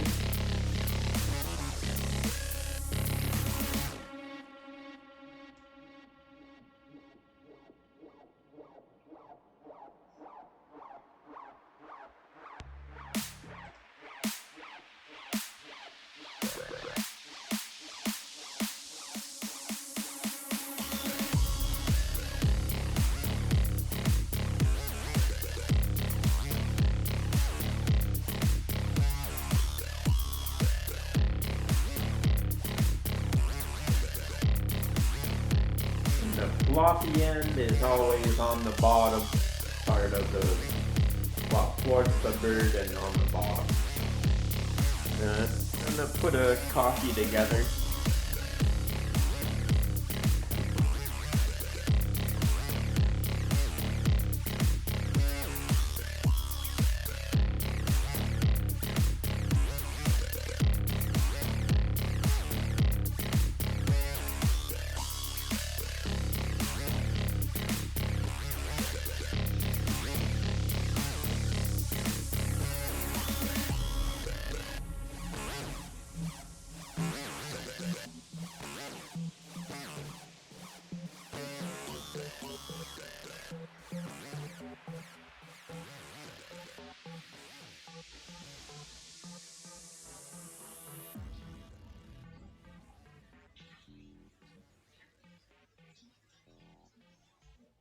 It's nice, my earbuds are staying connected in the kitchen. It only works if it's on headphone. If I try to do the headset mode, it doesn't work.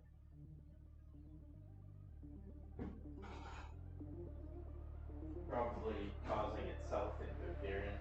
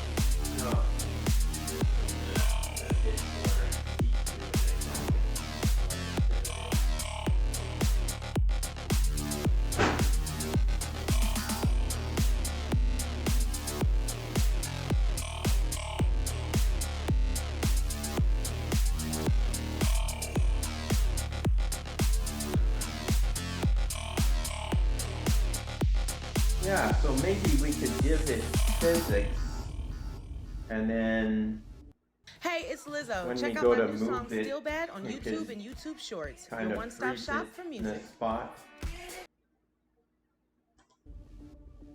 Yeah, maybe we could give it physics, and then at a specific frame we could take a render of it here and there after an image, an animation.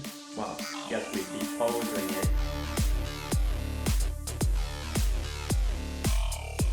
And the physics would just kind of go with it.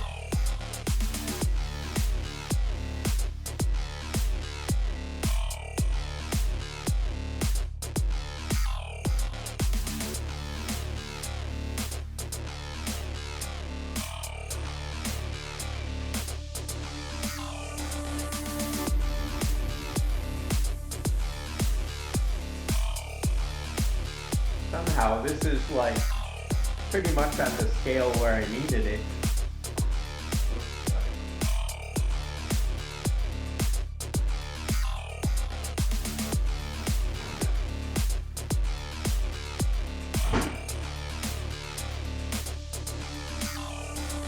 Now it's almost golden, perfect.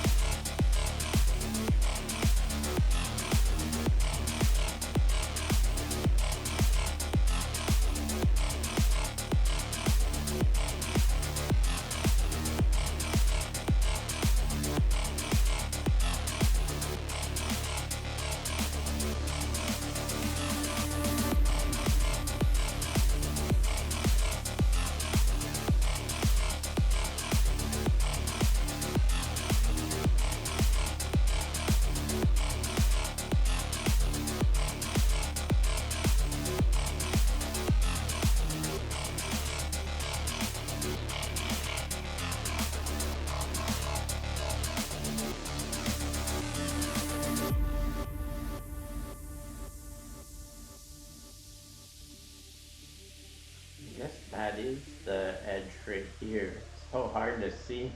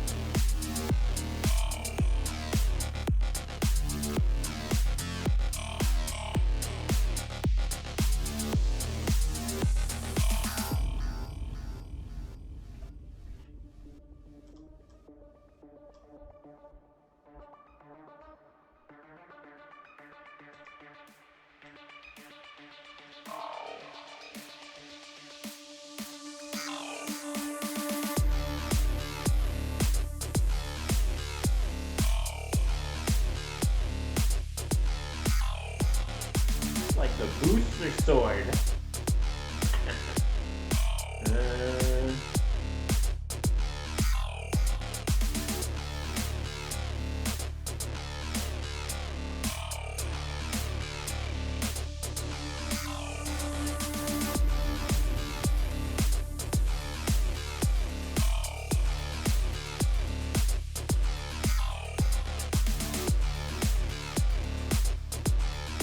Maybe like that.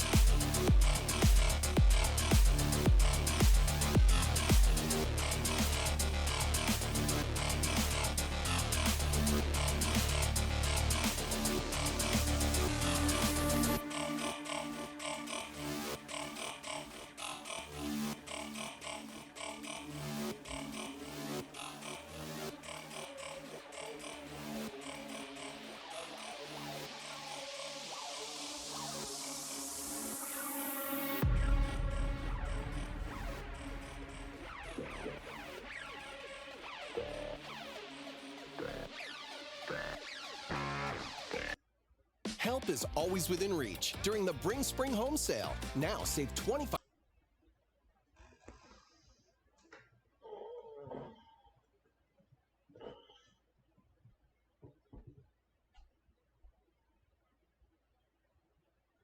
Oh, new song. Nice. Actually, let's skip ahead a little bit here.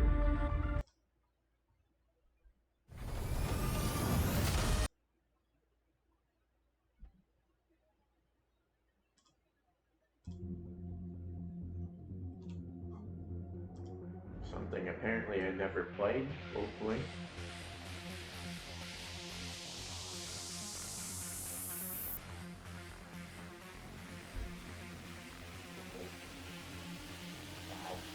Doesn't need to be like.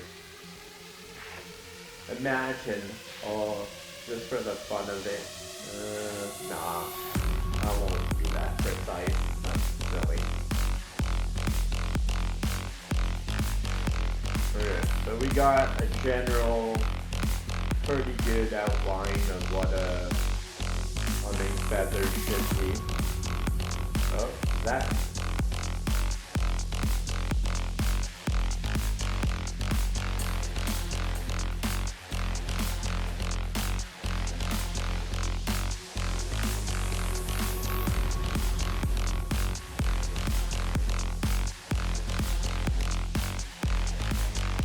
Guess when it merged, it like broke.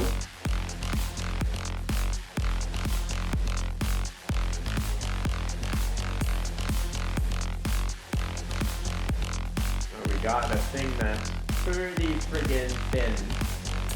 Pretty friggin' thin and delicate. This goes towards the bird. Okay.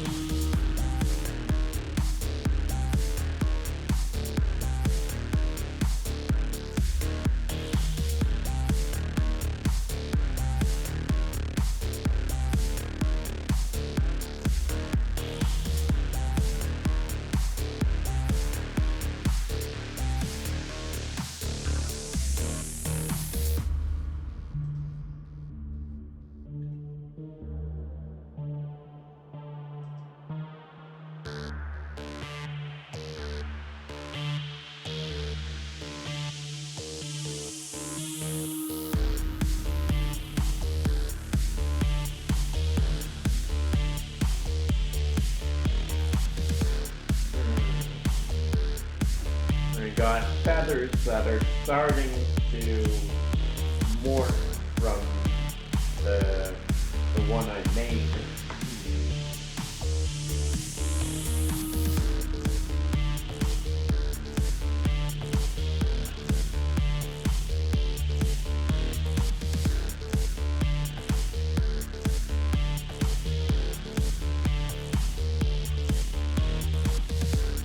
Kind of, I guess this is the center of the feather. Yeah.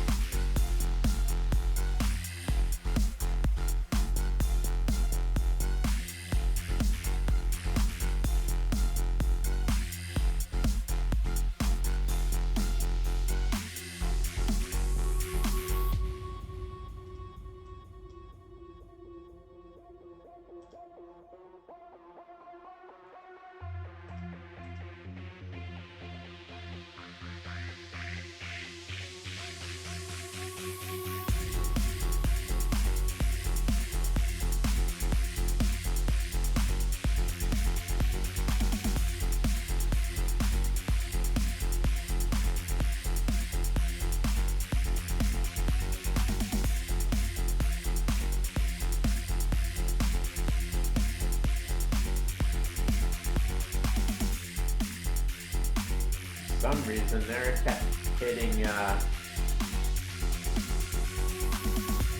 Z instead of X.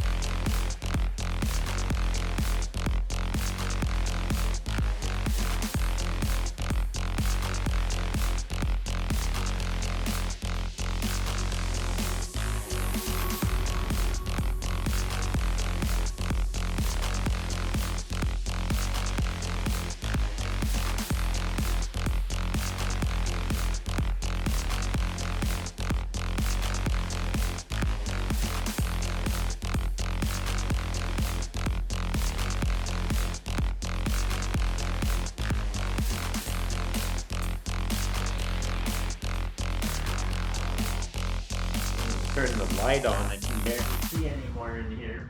Well, my keyboard anyway.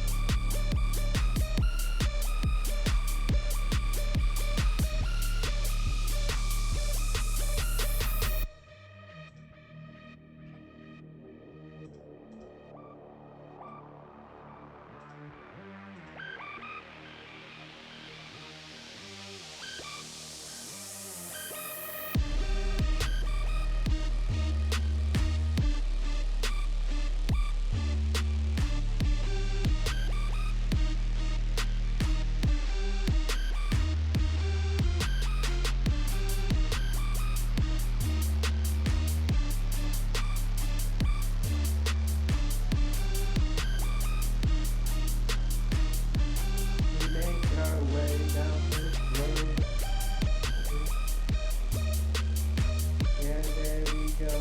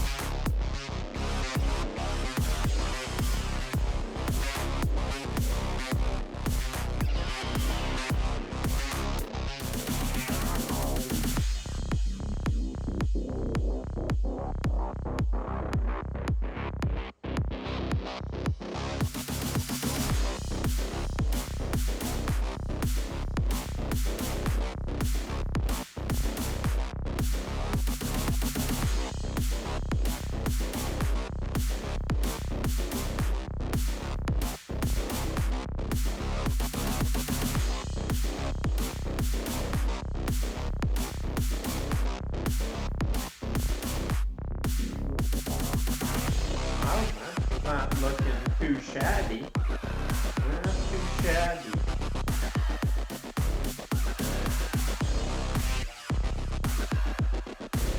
I need it to kind of tilt forward though and kind of round up from here a lot more.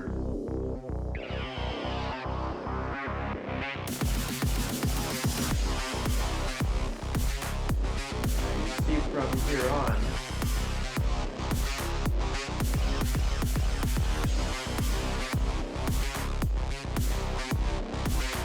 Darker, right? So that's because the wing is like more horizontal, kind of goes, the feathers are more horizontal. You can kind of feel one feather, 2, 3, 4, and then another 5. So we need to get about 5 more feathers organized properly here.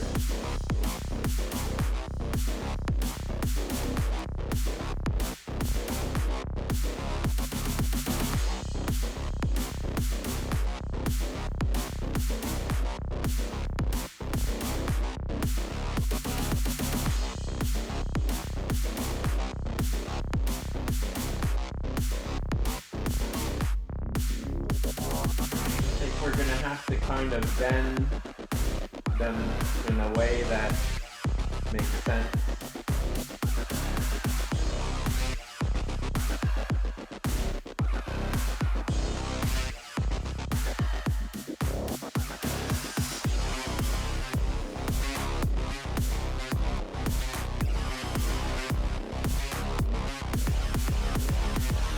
Actually, that's kind of enough because there's enough to try to sort that out. Actually, I'm just going to sort one out at a time.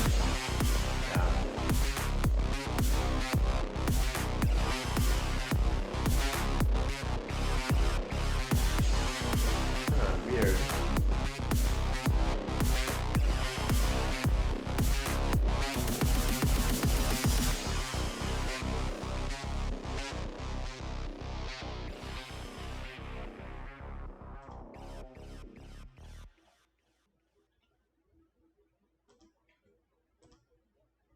Hey, it's Lizzo. Check out my new song Still Bad on YouTube and YouTube Shorts, your one-stop shop for music.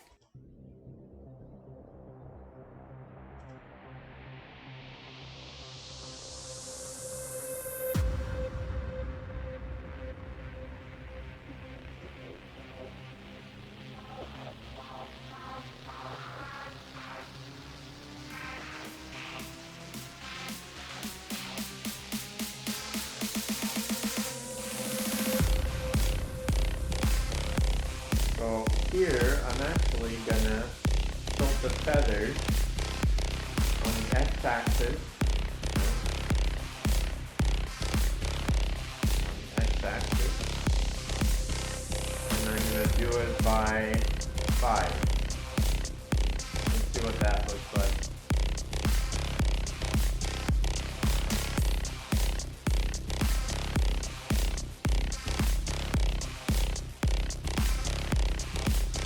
By -5?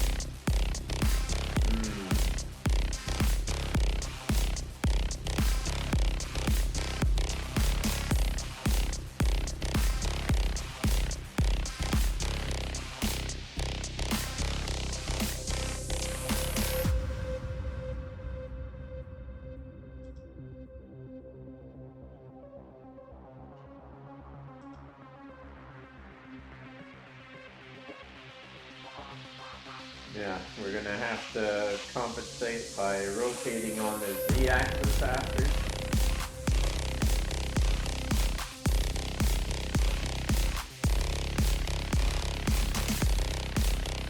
Yeah, those are kind of cardboardy, but in reality, each one is folded a little bit, right? So, not really representing that properly.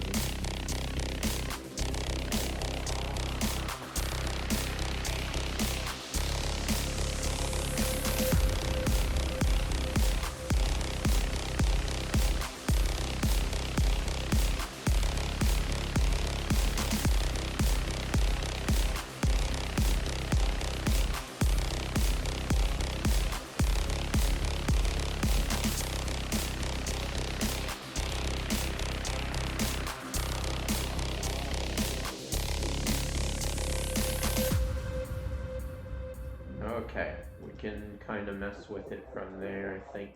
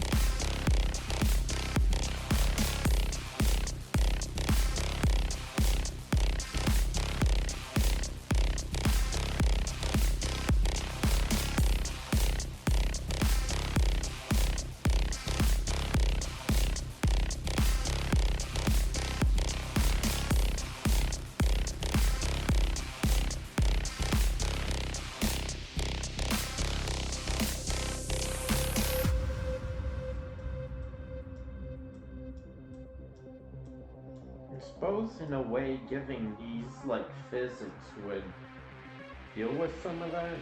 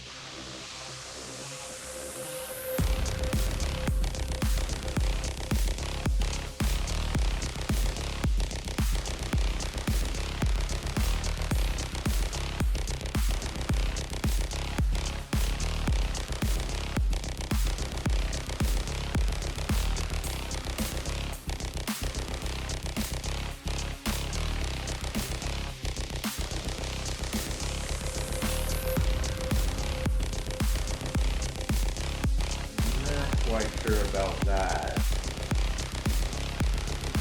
All wonky.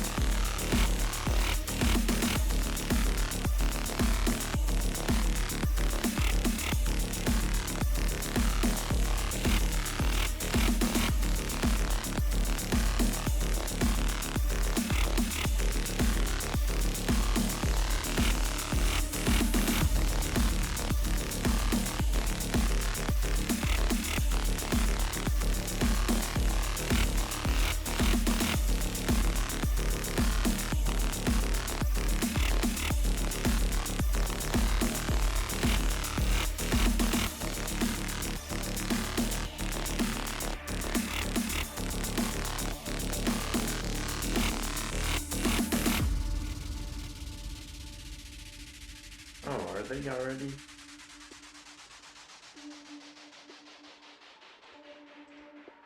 No.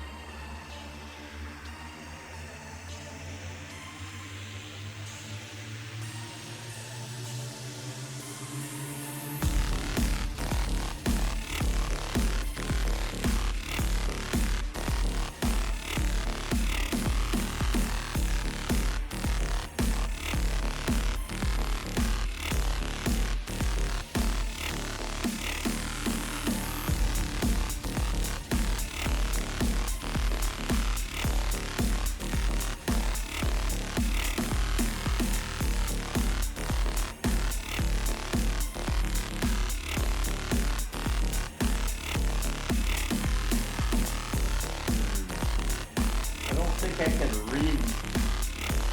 I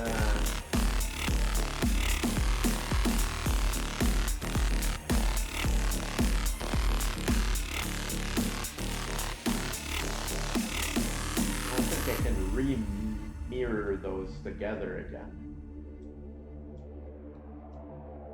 Rotate on the Z-axis by 5.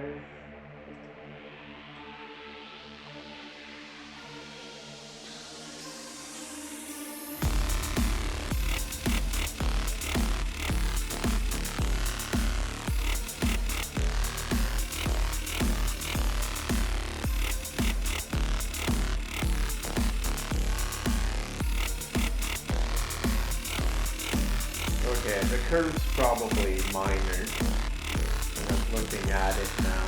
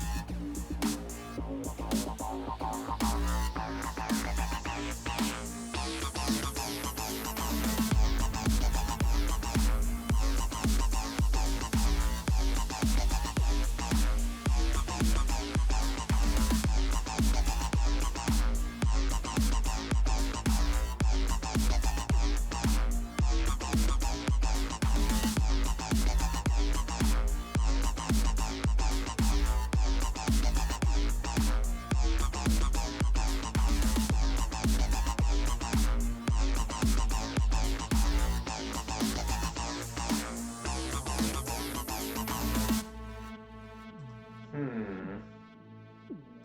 don't know if that makes sense or not. Probably not.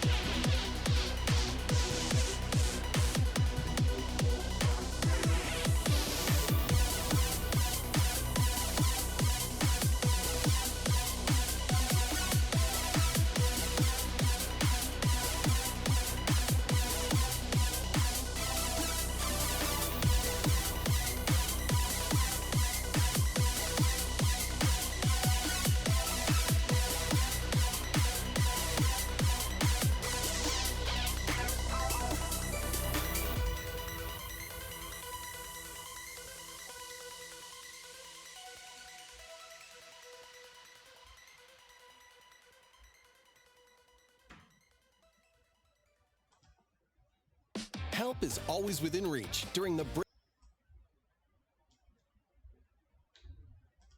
Well, thanks for asking Spring me Home a big Sale. commercial. That's nice of you.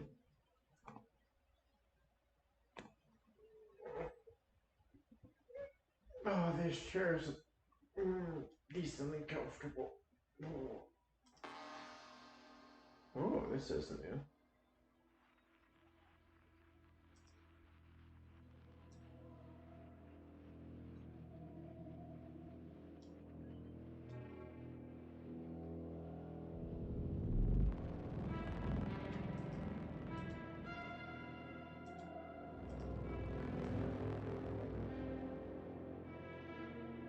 It's crazy how they just kind of work like that. Wow.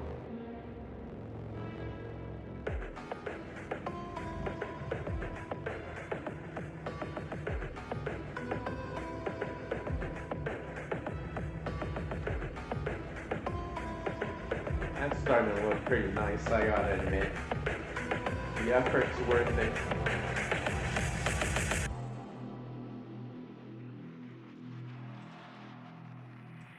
She's already here.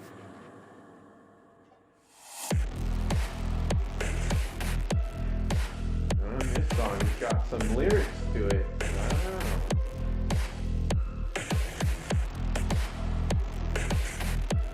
To double check that it's still license free.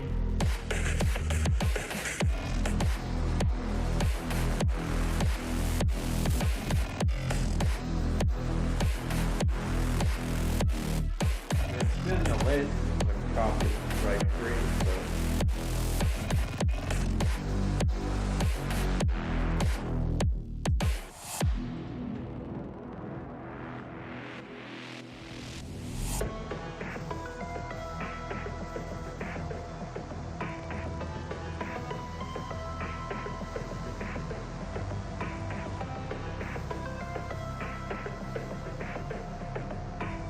Actually,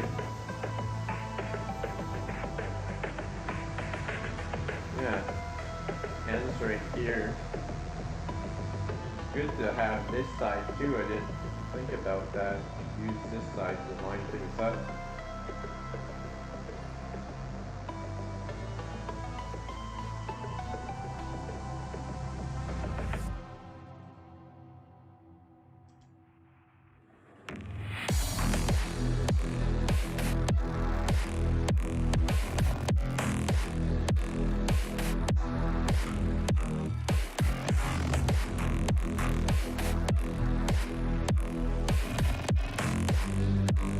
Weird, because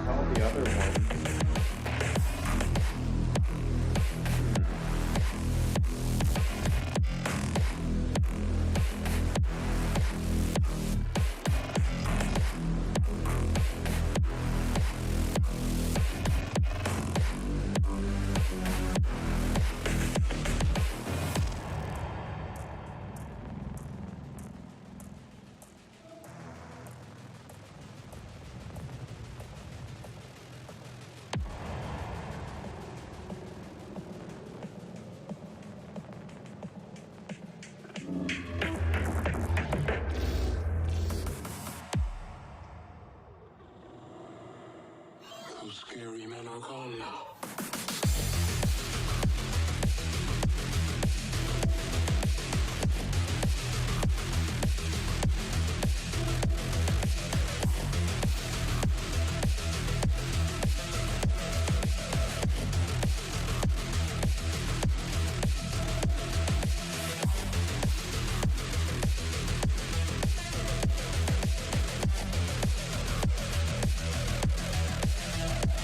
Okay.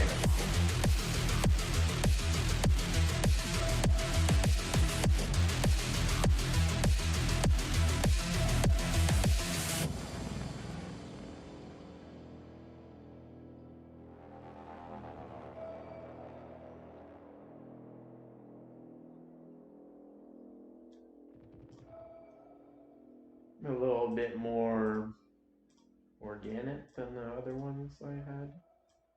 A little bit more.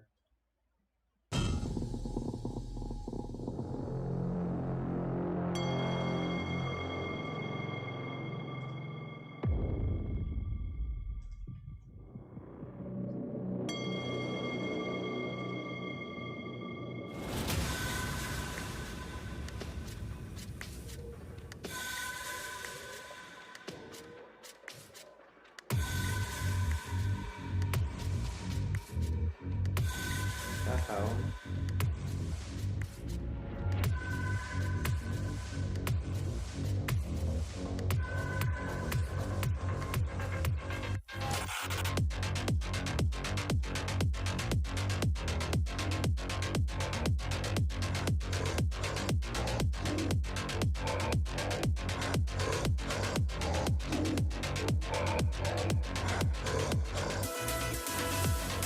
Mirror on the x-axis? No, the y.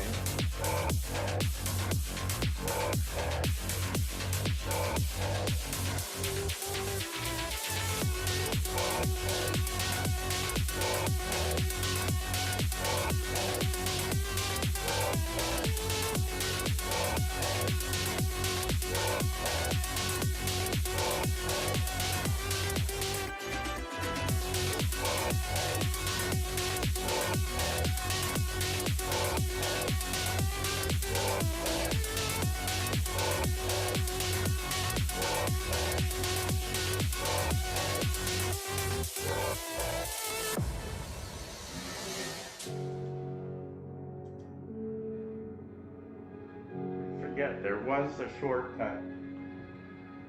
Mirror. No. Shift M? No. Control M? That doesn't seem to be it. What was Control M? Select mirroring axis. Okay. So Y? Click. Okay, that wasn't it then. Control M. We're going to go x-axis. Okay, that's the one.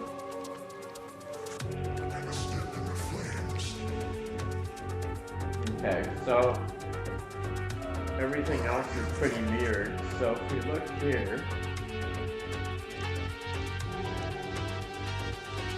on our x-axis, we're at minus negative 2.0114. We'll copy that.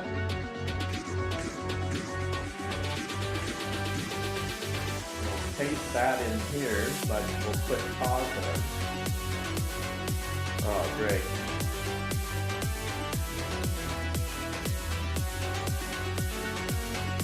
Never mind then. Oh, we have the picture in there.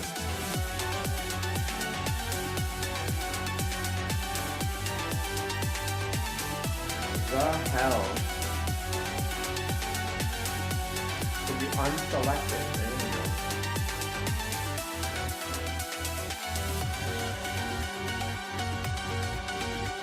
Okay. Other plan.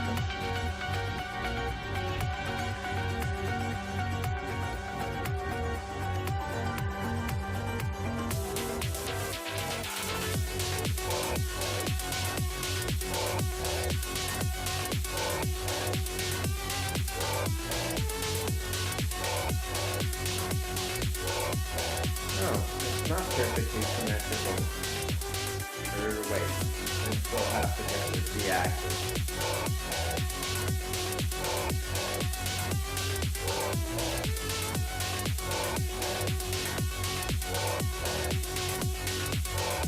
Okay. Fair.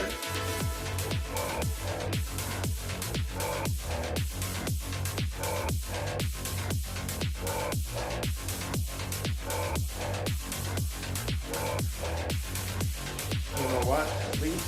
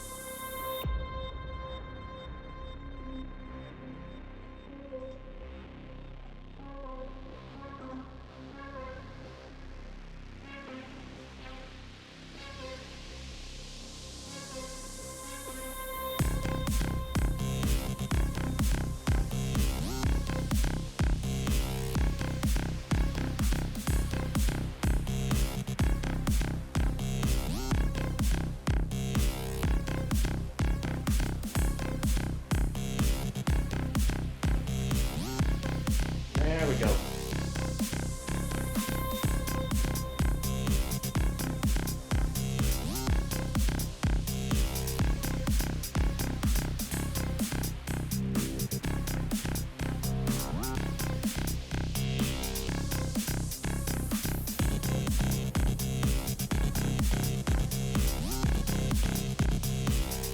Okay, so we're gonna start, we'll make a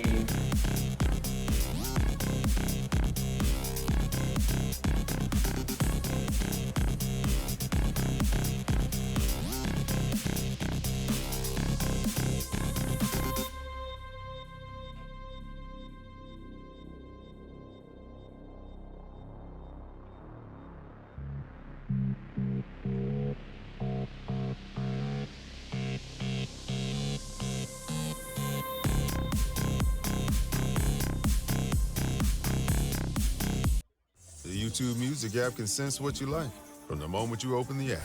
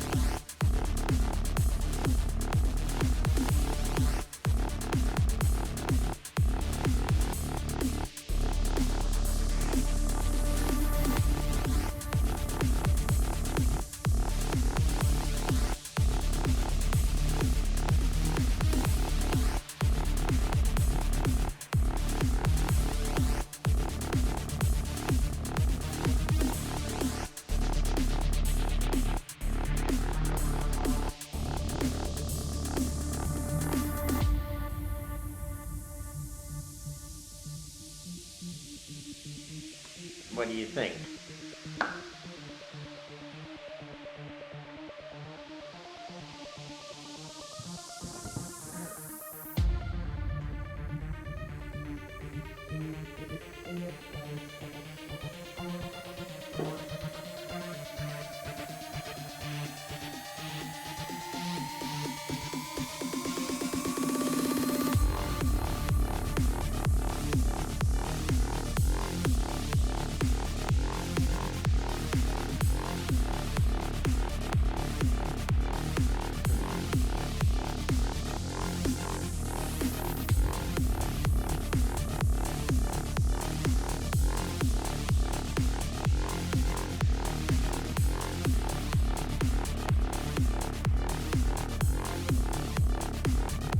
Wow. So many people are like alive.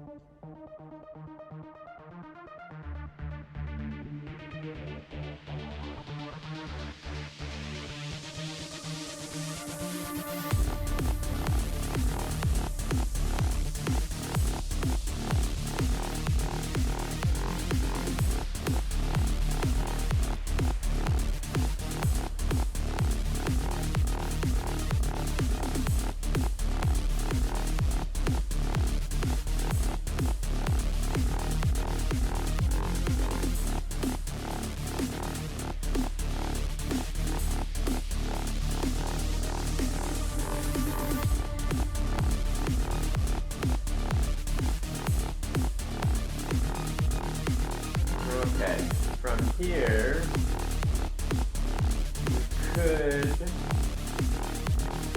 start giving things materials and painting them and whatnot.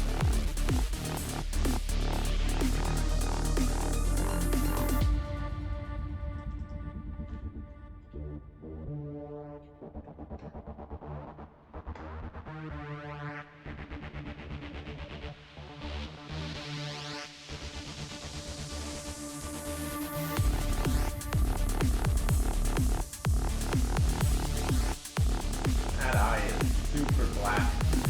Probably give it a bit of a shine.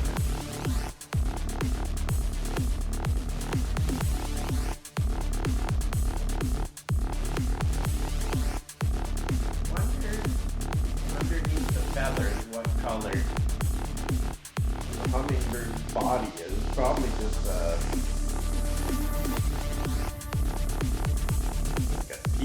like a skin color like that. Probably this color under there, right? Maybe a little bit more.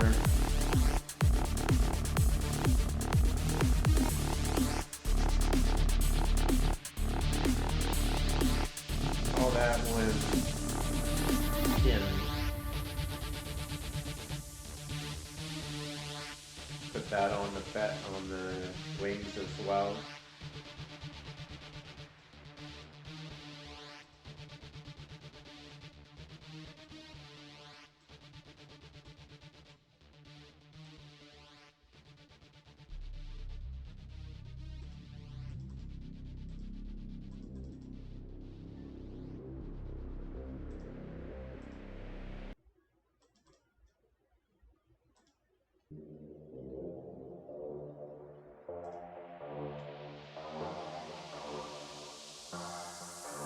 I wonder if I'm spelling that right. You'd be surprised if it's not.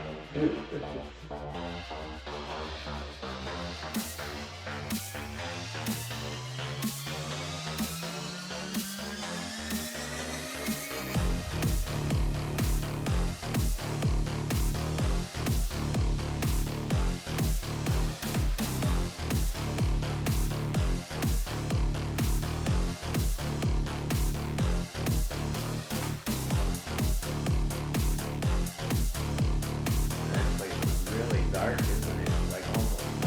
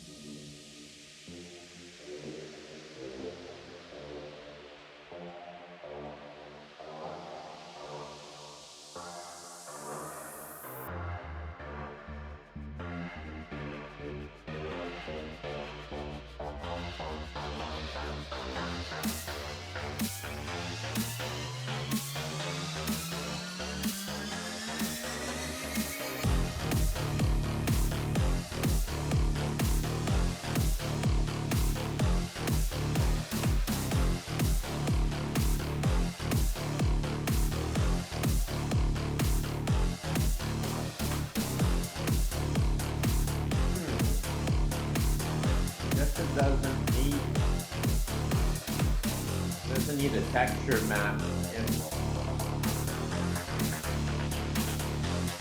Just put the material straight on. Okay. I mean, I don't think it really, it's gonna get covered by feathers anyway, right? So,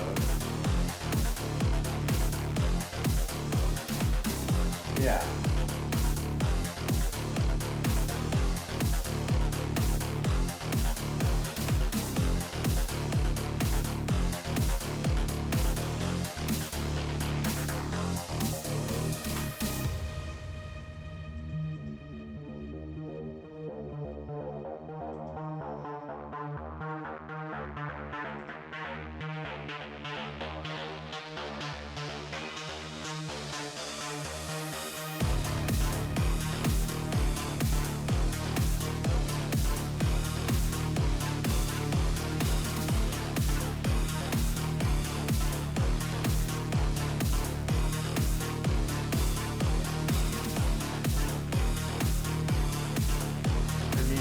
Probably want some other effects on there.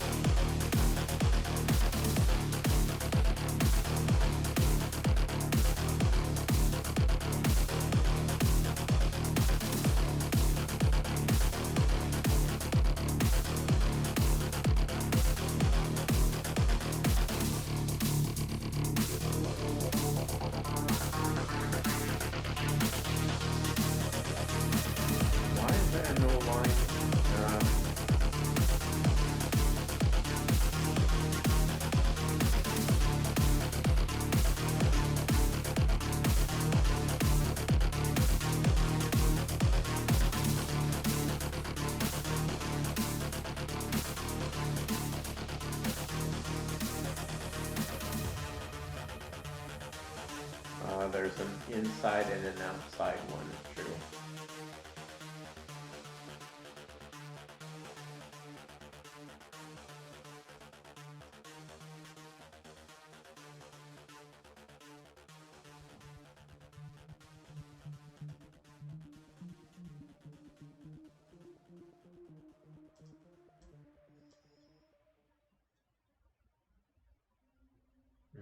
On the y-axis.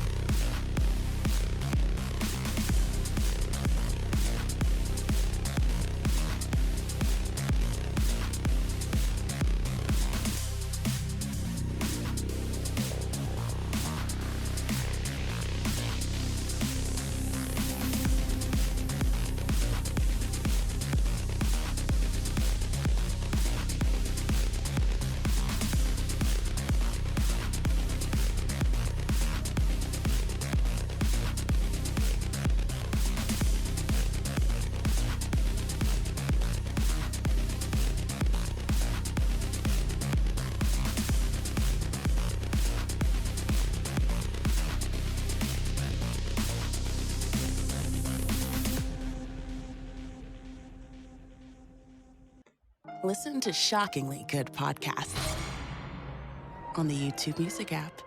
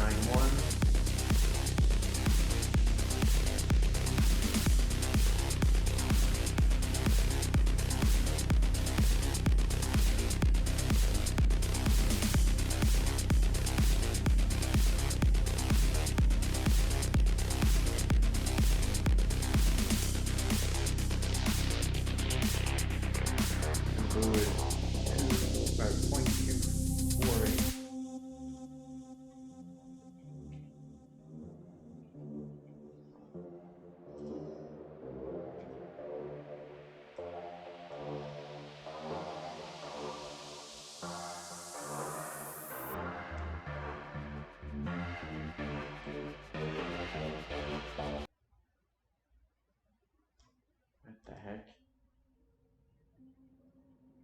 Weird. Let's stop mid song, it seems.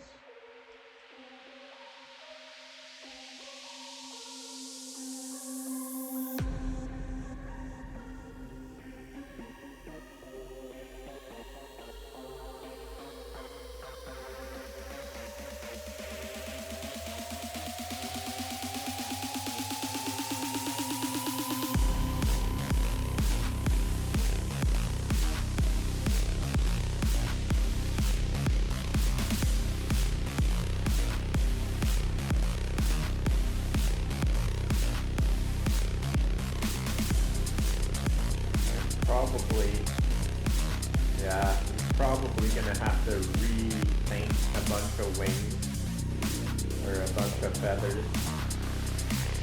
The shape alters a little bit here and there as we go. So, wow.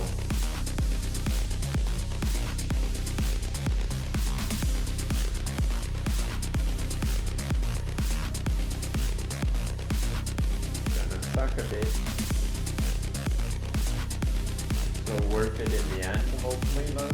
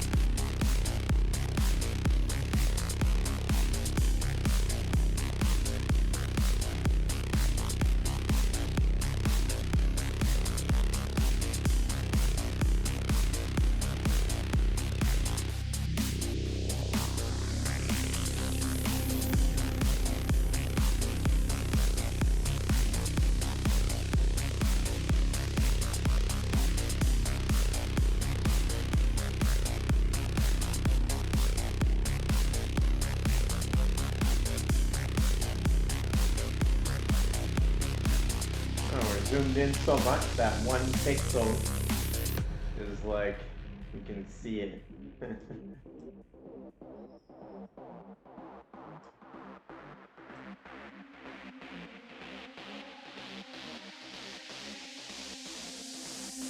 Well, it all depends on how many pixels or whatever square inch or whatever you got.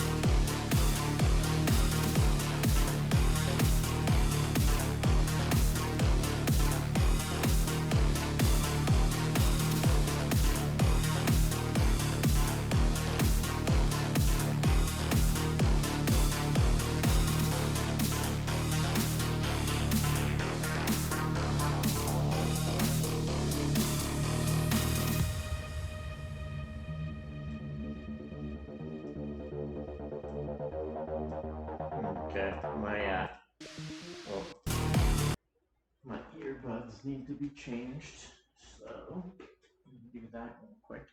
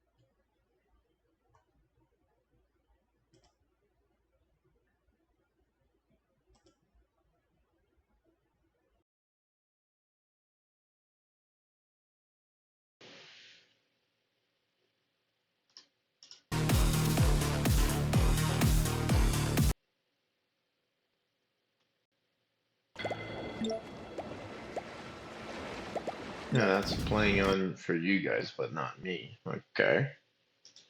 What if I go...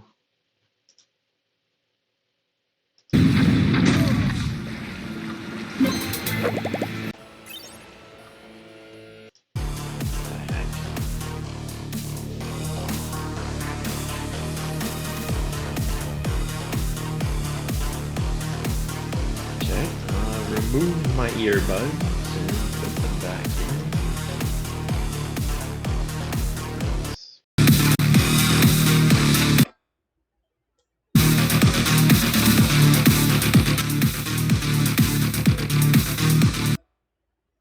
That's like getting fed back in.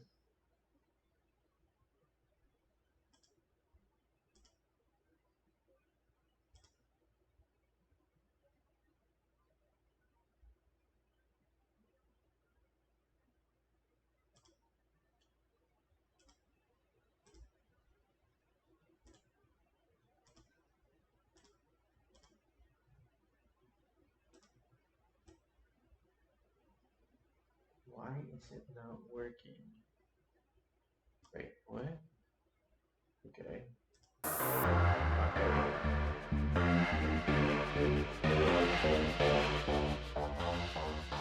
this?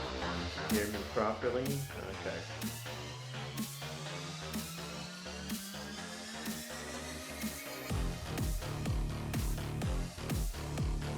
Okay, so now, oh, got a few more.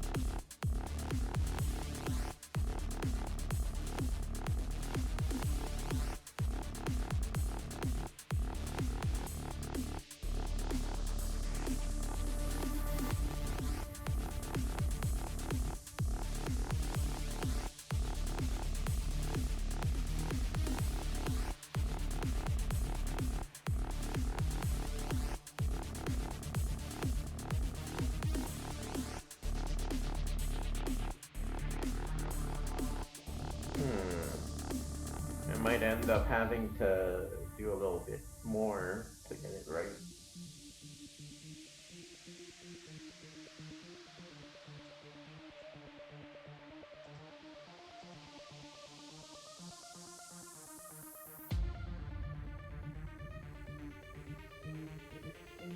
There's a bit of a gap on one side, but not on the other.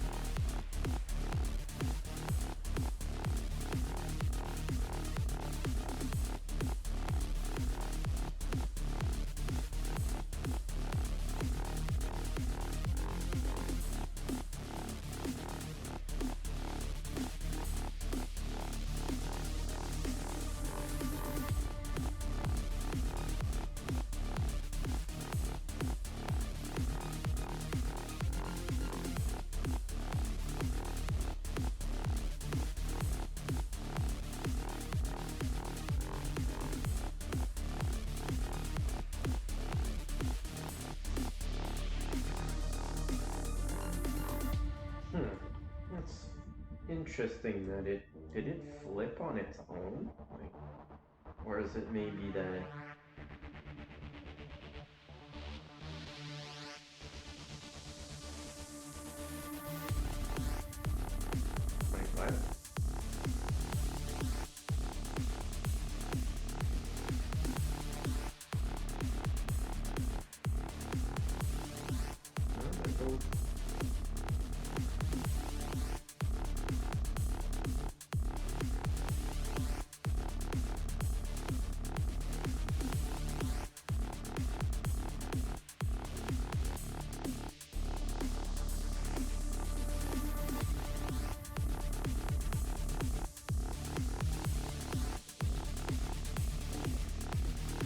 That's clear as day.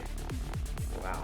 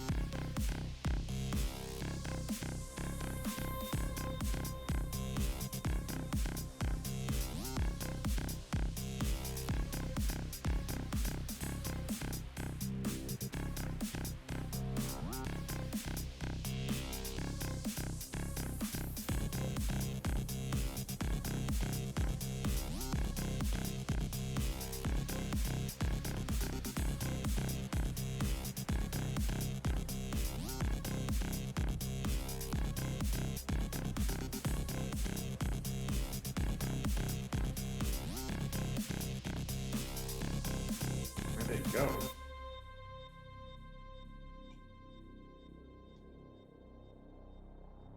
The heck?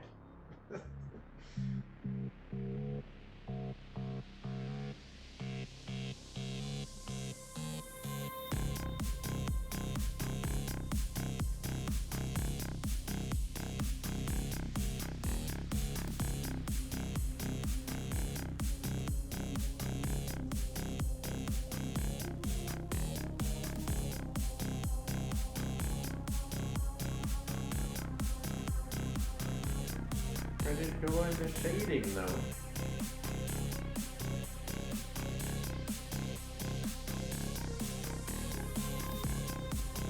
What the heck? Where did it go?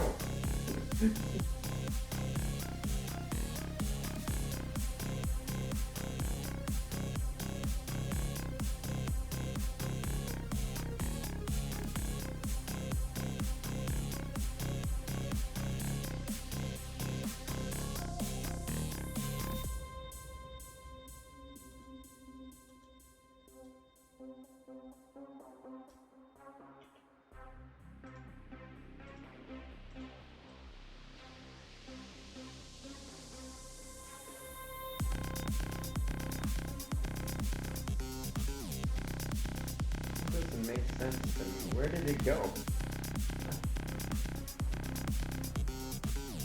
I don't know what I clicked.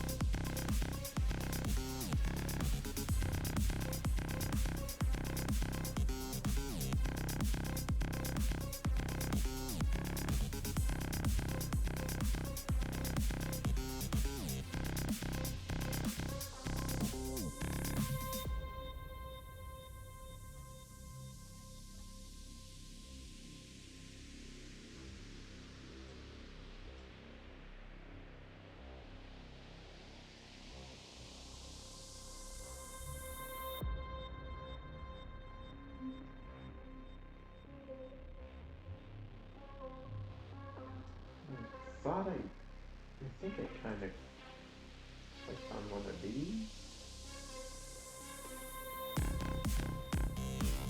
What the heck? Ah, that's it.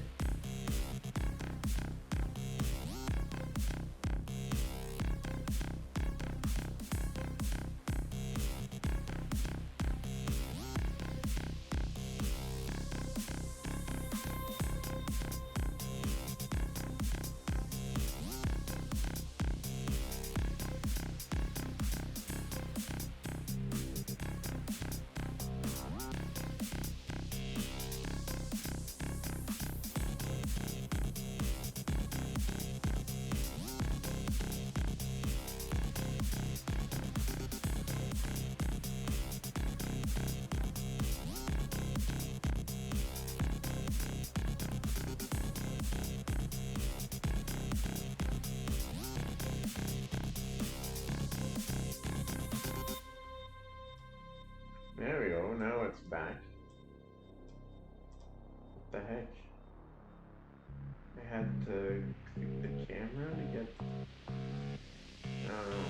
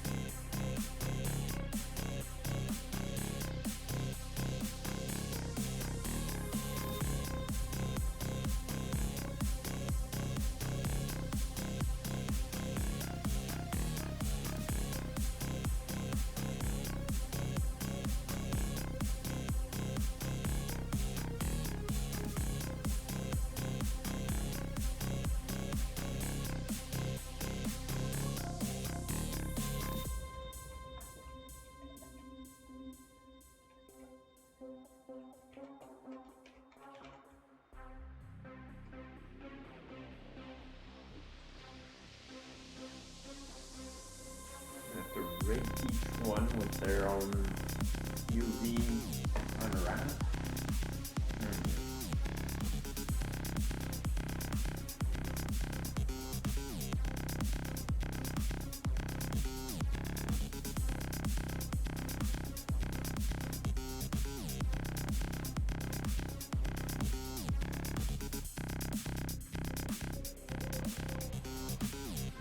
To some degree,